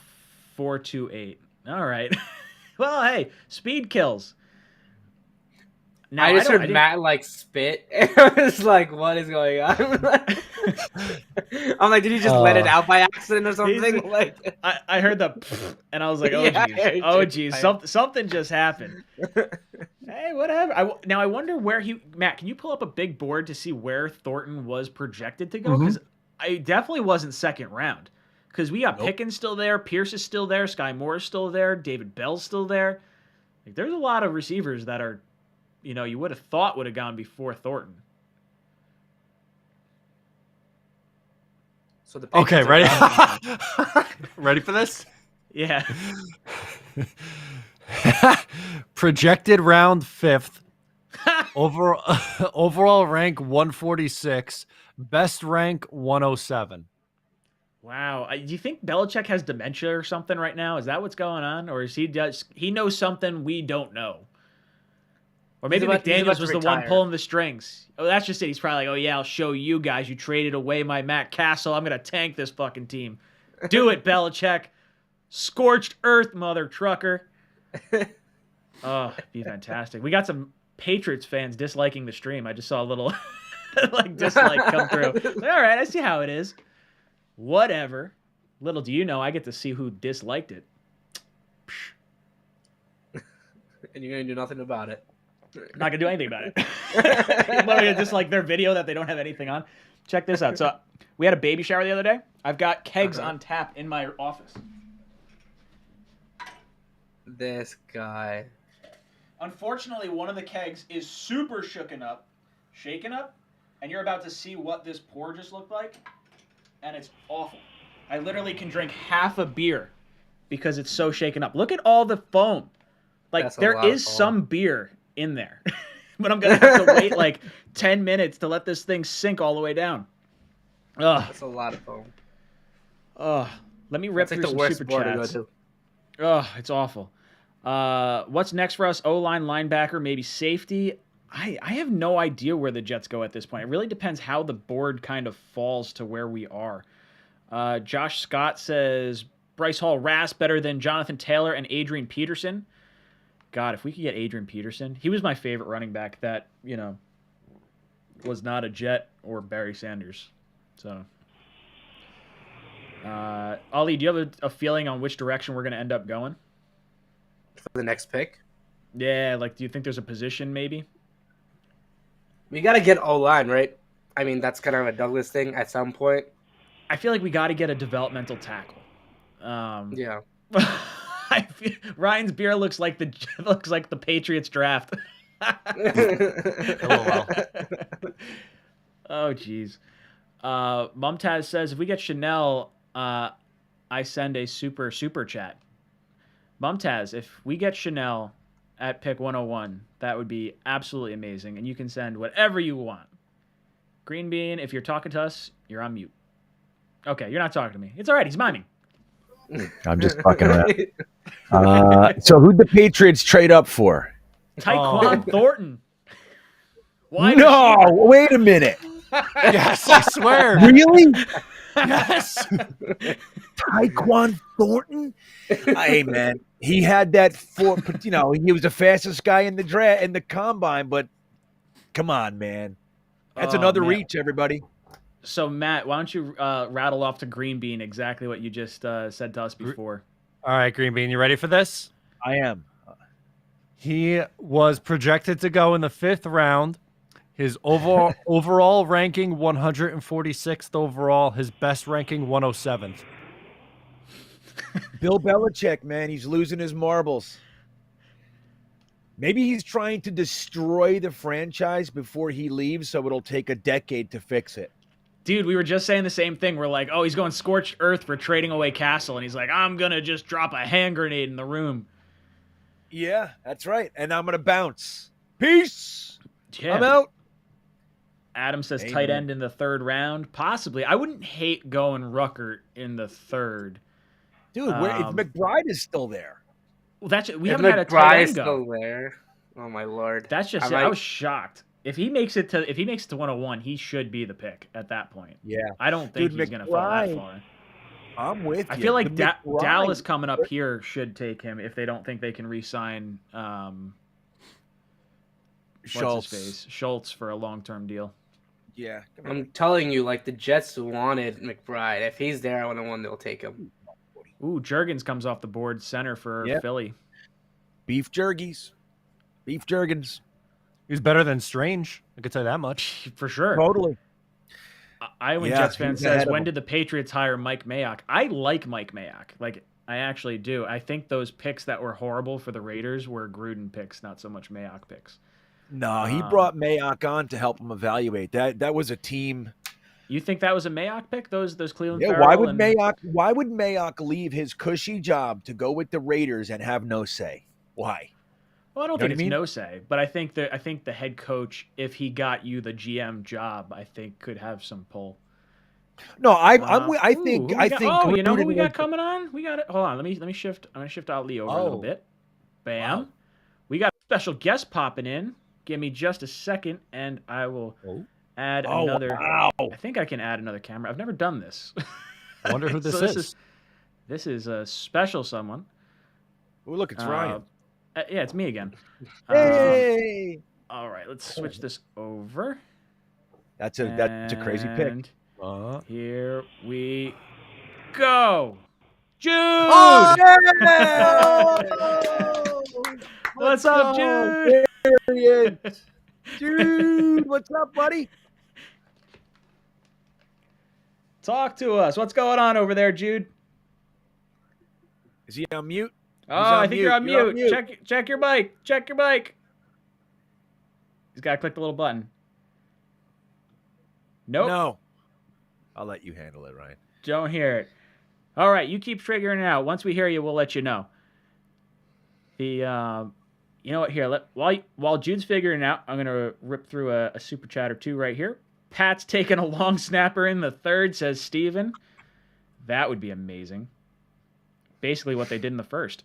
Fernando, Patriots drafting like Brady is still there, LOL. Richard says Patriots are the new Raiders from the 90s, LMFAO. I'm like just scrolling through like the part where they made the pick, and it's really funny. Doug Kahn says, did 𝐒𝐫𝐞𝐞 Dean rob a bank or something? No, he probably had a gas mask on. Here comes the receiver run Am I good? for the second round. Oh, there we go. Oh, yeah. That was Jude. Was that you? Yeah, y'all can hear me? Yeah. What's up, Jude? I'm good. I'm good. You're good. We All got right, let's Jude go. Jets All right, I'm ready now. coming in. All right. So, Jude, walk us through how Love you Jude. feeling about the Jets draft so far. Walk us through how you felt at pick 4, pick 10, pick 26, and now pick 34. I'm feeling stoked about the pick so far. I mean, getting Sauce Gardner, I wasn't a huge fan of at first because I really wanted Kayvon Thibodeaux. But then whenever we traded back in to get Jermaine Johnson, I mean, no way he's there at 26, but then we grab him, and it's just like, oh my goodness, because whole reason, I wanted KT because he's just like this awesome edge prospect. But now we get Jermaine Johnson, who is my edge number 3, so I'm not complaining about that at all. And then we get a great wide receiver for Zach Wilson and Garrett Wilson. So first round, absolutely nailed it. And then 36, surprised we took a running back. But, I mean, it's not a terrible pick. I feel like we really just want to build this offense around Zach Wilson, and we're doing exactly that with the Breece Hall pick. So, I mean, I'm not disappointed in this draft at all. I feel like we're just absolutely nailing it so far. Yeah, it's been absolutely awesome. And I'm not going to lie, as we've gone through each part of the draft and we've seen what the Patriots have done, it just adds a little bit of a little like cherry on top. Like I wasn't expecting them to go Strange, and then we definitely were not expecting them to go Thornton there. Do you think there's any concern with the speed aspect of Thornton? Like, should Jet fans be any sort of concern? Matt was reading off some of the stats and the projected rankings of where he would go. They were saying 5th round pick. The highest he was rated was about 107. So this is a little bit of a reach here. I mean, seeing the Patriots just completely screwed this draft is awesome. I mean, Cole Strange was probably a guy they could have got in round 3. I was projecting Tyquan Thornton to be there at 163, and they took him in the second round. It's absolutely insane. I mean, Thornton, he's a great player. He's a big body, good contested catch receiver, but, the production really wasn't there, and he has some kind of loose ends here and there. So it's just like Tyquan Thornton, and the second round is absolutely insane.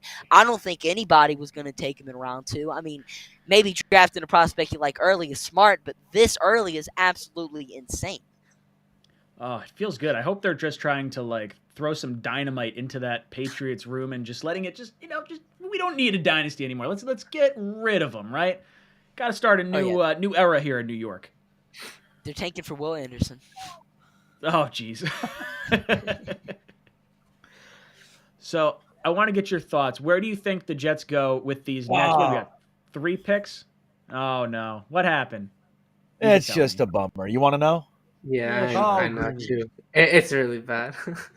It's really sad. Really? Go ahead, Ali. I'll give Ali the honors. Cardinals took Trey McBride. Trey McBride is gone. Well.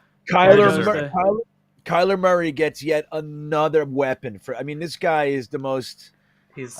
Talk about being taken care of, man. This guy better get them to the playoffs soon. Well, hey, let's talk about how Marquise or Hollywood Brown got. He was taken pick 25. I was watching. So I don't know if you guys watch Tom Grossi at all. He had a reaction to every team's first round pick, and it's fantastic if you haven't watched it. And they get to the Titans pick, or no, not the Titans pick, the Ravens pick, or no, the Cardinals. Sorry, it was the Cardinals' reaction. They're like, "Wait, we gave up pick 23 for Brown. He was taking pick 25. What is this, inflation? This is ridiculous."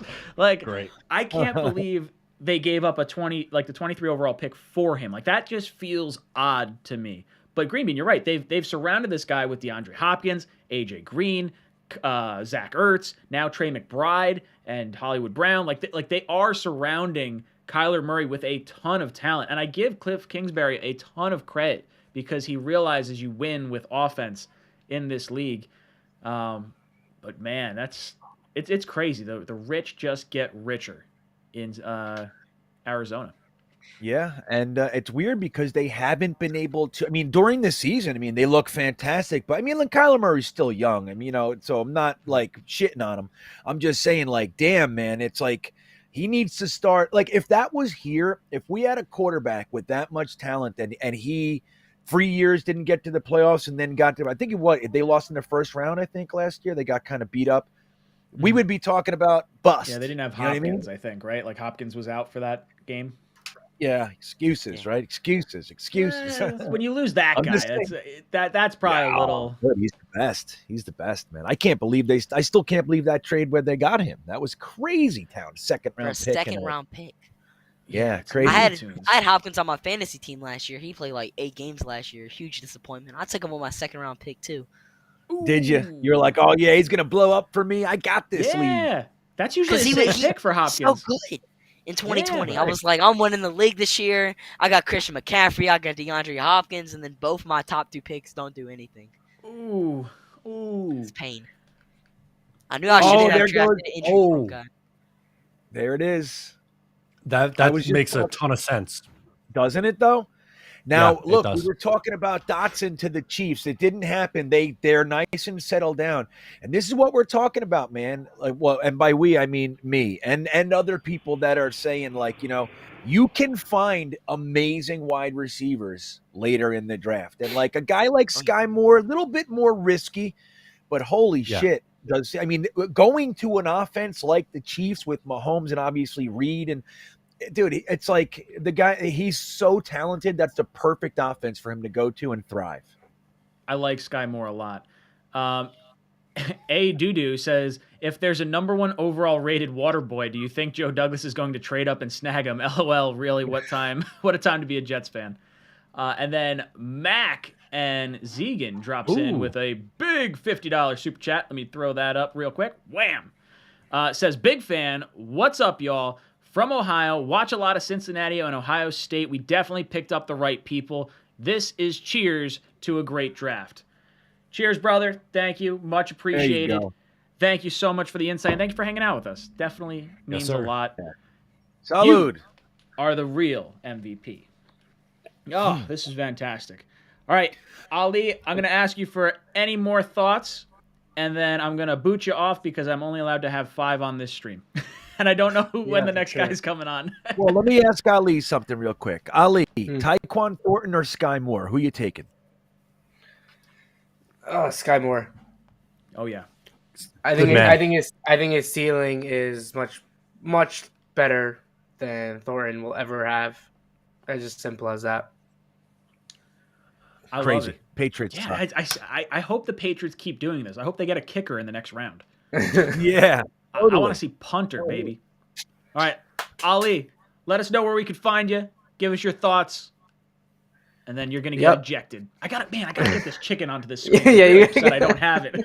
Very upset right now. Yeah, you can follow me, Loyal NYJEF fans, on Instagram and Twitter. And then on Official Loyal Network is where my daily articles are coming. I'm literally putting out articles every couple hours, actually, during the draft. So definitely tune in for that. And again, yeah, the Jets are doing what the Jets should have been doing for years, and now they're doing it now. But at least we know that they're doing it the right way this time. I do think the Jets might go wide receiver later on again. Bo Melton might be a name that I would be watching. I like Bo Melton a lot. So hopefully maybe later on get him, because the Jets do need help at wide receiver still. And I think they need the depth pieces as well. So get as many weapons as you possibly can. Maybe a tight end later on as well. So thank you, Ryan, for having me. Matt, Greenby, it's always a pleasure. Jude, it's always a pleasure. Peace out. Have a nice draft. Have a good night. Oh, wait, Later, don't leave Ali. yet, because you're about to see something that I just figured out. Let's see if I can do it. Ah! Here you go. Ali, you're out of here. Awesome. Thanks, Ali. Oh, God, that was good. I'm so happy that worked. I really am. All right, Jude. So we want to talk to you. What do you want to see the Jets do the rest of the way out here? So I'm looking at our top needs, and I still feel like we should add a safety, interior defensive lineman, and a linebacker. I know Joe Douglas and Robert Saleh really like that linebacker core, so not really sure if we're going to add a linebacker talent in this year's draft. I mean, if 𝐒𝐫𝐞𝐞 Dean is at 101, which probably isn't going to happen, but if he's there, then I find it hard we don't take him. But, I mean, I would love if a Kirby Joseph falls to like 101, really like that guy, and maybe even we could potentially go with like a Travis Jones, Perrion Winfrey if they were to also fall to 101.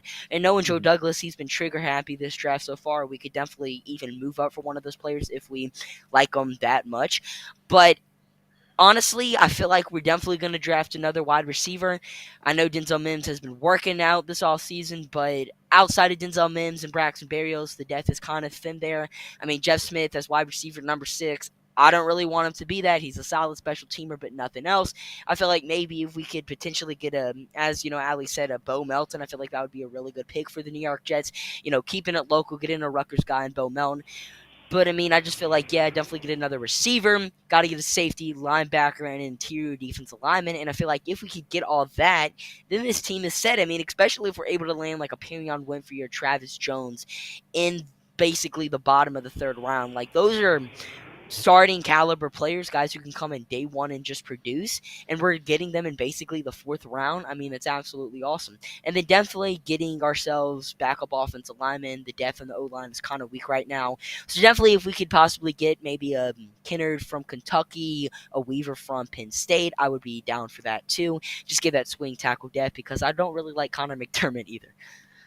Yeah, look, offensive tackle is something I think we're going to have to go at some point. You got to have a little bit of depth. And Joe Douglas fancies himself as an offensive line scout. I definitely want to make sure we hit on something a little bit later. I think that's what Cam Clark was supposed to be, not the tackle, but the guard position version of it. But hopefully we can get the tackle version of that and get some value on the back end. I do expect maybe a few scatter shots on offense, the same way we saw scatter shots on defense last year, to try and generate some depth on the offensive side. But heck, this draft, our running back room, deep. Wide receiver room, deep. Tight ends, deep. This is great. It's nice. For the first time in a very long time, we have a quarterback that has no excuses but to play well. I mean, we just surrounded Zach Wilson with so much talent. He has no excuse but to play good. I mean, I'm going to be seriously disappointed if Zach Wilson doesn't have at least a top 15 quarterback play next season or something, because we just surrounded this man with so much talent. We probably got like 2 top 25 running backs. We got 2 top 25 tight ends. If Mekhi Becton and George Fant are healthy, we got a top 10 offensive line. And then you look at the receiver room, we get in the wide receiver number 1. Wilson to Wilson, that connection's going to be insane. Corey Davis if he bounces back. Elijah Moore, Braxton Berrios, Denzel Mims if he balls out. I mean, this team is just so stacked, especially on the offensive end. Still got a couple holes on the defensive end, but I mean, if we can solve those, I definitely feel like this is a team that's going to be in the hunt, maybe even contending for that 7th seed in the playoffs next season. I mean, really wish if we were in the NFC as of right now, because we would definitely be a playoff team. Just swap places with the Giants for cap space or something like that. But yeah, right. But I We'll mean- give you $20 million in cap space. You will play in the NFC East this year. You guys play in the AFC East. You guys rebuild your team. We'll go to the playoffs this year. yeah, just something like that to get us in that NFC, because we would be a playoff team if we were in the NFC. But this draft has just put us in such a great position for our future, and thank God for Joe Douglas. Green Bean, any thoughts for Jude here? Well, microphone. Yeah, I was yelling. I got all kinds of buffering going on over here. I was so happy. I was finally ahead for once. I'm always behind and fucking now everything's gone. I was yelling. I want to just say this. Here's my thoughts. I love Jude's point of view. I do. I think Jude's on top of all this shit.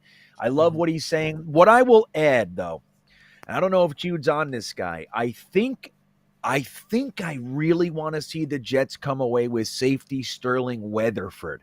The other 6'4" safety in this class, that's my guy. I'd like to see, maybe like Jude mentioned, maybe a Perion Winfrey in the third. I'm hoping linebacker.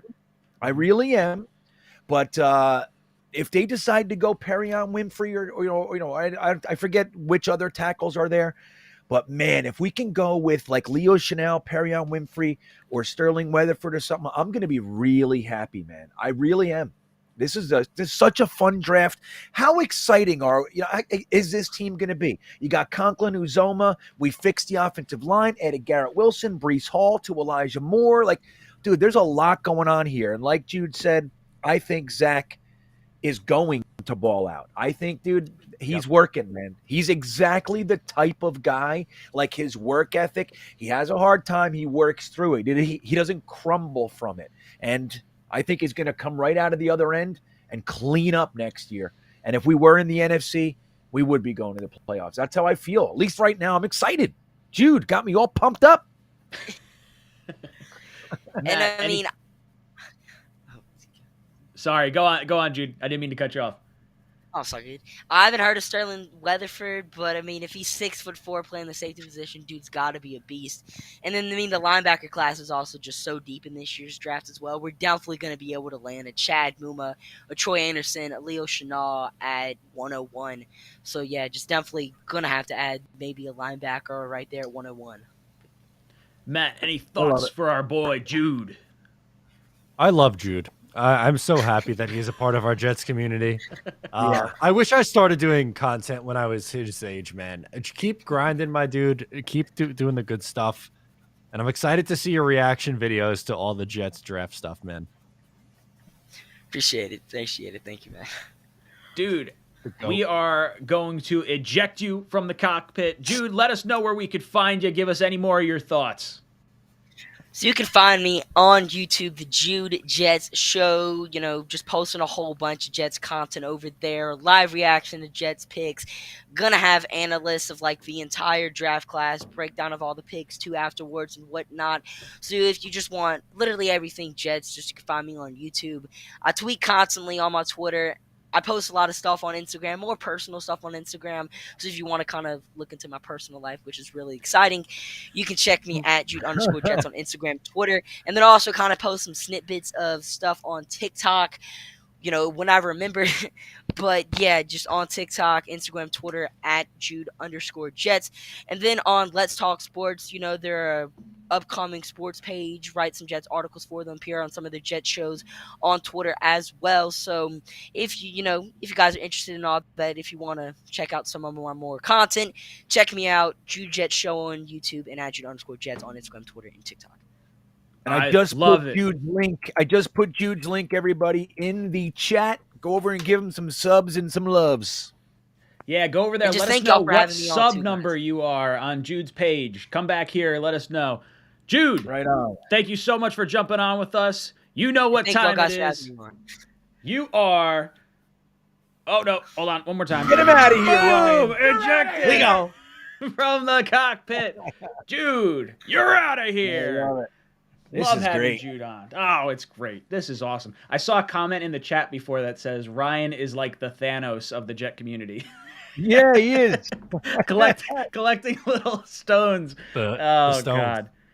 It's great. Dimitri says, who was rated higher, Moore or Wilson? What do you think our rotation looks like once the season gets going? So Elijah Moore or Garrett Wilson?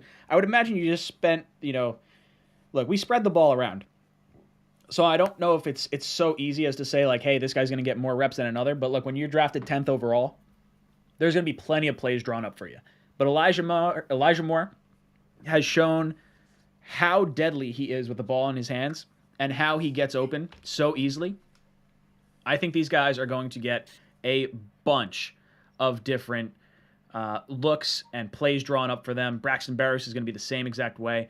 Green Bean, who do you think was rated higher, Moore or Wilson? Elijah Moore or Garrett Wilson? Well, Garrett Wilson was because of the draft class, in my opinion. I think if Elijah Moore was in this draft class, he might have been considered up there. I mean, that was last year's draft class had Jamar Chase and Devontae Smith and Jalen Waddle and Kadarius Toney and all those guys. That said, I think that together they're going to be lethal, man. They're going to be lethal because Elijah Moore is surgical with his route running. Not so. Garrett Wilson is not so surgical as Elijah Moore with the route running, but it's when he's in the route what he can do with making the tough catches and all that sort of stuff. I think we finally have a team that defenses are going to have to fear and try to game plan, or an offense, I mean, that defenses are going to have to game plan for. Because if you're going to try to take Wilson and Elijah Moore and Corey Davis away, guess what? We got Conklin and Uzoma and Breece Hall coming underneath. We're going to fucking kill you. I love it, dude. I'm psyched about Elijah Moore and Garrett Wilson together. What about you, man? How you feeling about Garrett Wilson and Elijah Moore? Yeah, just looking at the two prospects, I would probably put coming out Garrett Wilson slightly, not by much, but a little bit ahead of where Elijah Moore was coming out. But I think the combination of the two together I think Corey Davis is going to be a lot better this year, especially when you consider that the pressure is going to be taken off of him with Garrett Wilson and with a year or two, Elijah Moore and the two tight ends. I think that's going to open things up. And what I like is that Garrett Wilson's versatile. He can play either in the slot or on the outside. And he's a great runner, has phenomenal speed. They still probably are missing that big body guy or that deep threat, but this wide receiver room is really coming together, and I'm pumped. Landon says, hypothetically, Dean, Muma, Chanel. I think, are all these guys still on the board? I believe they are. I know Troy Anderson just went. Still there. Dude, think about it. We still got Christian Harris. We still got Chad Muma, 𝐒𝐫𝐞𝐞 Dean, Leo Chanel. Troy Anderson just went. But there's Darian Beavers, Brandon Smith. There are plenty of linebackers. Smith. Yeah, I like him too. Linebackers. Then you got guys like hybrid linebacker, defensive end guys like Jesse Luketa. Dude, there's all kinds of fun guys left. This is the fun part of the draft. It really is, because then you start getting excited. Yeah. Michael says, offense this year, running backs, 1,800 yards combined, tight ends, 1,200 yards combined, wide receivers, 2,000 yards combined. Wow. I'm hoping we get to see a 4,000-yard season from our boy Zach Wilson. I predicted if we had him for all 17 games, we'll see him break our passing touchdown record and our yardage record. Not that that's really saying a whole heck of a lot, considering it's 4,000 yards from a 14-game season.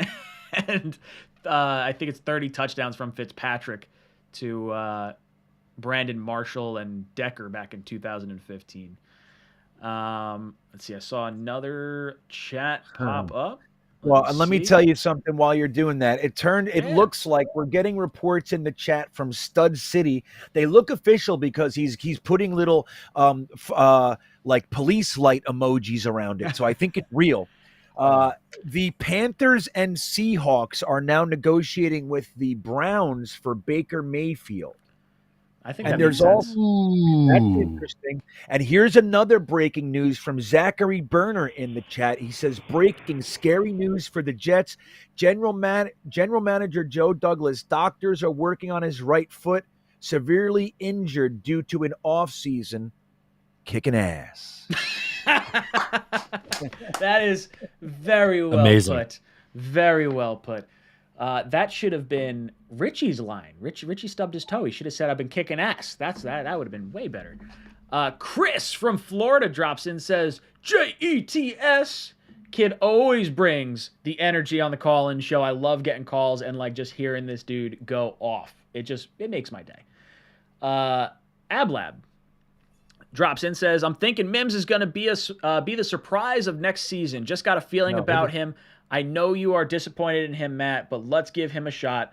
Look, I think all Jet fans should be disappointed in what we got out of Denzel Mims last year. He was our our second round pick in 2020 after having a halfway decent, season in the little bit of reps he got with Adam Gase. You thought he was going to come out and really take off in this offense, and it just didn't happen. And then when he got the opportunities, he was running the wrong routes. He was dropping balls.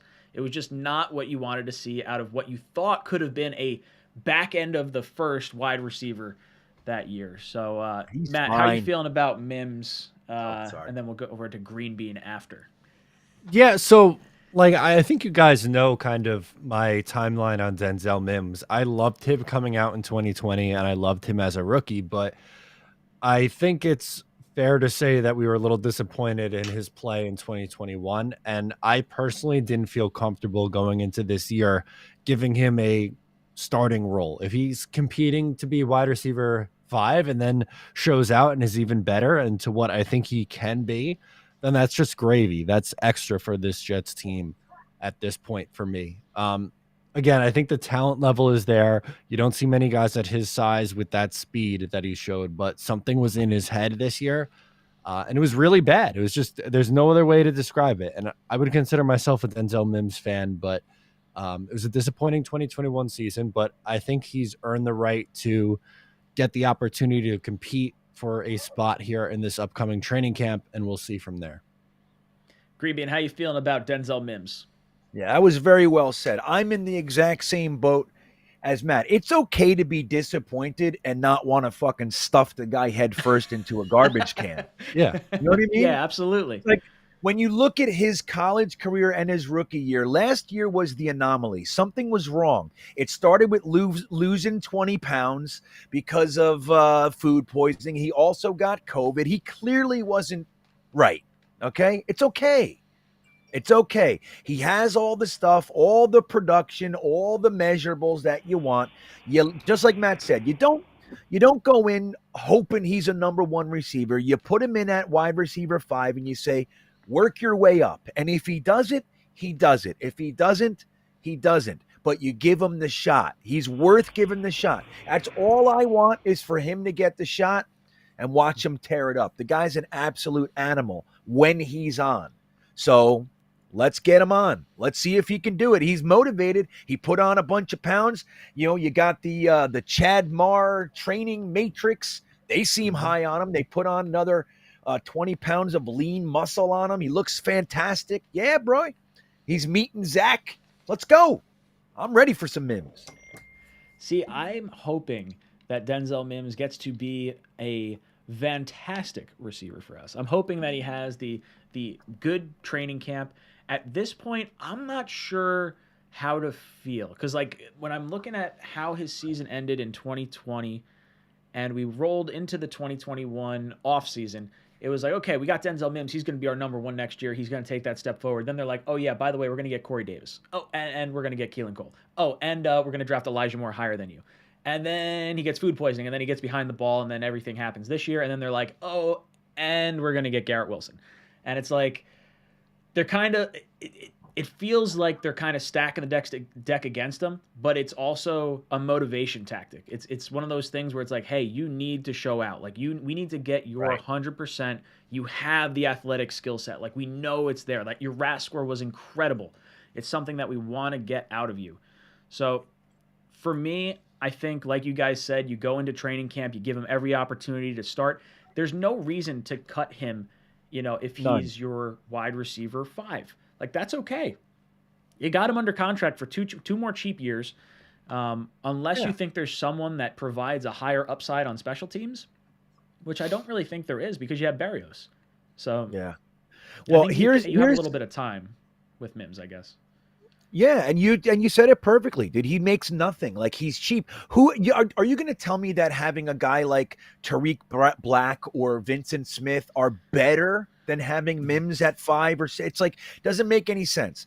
Now, let me ask you guys something. Like, is it possible that our rookie coaching staff mismanaged him? Is it possible? That they didn't take the right tact with him in addition to everything else. Like, it's all okay. He's a big, strong, fast wide receiver. We've kept shittier guys around for much longer. Give him a shot. My best case scenario is this.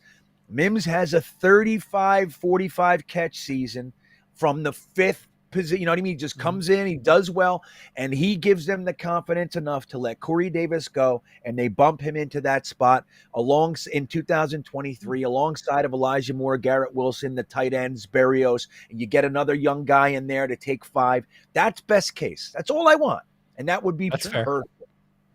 Yeah, and I think that would be the best case, because then you wind up moving on from Corey Davis after you can get out of his contract. We do have him under contract for another year, and because of the way wide receiver contracts have kind of exploded, it wouldn't shock me if they held on to Davis for an additional season, and then just like you said, right. you almost let him compete with Mims, because the athletic upside is so crazy with Mims. There's no reason to move on from him for someone that you're picking up off the street that's going to be, not a 4.3 speed, 6 foot, whatever, however tall he is, 6'3" receiver. Like those metrics don't grow on trees.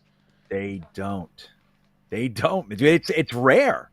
People are crazy, man. They want to just like, you fucking hate. They hate him. I don't know what that is. It's like, I think it's because people really do buy into Connor Hughes and Rich Cimini. I don't know why you guys do. Remember, Connor Hughes told us the pick was icky for a week. So again, he's done nothing right this offseason. People keep trying to tell me that he's nailed it. He's done nothing. But if you look at the way he writes about Denzel Mims, it's almost personal. He calls him aloof. He says his lackadaisical attitude, like the words he uses, it's weird. Stop buying into our beat, man. They're full of shit. And like Ryan said, the measurables are rare. He had a down year. Let him play. If he can't play, no muss, no fuss. You cut him, but it's a chance, dude. He's 6'3", 4.38 speed. Yeah. Like, that doesn't grow on trees. He deserves one more shot. I think that's more than fair. Yeah. Big Joe says, I know this is off subject, but Jermaine Johnson is one smooth dresser. No, I agree. I would say a lot of our guys that we drafted, Garrett Wilson was looking fresh with the pearls, and Sauce with the chains and the grills. Love it. Zach Wilson, I'm seeing his tweet about Breece Hall. This dude's a baller. So he's absolutely pumped to get the offensive weapon on that side of the ball. Breece Hall's on stage. It looks like they're showing him on stage. Yeah, it was. I was confused. I was like, wow, did the Jets trade up? Because I'm seeing a Jets hat on this guy. I was like, wait, no, that's definitely Breece Hall. I'm very confused. I can't wait till later, because we're doing all this later on. Like last night, I watched all the interviews and shit. And I was it's fun, man. That's why we're all up till 3 a.m. Yeah, exactly. All right, boys and girls, we're going to jump to our first ad of the day. So hang tight. We'll be right back. In the rolling hills of northern New Jersey, there's a place where the grass is greener and where the views are nicer.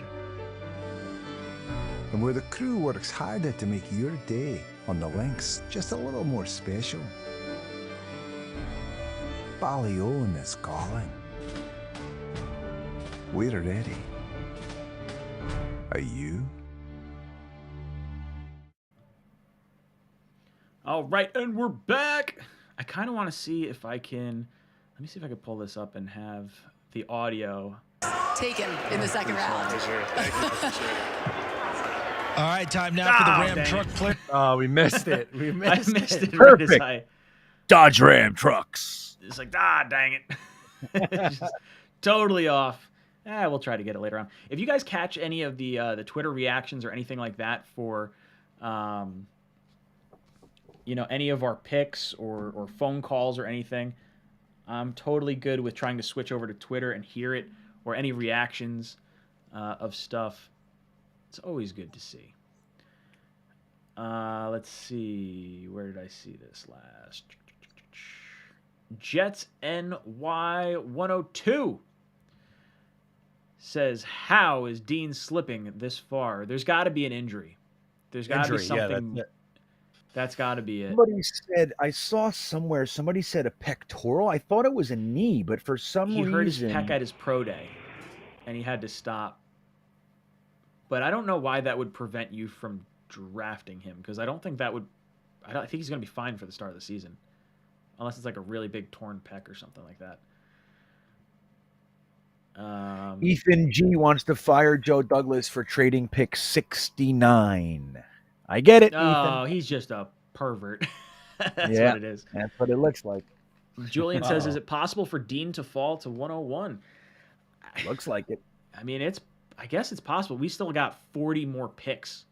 Like, that's what's crazy. We're so far away. I just have a hard time believing it's going to be. But there's still a lot of good players available right now. There are. Drake Jackson just went off the board to San Francisco. Edge rusher from USC. That is a good pick.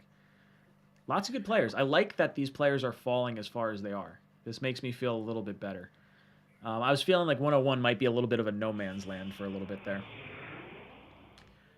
Parrish dropped in, said, do the Jets need another year of experience before they finally become a perennial playoff caliber team? Yeah, this is not the season that we're calling for the playoffs, but you want to see that big step forward from Zach Wilson, and you hope that that's going to be your stepping off point into a really, really good 2023 campaign.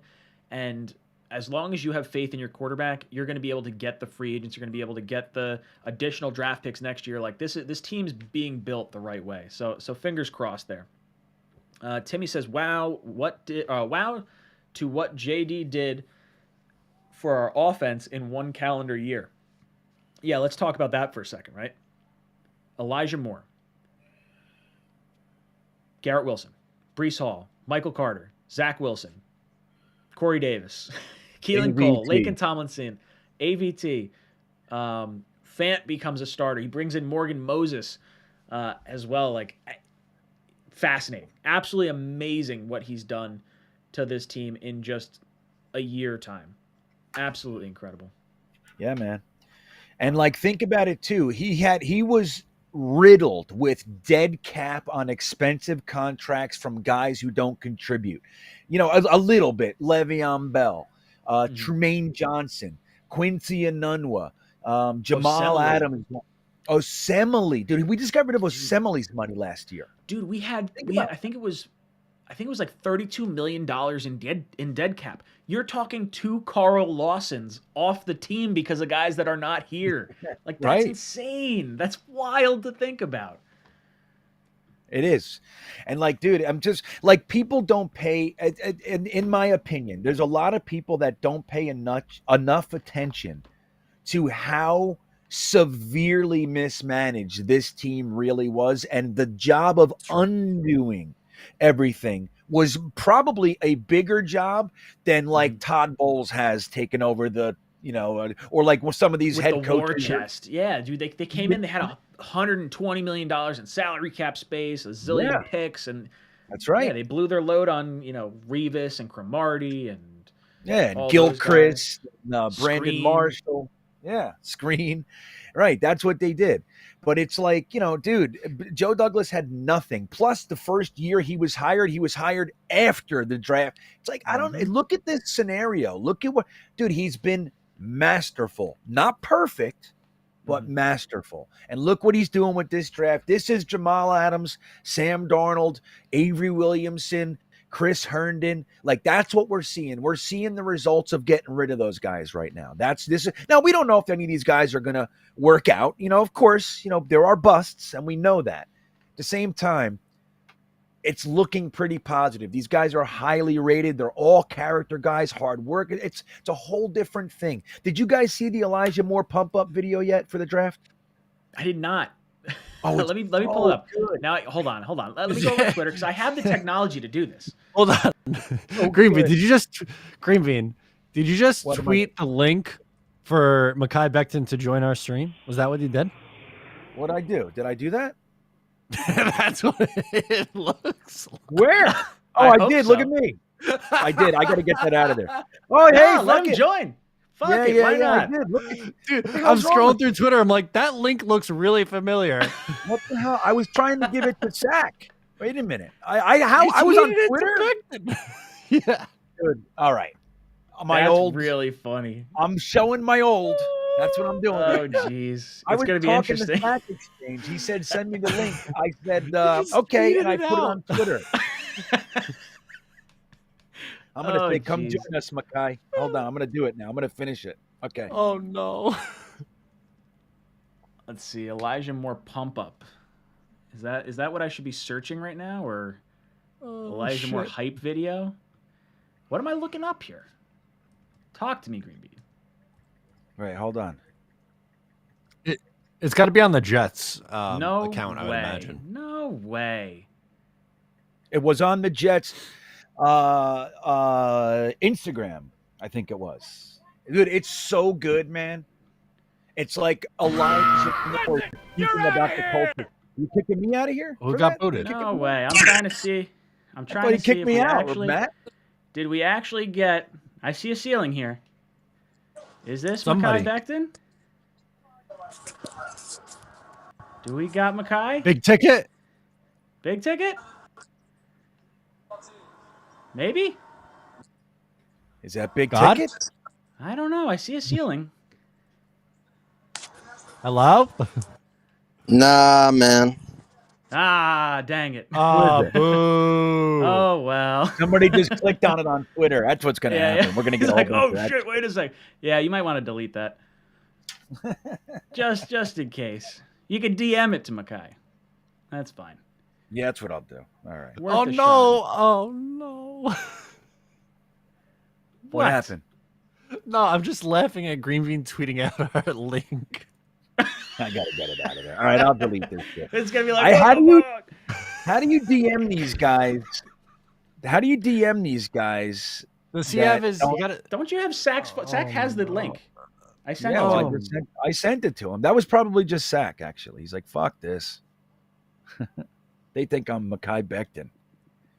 There's no way to not be disappointing after that. You know what I mean? That's fantastic. Oh, dude, if that was Mekhi, I would have been like, oh man, we got someone on. No way. I don't even know where I just put that. All right, text. let me throw Dom C back up there because I got so excited by the thought that we might have had Mekhi Becton jumping in in our stream. Dom C says, name to watch if we stay at 101. Georgia linebacker Channing Tindall, elite fast twitch athlete in 6'3" body, great in coverage, both man-to-man and zone. Started as a safety, plays great in space, A+ prospect. So everything Dom C has said so far has been spot on for where these guys are getting selected. And based 100%. on what his super chat is right now, 6'3", that's the same size as Fred Warner out in San Francisco. So the athletic profile absolutely fits what Joe Douglas could be looking for. And if you got someone that can play safety that might be able to be that will linebacker, you know, I wouldn't mind it. Oh no, my boy just your went to guy. Buffalo.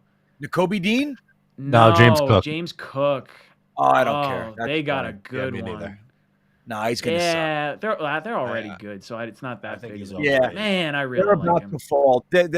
Dable's gone. Lots of guys. It's over for Buffalo. That's my thoughts. I hope Let's so. go. I don't think it's the case, but man, I hope I so. know it is. Fred Who says, cares? does JD get GM of the year if we make playoffs? By the way, look at Fred's emoji or his logo on this super chat. It looks like it's JD smoking a joint with some chains on, and I absolutely love it. It's fantastic. Hey, did Do you you see think my JD tweet last night? I said this is what I want to do to JD. Did you see this? I've seen that one before. It's great. I love when Amazing. They Photoshop the porn things, and it's like an ice cream cone or something like that. Yeah, that's but seeing so Joe good. Douglas's head is like one of my favorite. Fantastic. Whoever did that is brilliant. You know, I definitely didn't make it. That's brilliant. No That's a good quarterback in the second round. Crazy. Malik Willis is still there, dude. One Matt quarterback. Corral, Desmond Ridder. Third round quarterbacks. That's what it's going to be. And they're all going to be starters. Absolutely wild. I got someone named Carson in the green room right now. Do we know anyone named Carson? There's probably somebody. Did Green Bean take that in that link? Yeah, I did. I did. Well, you got somebody else coming in? Yeah, I it's all took right. it The nice down. thing is I can screen before we come in. You can delete tweets. That's all right. People just save tweets now. I don't know how they do anything. These fucking guys. People are nuts. That's all right. I don't care. I can screen it, so it's not a big issue. Yeah, let's see what this is. Michael says Channing Tindall has a RAS of 9.82. Yeah, big time see RAS. that? Yeah. Oh, Benito went to Denver. Interesting. Did he? Oh, yeah. Okay, nice. Yeah, I like that pick. Yeah, me too. I like that He's for them not too. someone I would have taken for the Jets because he's like always in a 2-point stance, but he's really good. So the second round is over, right? We got James Cook and Nick Benito wrapping it up. Let me see how many linebackers went before Nakobe Dean. Hold up here. Josh Scott says, "How did Jaguars get 101?" What? No, they don't. Didn't. No, it's just the first pick in the third round. 101 doesn't imply that, as far as I know. What? I don't think they have 101. I think They he's right. don't. Don't the Jets have 101? Yes, the Jets do. Dude, there was only one linebacker taken in that whole round. So, as a collective, the NFL has valued linebacker. We're probably going to see a major linebacker run in the third round because they're all still there. What we saw, Devin I only Lloyd, saw one tight end too. Quay Walker, Devin Lloyd, and what the hell's his name? I'm fucking frying. Troy Anderson. Troy Anderson. That's it. That's the only linebackers that are gone. Everybody's still there. You got Dean, Harris, Muma, Chanel, Beavers, Asoma. I like that. Yeah. That's nice. Brent Smith. Hopefully we can grab all one and it's still not there. like an onslaught of linebacker here. Dimitri drops Yeah, and says, well, any player the Jets can trade for a mid or late round pick. Yeah, I don't tons. know. Well, like, it would have to be a player on a big contract that teams are trying to like clear off their books. Like, Greg we'd Van have to Roten? take on a Starting guard. No, any player the Jets can trade for a mid round pick. I don't think Greg Van Roten's getting traded. I think his ass. Yeah, he is. He's a sixth all day, every day. I would love that. That would be fantastic. It's not going to happen. Yeah. Ryan Sixth or seventh. says that nah man call was me. LMAO wasn't prepared. Who Bitch said made. that, Ryan? It was Ryan Antinori. Okay. GG Friends says, is Breece Hall our Debo Samuel? Wow, could you imagine if you used him like that? Like just a big body dude to hand the ball off and catch out of the backfield? Maybe. Ryan, I'm going to would send a link to the hype video. Someone just DM'd it to me in the private chat if you want to play it. Good What, stuff. the Elijah Moore one? Yep, got someone it. just Oh, sent it see? to me. If you It's guys so good, find dude. anything that's really good, send it to Matt. And then Zabby Matt will post it 96. Yeah, and then Matt will send it over via our private chat we got going on, and I'll pull it up and we can show it on stream if it's good enough. All right, let me get this to a point where we got some sound going. All right, I got it here. Let's pull this up. Do it.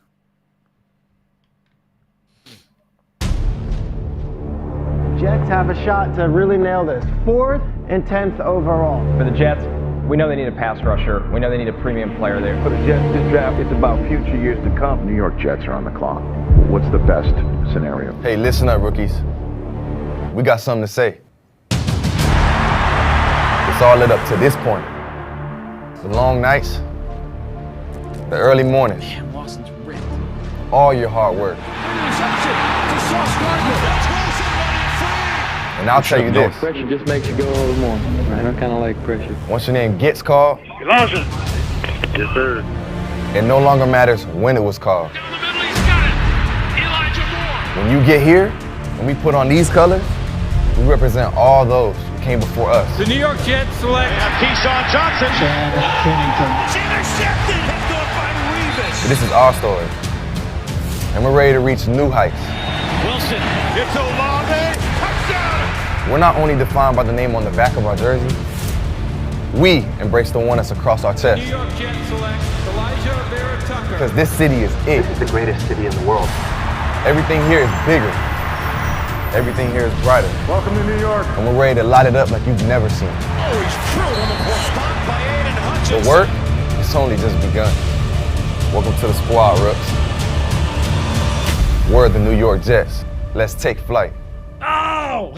Oh, I am rock hard. I could cut diamonds right now. Oh, man. I got a big old chubby right now. Holy hell. I didn't hear that coming out of your mouth, Matt. That was good. Oh, baby. I'm amped up. Let's go. I went Ryan, 6 to midnight real quick. Hey, Matt, have your sister timestamp and cut that clip out for us. Green Bean wants that timestamp. Pooch guy comes in and says, do you guys know what picks we have left? 101, 117, and something else. I don't remember what the other one is. We have 3 picks. Brian Asamoah just went to the Vikings. Yeah, that's right. That stinks. First. He went first. Who are the Giants taking? This is I'm surprised. I like Asamoah. I didn't think he'd go before Harris and Dean and Chanel. No. He's good. They haven't taken their corner yet, right? That's where I don't think the Giants have taken corner yet. Interesting pick from the Giants. Really? Very interesting. Right? You can tell me. Yep. Joshua Izudu, North Carolina. Carolina. You know what this reminds me of? Mm-hmm. Chuma Edoga. That's what it reminds me of. It was like him. That's what I was feeling. Maybe the Giants fans are feeling this. Like, okay, well, we needed a lineman, but him. Well, I mean, that's the thought process. I think it's just, hey, build up this line as strong as possible, protect Daniel Jones as best as possible because you need the help. I don't know who he is. I couldn't give you there were any other type of insight guys. I looked at him. There were other guys, man. I mean, you got Kennard, Parham's still there. I mean, lots of guys. Mm-hmm. Let me take a look here. Sawyer's still there, right? Marquise Hayes. Ed Ingram, I knew he was going to slide, man. He had those 2 charges. I don't know what happened with them, with respect, but he had 2 of the charges with assault on a sexual assault on a minor. Like, Yeah, I don't know. Not a good one. No, that's about you're not getting drafted. Yeah, I mean, very talented player, but I don't know. I'm just surprised. JB Jets drops in and says, can't be a coincidence that the only team on par with the Jets in this draft are the Ravens. Ojabo, all the way from Aberdeen in Scotland, will be a star. Ojabo's from Scotland? Or this guy's from Scotland? This guy's got to be just from using Scotland. wrong punctuation there. Very confusing. I read what's on the screen. Ed. Yeah, the Vikings drafted Ed Ingram already, so I'm wrong on that one. I missed it. Sorry to cut you off, Ryan. Oh no, it's all right. I'd rather know the information. Yeah, Ed Ingram. Ravens have had a great draft for sure. Yeah, they have. Totally. Michael Rodriguez says Dean falls to 101, Kirby Joseph 107. Yeah, that would be great. That would be amazing. Safety and linebacker wombo combo. Pour myself another 1/8 of a glass of beer. 1/8 of a glass. Close enough. Still counts. Dude, I've been nursing this quarter of a Monster I've had. It's all I got left. I've been nursing it for over 2 hours. We got to try to stay awake. So when I was walking these kegs up the other day, look, Green Bean. Oh, that's disgusting. Yeah, when I was walking these kegs up yesterday before the draft, I have these wooden steps, and I was lugging them up, one in each hand, and I whacked a step with the one in my left hand, and I'm gonna assume it's the one that I just cracked into because it's very foamy. Right. Not no bueno. It take a month to settle. Yeah, exactly. Mr. Flashy says they just said Dean had a severe pec injury and opted not to get surgery, and that is the major concern. Interesting. Interesting. If that's why he's falling, I wonder if he'd consider getting surgery. Like, is this another Michael Thomas situation where he winds up being out longer than he should have been? But not necessarily a bad player. Or do we go with the immediate impact linebacker with like a Chanel or any of the other guys that we were going off about? Tyndall. Does that change your opinion on 𝐒𝐫𝐞𝐞 Dean at all? Well, value-wise in the third round, I still think it's fine because I think he'll eventually be okay. Mm-hmm. Yeah, that's kind of where I'm at. If he does make it to 101, I have no problem taking him.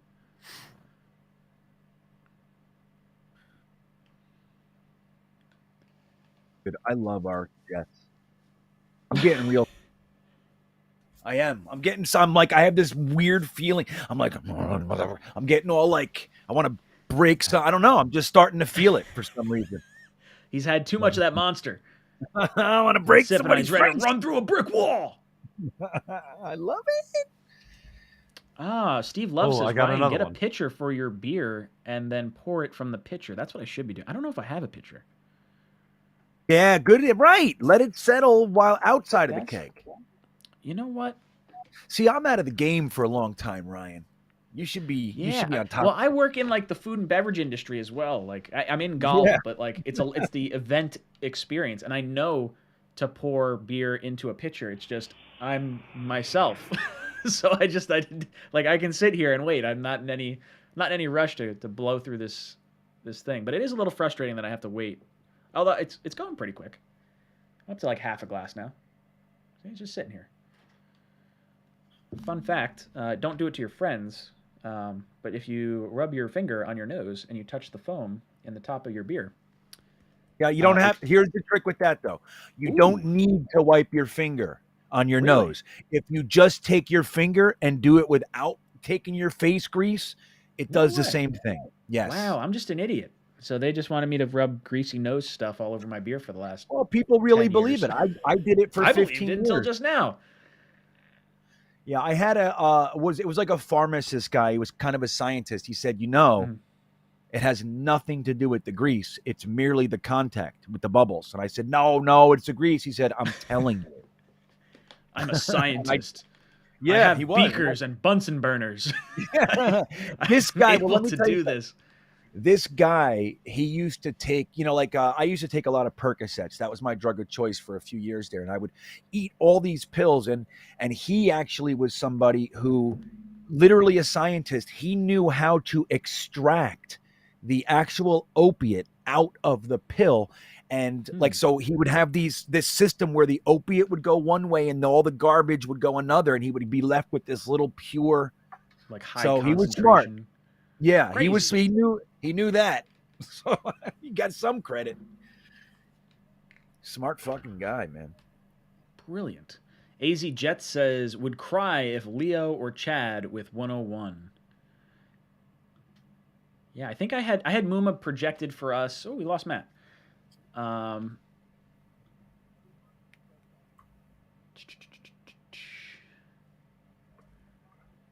Matt sent us something in the live stream chat, but I want to talk to him when he gets back because I don't know what I'm actually clicking on. I think it's just a tweet, maybe? We are at pick 69. This was our pick. Let's see what they do.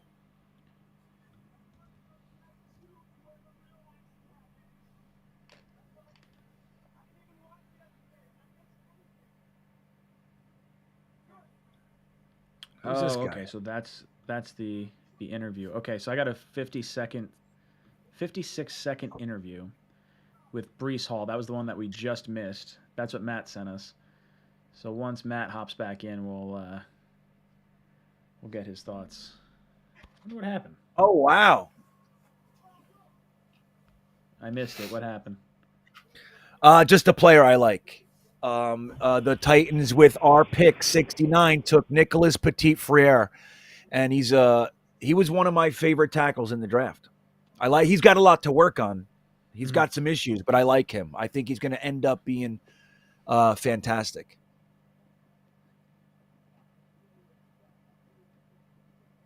Yep, Titans, man.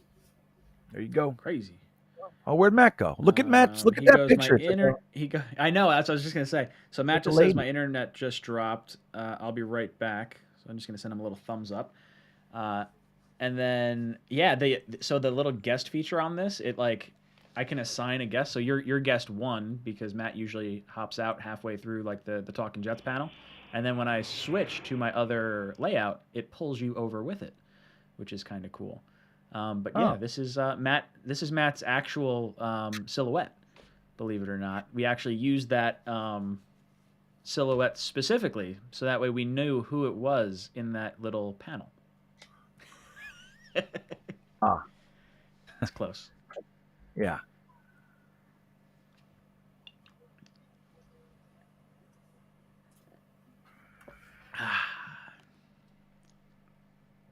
They say something about popcorn for this guy? What do you mean? I don't know. I was looking at something. They were Nicholas Petit-Frere had something going on about.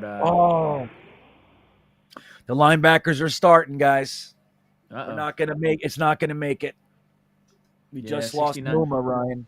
Yeah. Oh, well, hey, I had Chad Muma mocked to us at 69. So the fact that he went number 70, I'm feeling pretty good about my my spots and where I projected him. Oh.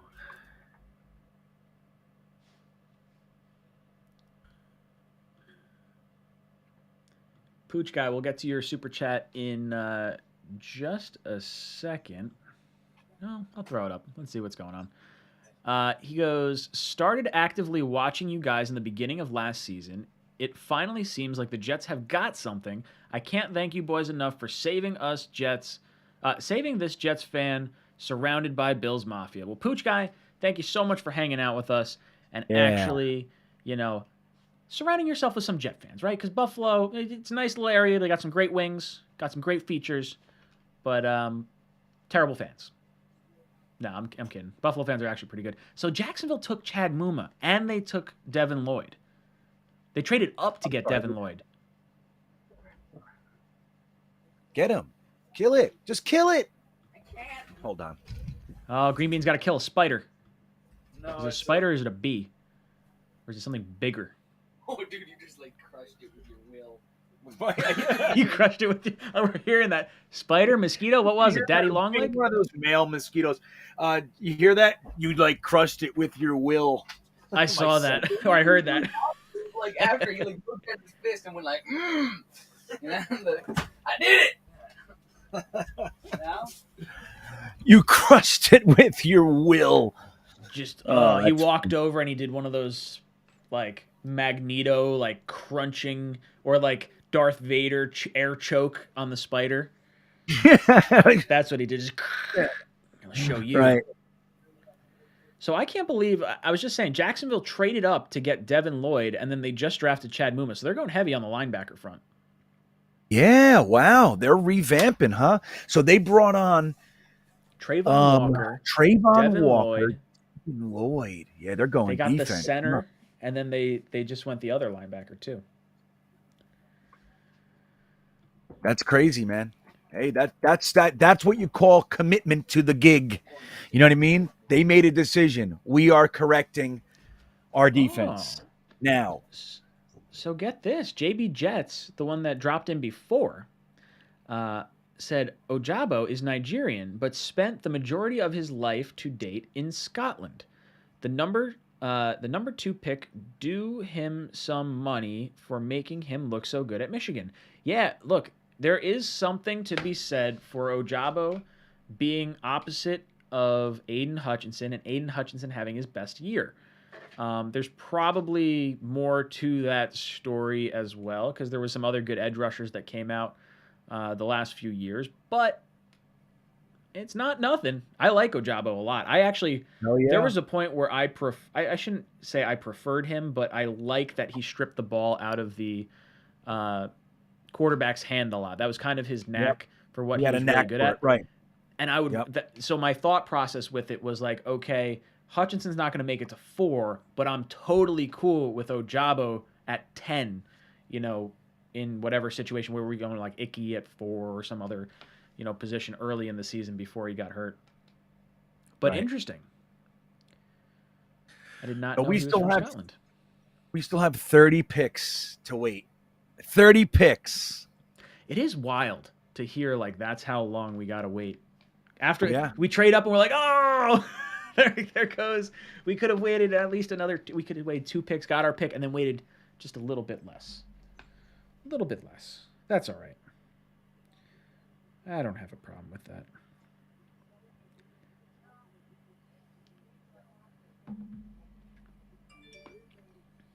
Let me see.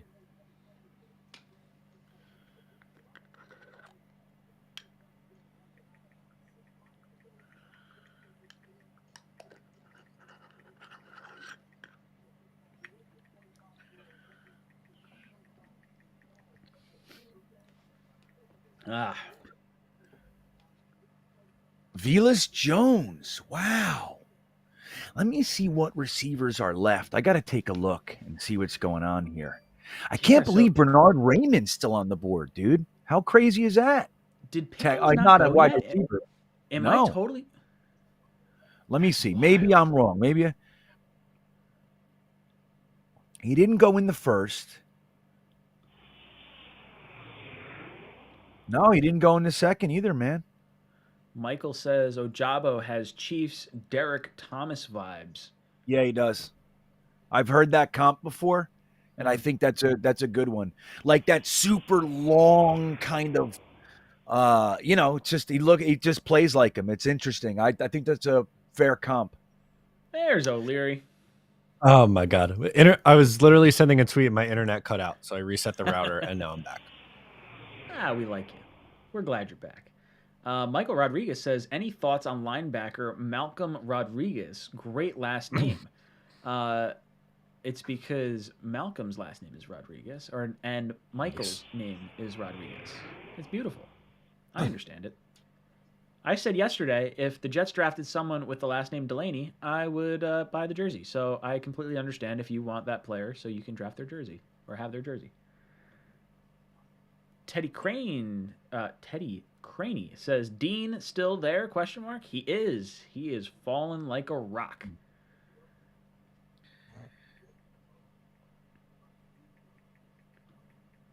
Jet Situation drops in with a $2 super sticker. He's got some knuckles going in the chat.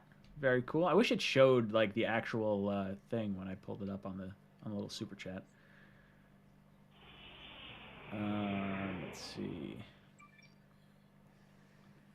MC22. Hey, Matt, how about that Mets no-hitter through 7? I've seen 0 of the Mets game. I've been here the entire time. I don't know. Like, I've been here. I don't know what's going on elsewhere. I have no idea. It's like, I'm sorry. There's still like 100 games. You guys, you're fine. You'll figure it out. Mets have the most wins right now, right? Is that what's going on? I'm not as dialed into very baseball. good. They are very good. They have been great so far. Billionaire owner, just like, fuck you, Love money. it. It's great. All right, so I pulled up the video, Matt, that you sent prior to leaving us so abruptly. Okay. So, I know, so that was I'll rude. pull it up. This is the Breece Hall interview. 4th newest member of the New York Jets, the first running back taken in this draft. Breece, walk us through this. You were in your hotel room here in Vegas watching the draft, get the call, but you make your way over here to have this moment on stage. What's this like for you?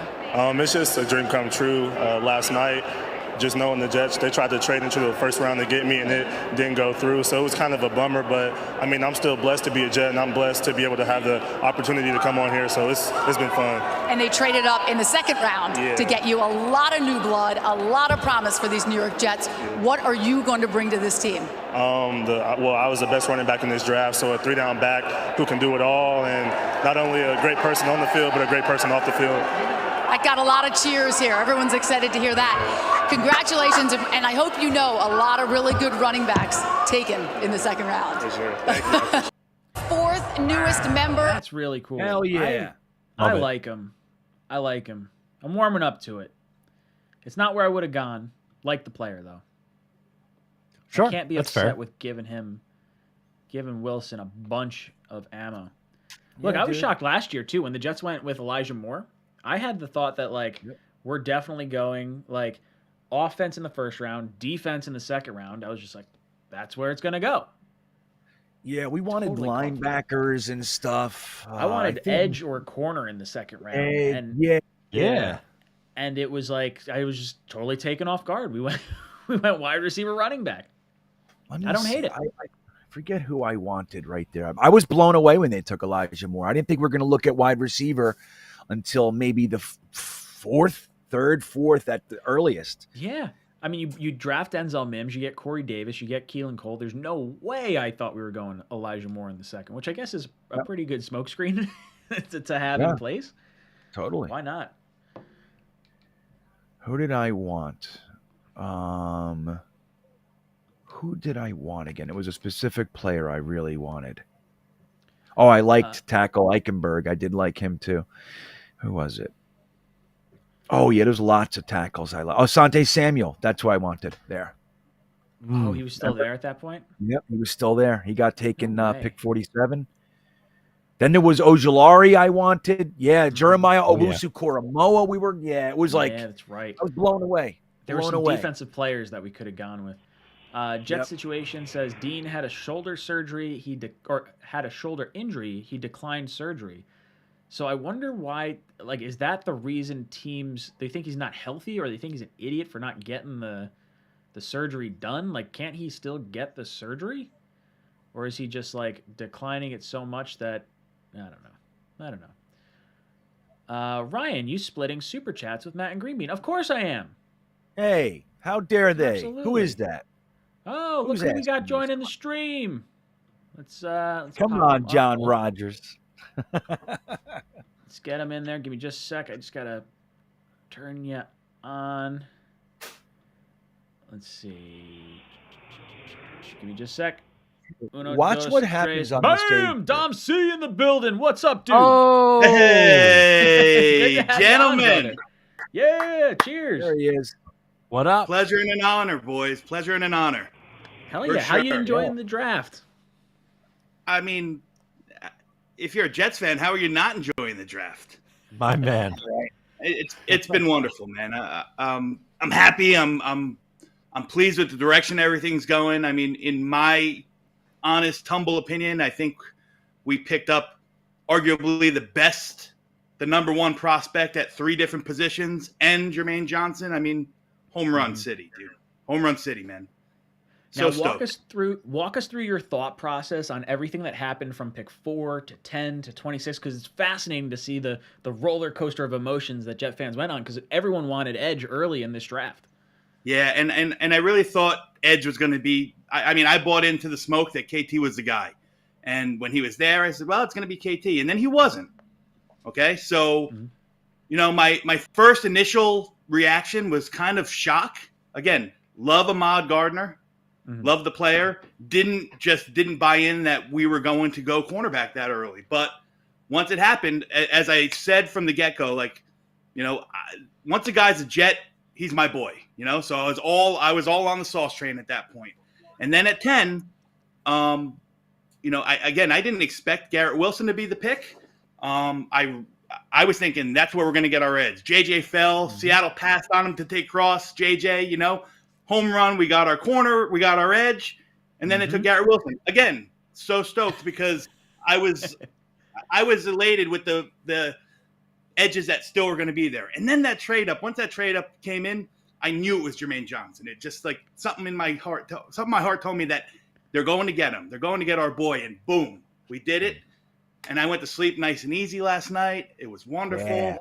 I'm in with Breece Hall today. Again, shocked, but not upset in the least. Mm-hmm.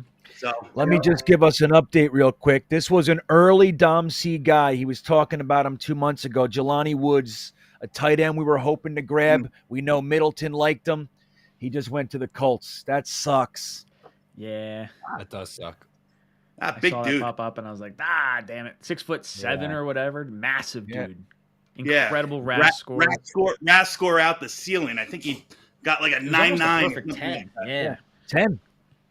Yeah, Yeah, so I think it was an unofficial 10 and like a official 9.9 or 9.98 or something like that. Falcons take Desmond Ridder. Is that the second quarterback? Second quarterback. I like it. Yo, I said I liked Ridder, but I thought Ridder was going to go like beginning of the second after like 2 other quarterbacks went. Yeah. So him coming off second is interesting. It is interesting. I don't hate it. I liked Corral. He's very talented, Ridder. Ridder's very talented. He's got that dual threat ability. He's a winner. He's just got to hone in that accuracy. I mean, that's going to be his Achilles heel. But they said the same thing about Josh Allen, right? Yeah. He turned out pretty good. What's up? You want to see what Dom C looks like? Is that what it is? Oh, no, I was just... Yeah. Hi, Mrs. my Bean. wife. The Queen Bean. How are you? It's the Queen Bean, Queen guys. Bean, that's right. Bean. There she is. Do you call her Queen Bean? Is this the first time I'm hearing that? Is it the first time you're hearing it? I don't know. So I don't think I ever remember hearing that. That's a great nickname. Queen Bean. I'll own that, Ryan. That's a I'll great trademark one. That absolutely. Yeah. So, yeah, she's the one that edits all Dom C's articles for greenbeanjetsfan.com. She's in charge of that shit. I love it. Because I'm too stupid to do it. Oh, that's not nice. No, You're you're good. plenty stupid to do it. Thank you. Yeah, you're plenty stupid. I read it to make sure that the facts are accurate, and then she does the rest. But Dom C doesn't need much editing as far as facts. How's the draft going tonight? I have It's not going been good. here. It's not too bad. It definitely took an odd twist for, I think, a lot of Jet fans. A lot of Jet fans wanted Breece Hall at the beginning of the second round, the running back from Iowa. But I think the three of us were caught off guard a little bit, not expecting running back. Dom, how did you feel about the running back, with Breece? Well, I love Breece Hall. Breece Hall was my favorite running back in the class. I like what he does in the pass game. I mean, he's fast. He's built like the running back that you want back there. And I really felt in my heart that the Jets were going to go running back if LaFleur was going to take those pieces from that San Francisco Shanahan offense. That they're going to rotate the backs through. So running back was going to be a play. I was shocked that we traded up and snagged him that high in the second round. Just because I thought that there was other needs that they would kind of gear more press in, whether it had been safety, linebacker, like everyone talked about, and more so, I actually thought we were going to lean towards that's where we're going to secure our swing tackle offensive lineman. Bernard Ryman was a guy I was kind of honing in on. Is there some direction you want to see the Jets go at pick 101?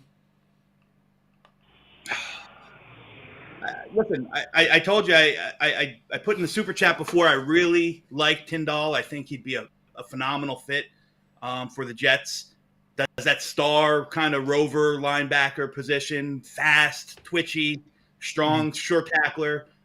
He's a guy I would love. Nick, if we go towards safety, I mean, you got guys like Nick Cross from Maryland.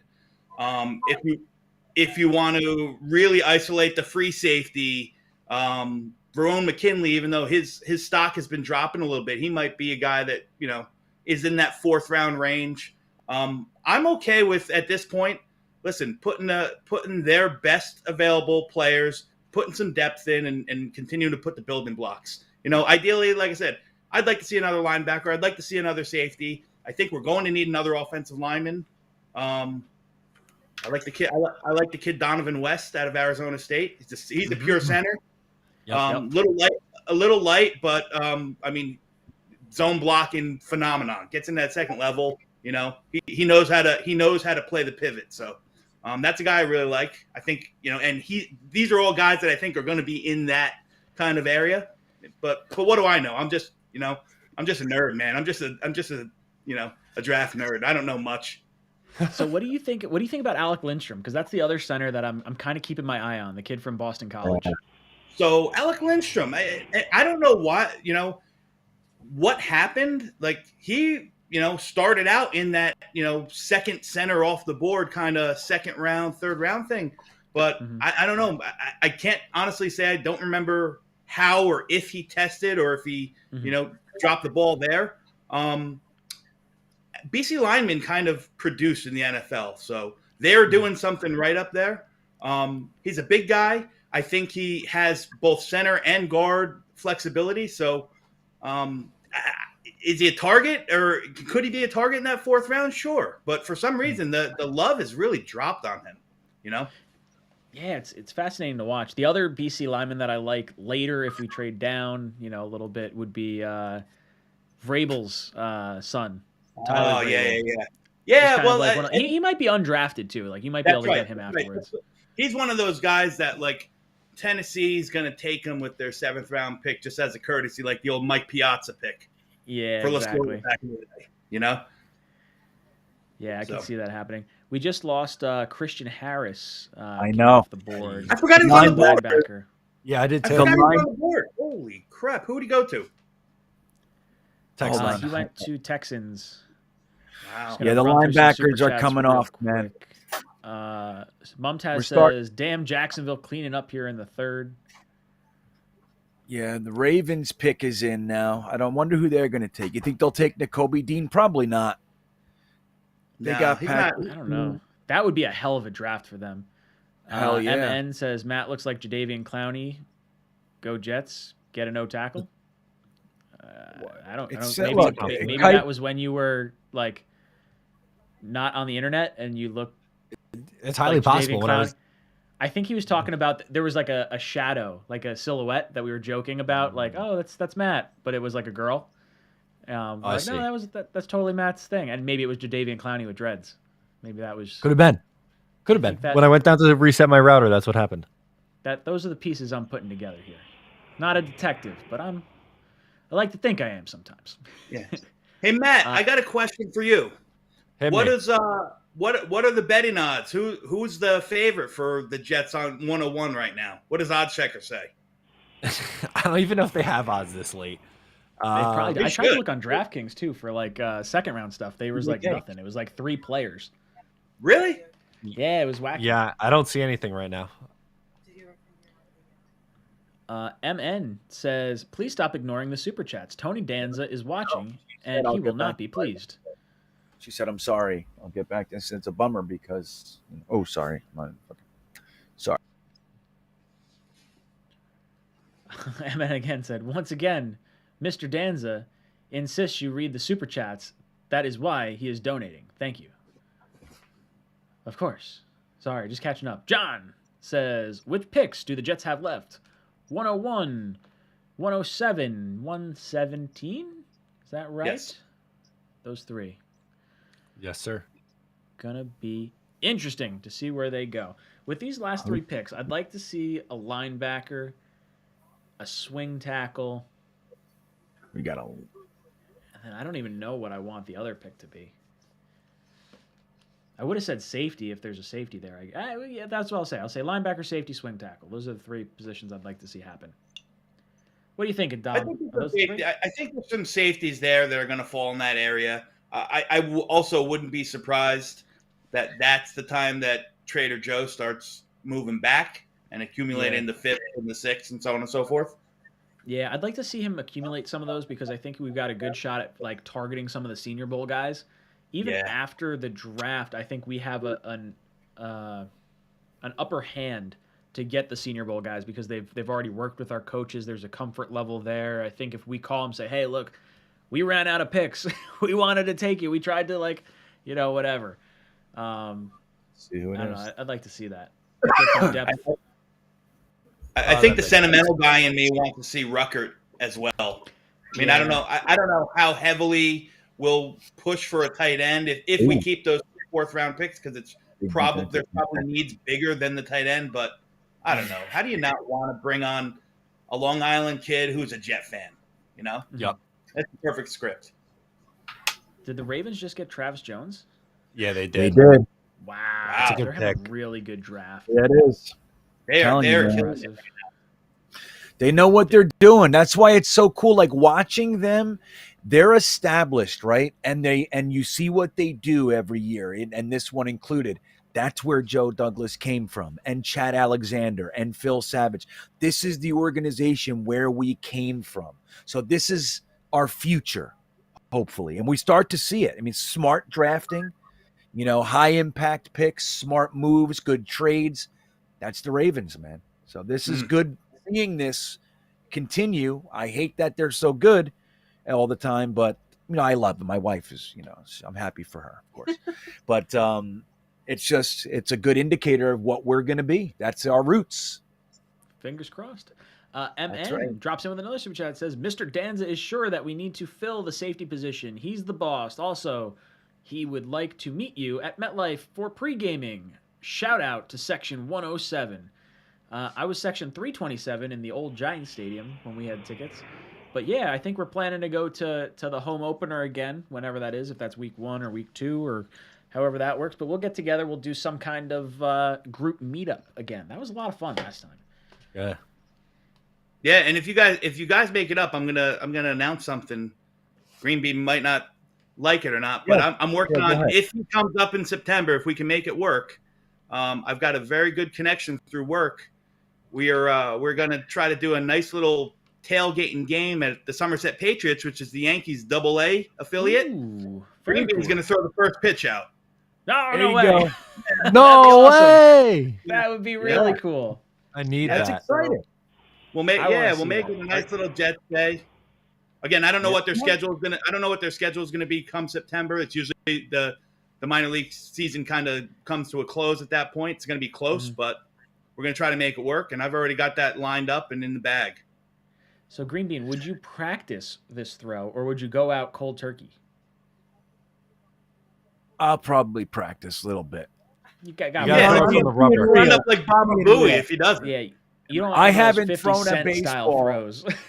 Yeah, I haven't. I mean, I don't have too much fear about it, but I haven't thrown a baseball in quite a few days here.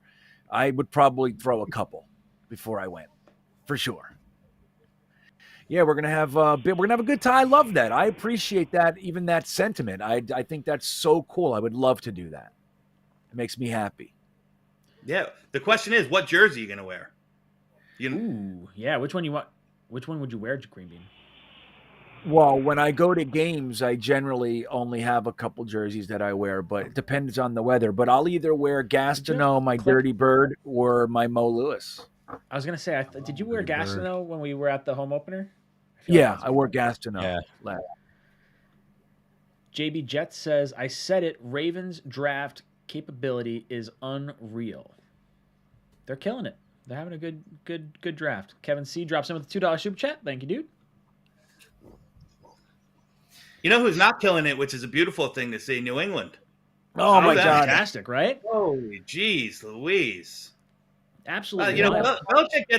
Belichick's got his guys. He doesn't care what anybody says. He doesn't care what the consensus says. He hones in on his guys and he gets them. But good it's Lord. clearly worked, I guess, but their drafts over the last few years have not been good. Yeah. It hasn't worked.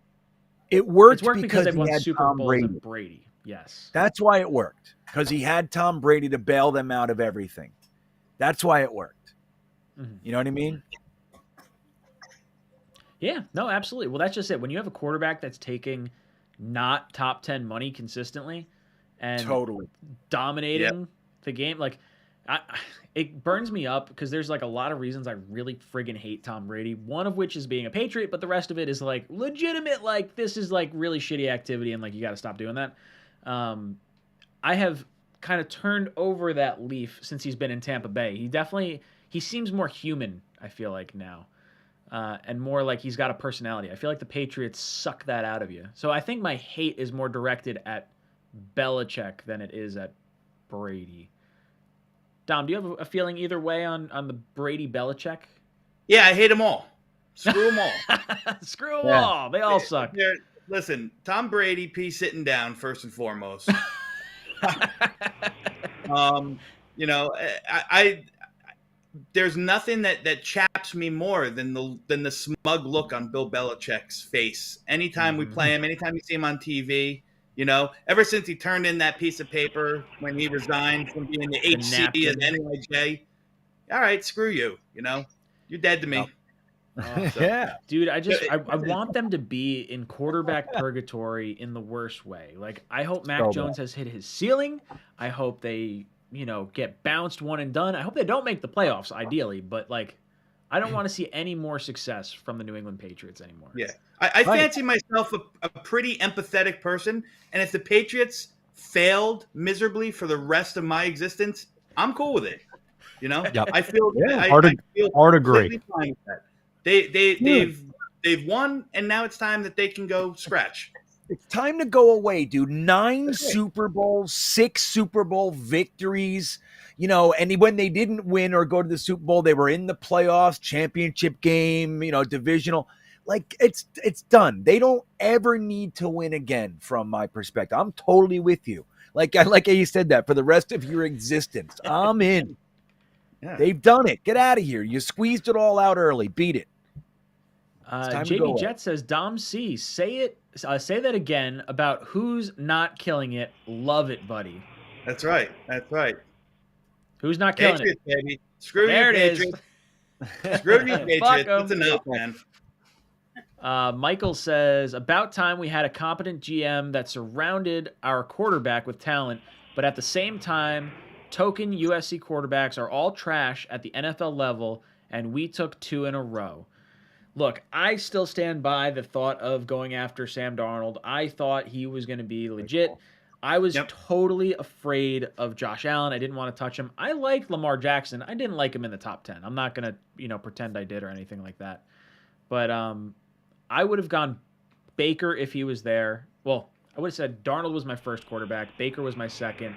I would have gone Rosen and then probably Allen after that. Or I probably would have gone Lamar, then Allen.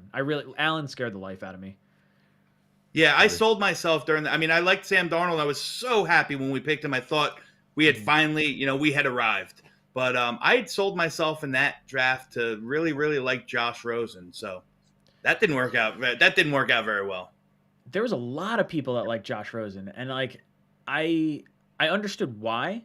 But then you heard all those little rumblings. Like, exactly, that he feels like that. Football. Yeah. Yeah, he felt more like that 3-car garage guy, more so than like Zach Wilson. Like, Zach Wilson's like the preppy kind of pretty boy, I guess, if you want to like put him in that kind of camp. Like, Rosen always struck me as like the snooty. I don't know. He just didn't seem like he ever wanted it, and he was just disinterested in football. And that's exactly what happened. Is he on a team anymore? I think he was on Atlanta like last year. He's bounced around. He was in Atlanta. I think he was Tampa in for a little Seattle. Tampa for a little bit. Seattle for a hot minute. Listen, he's making backup quarterback money. He's got the best job in the world, right? Oh yeah, that's true. Clipboard holder making whatever veteran minimum is, $2 million. Yeah, it's probably like 800,000 or something like that. What was the who's that backup quarterback that's been in the league for like the last 12 years that has like $100 million? Chase Daniel, there it is. Chase Daniel, yeah. He's had a brilliant career. Dude, is he still with the Giants? I don't know. I don't think so. Tyrod Taylor's their backup right now. He's either Arizona or yeah, you're right. He was with the Giants. I think he's with Arizona. Chargers. The Chargers? Chargers, yeah. Yeah, I was gonna say I thought he went behind Herbert. I really like Hoyer too. Hoyer's the other one that kind of like is in that sort of same realm with me. I'm a Tyrod guy. I always like Tyrod Taylor.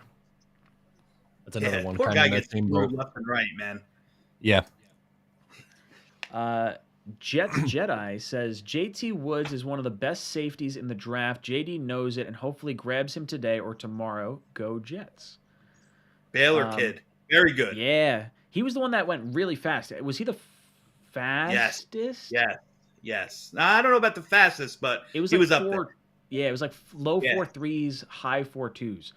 Yes. Michael says, about time we had a competent GM surrounded our quarterback with talent. Did I read this? I definitely thought I read this one already. Oh, he definitely sent the same thing twice. Okay. Nice. That's cool. Good Not stuff. to get his point across. Nothing wrong with that, man. I appreciate Get that. through it, Michael. He just wanted to Yeah. see his name 2 times.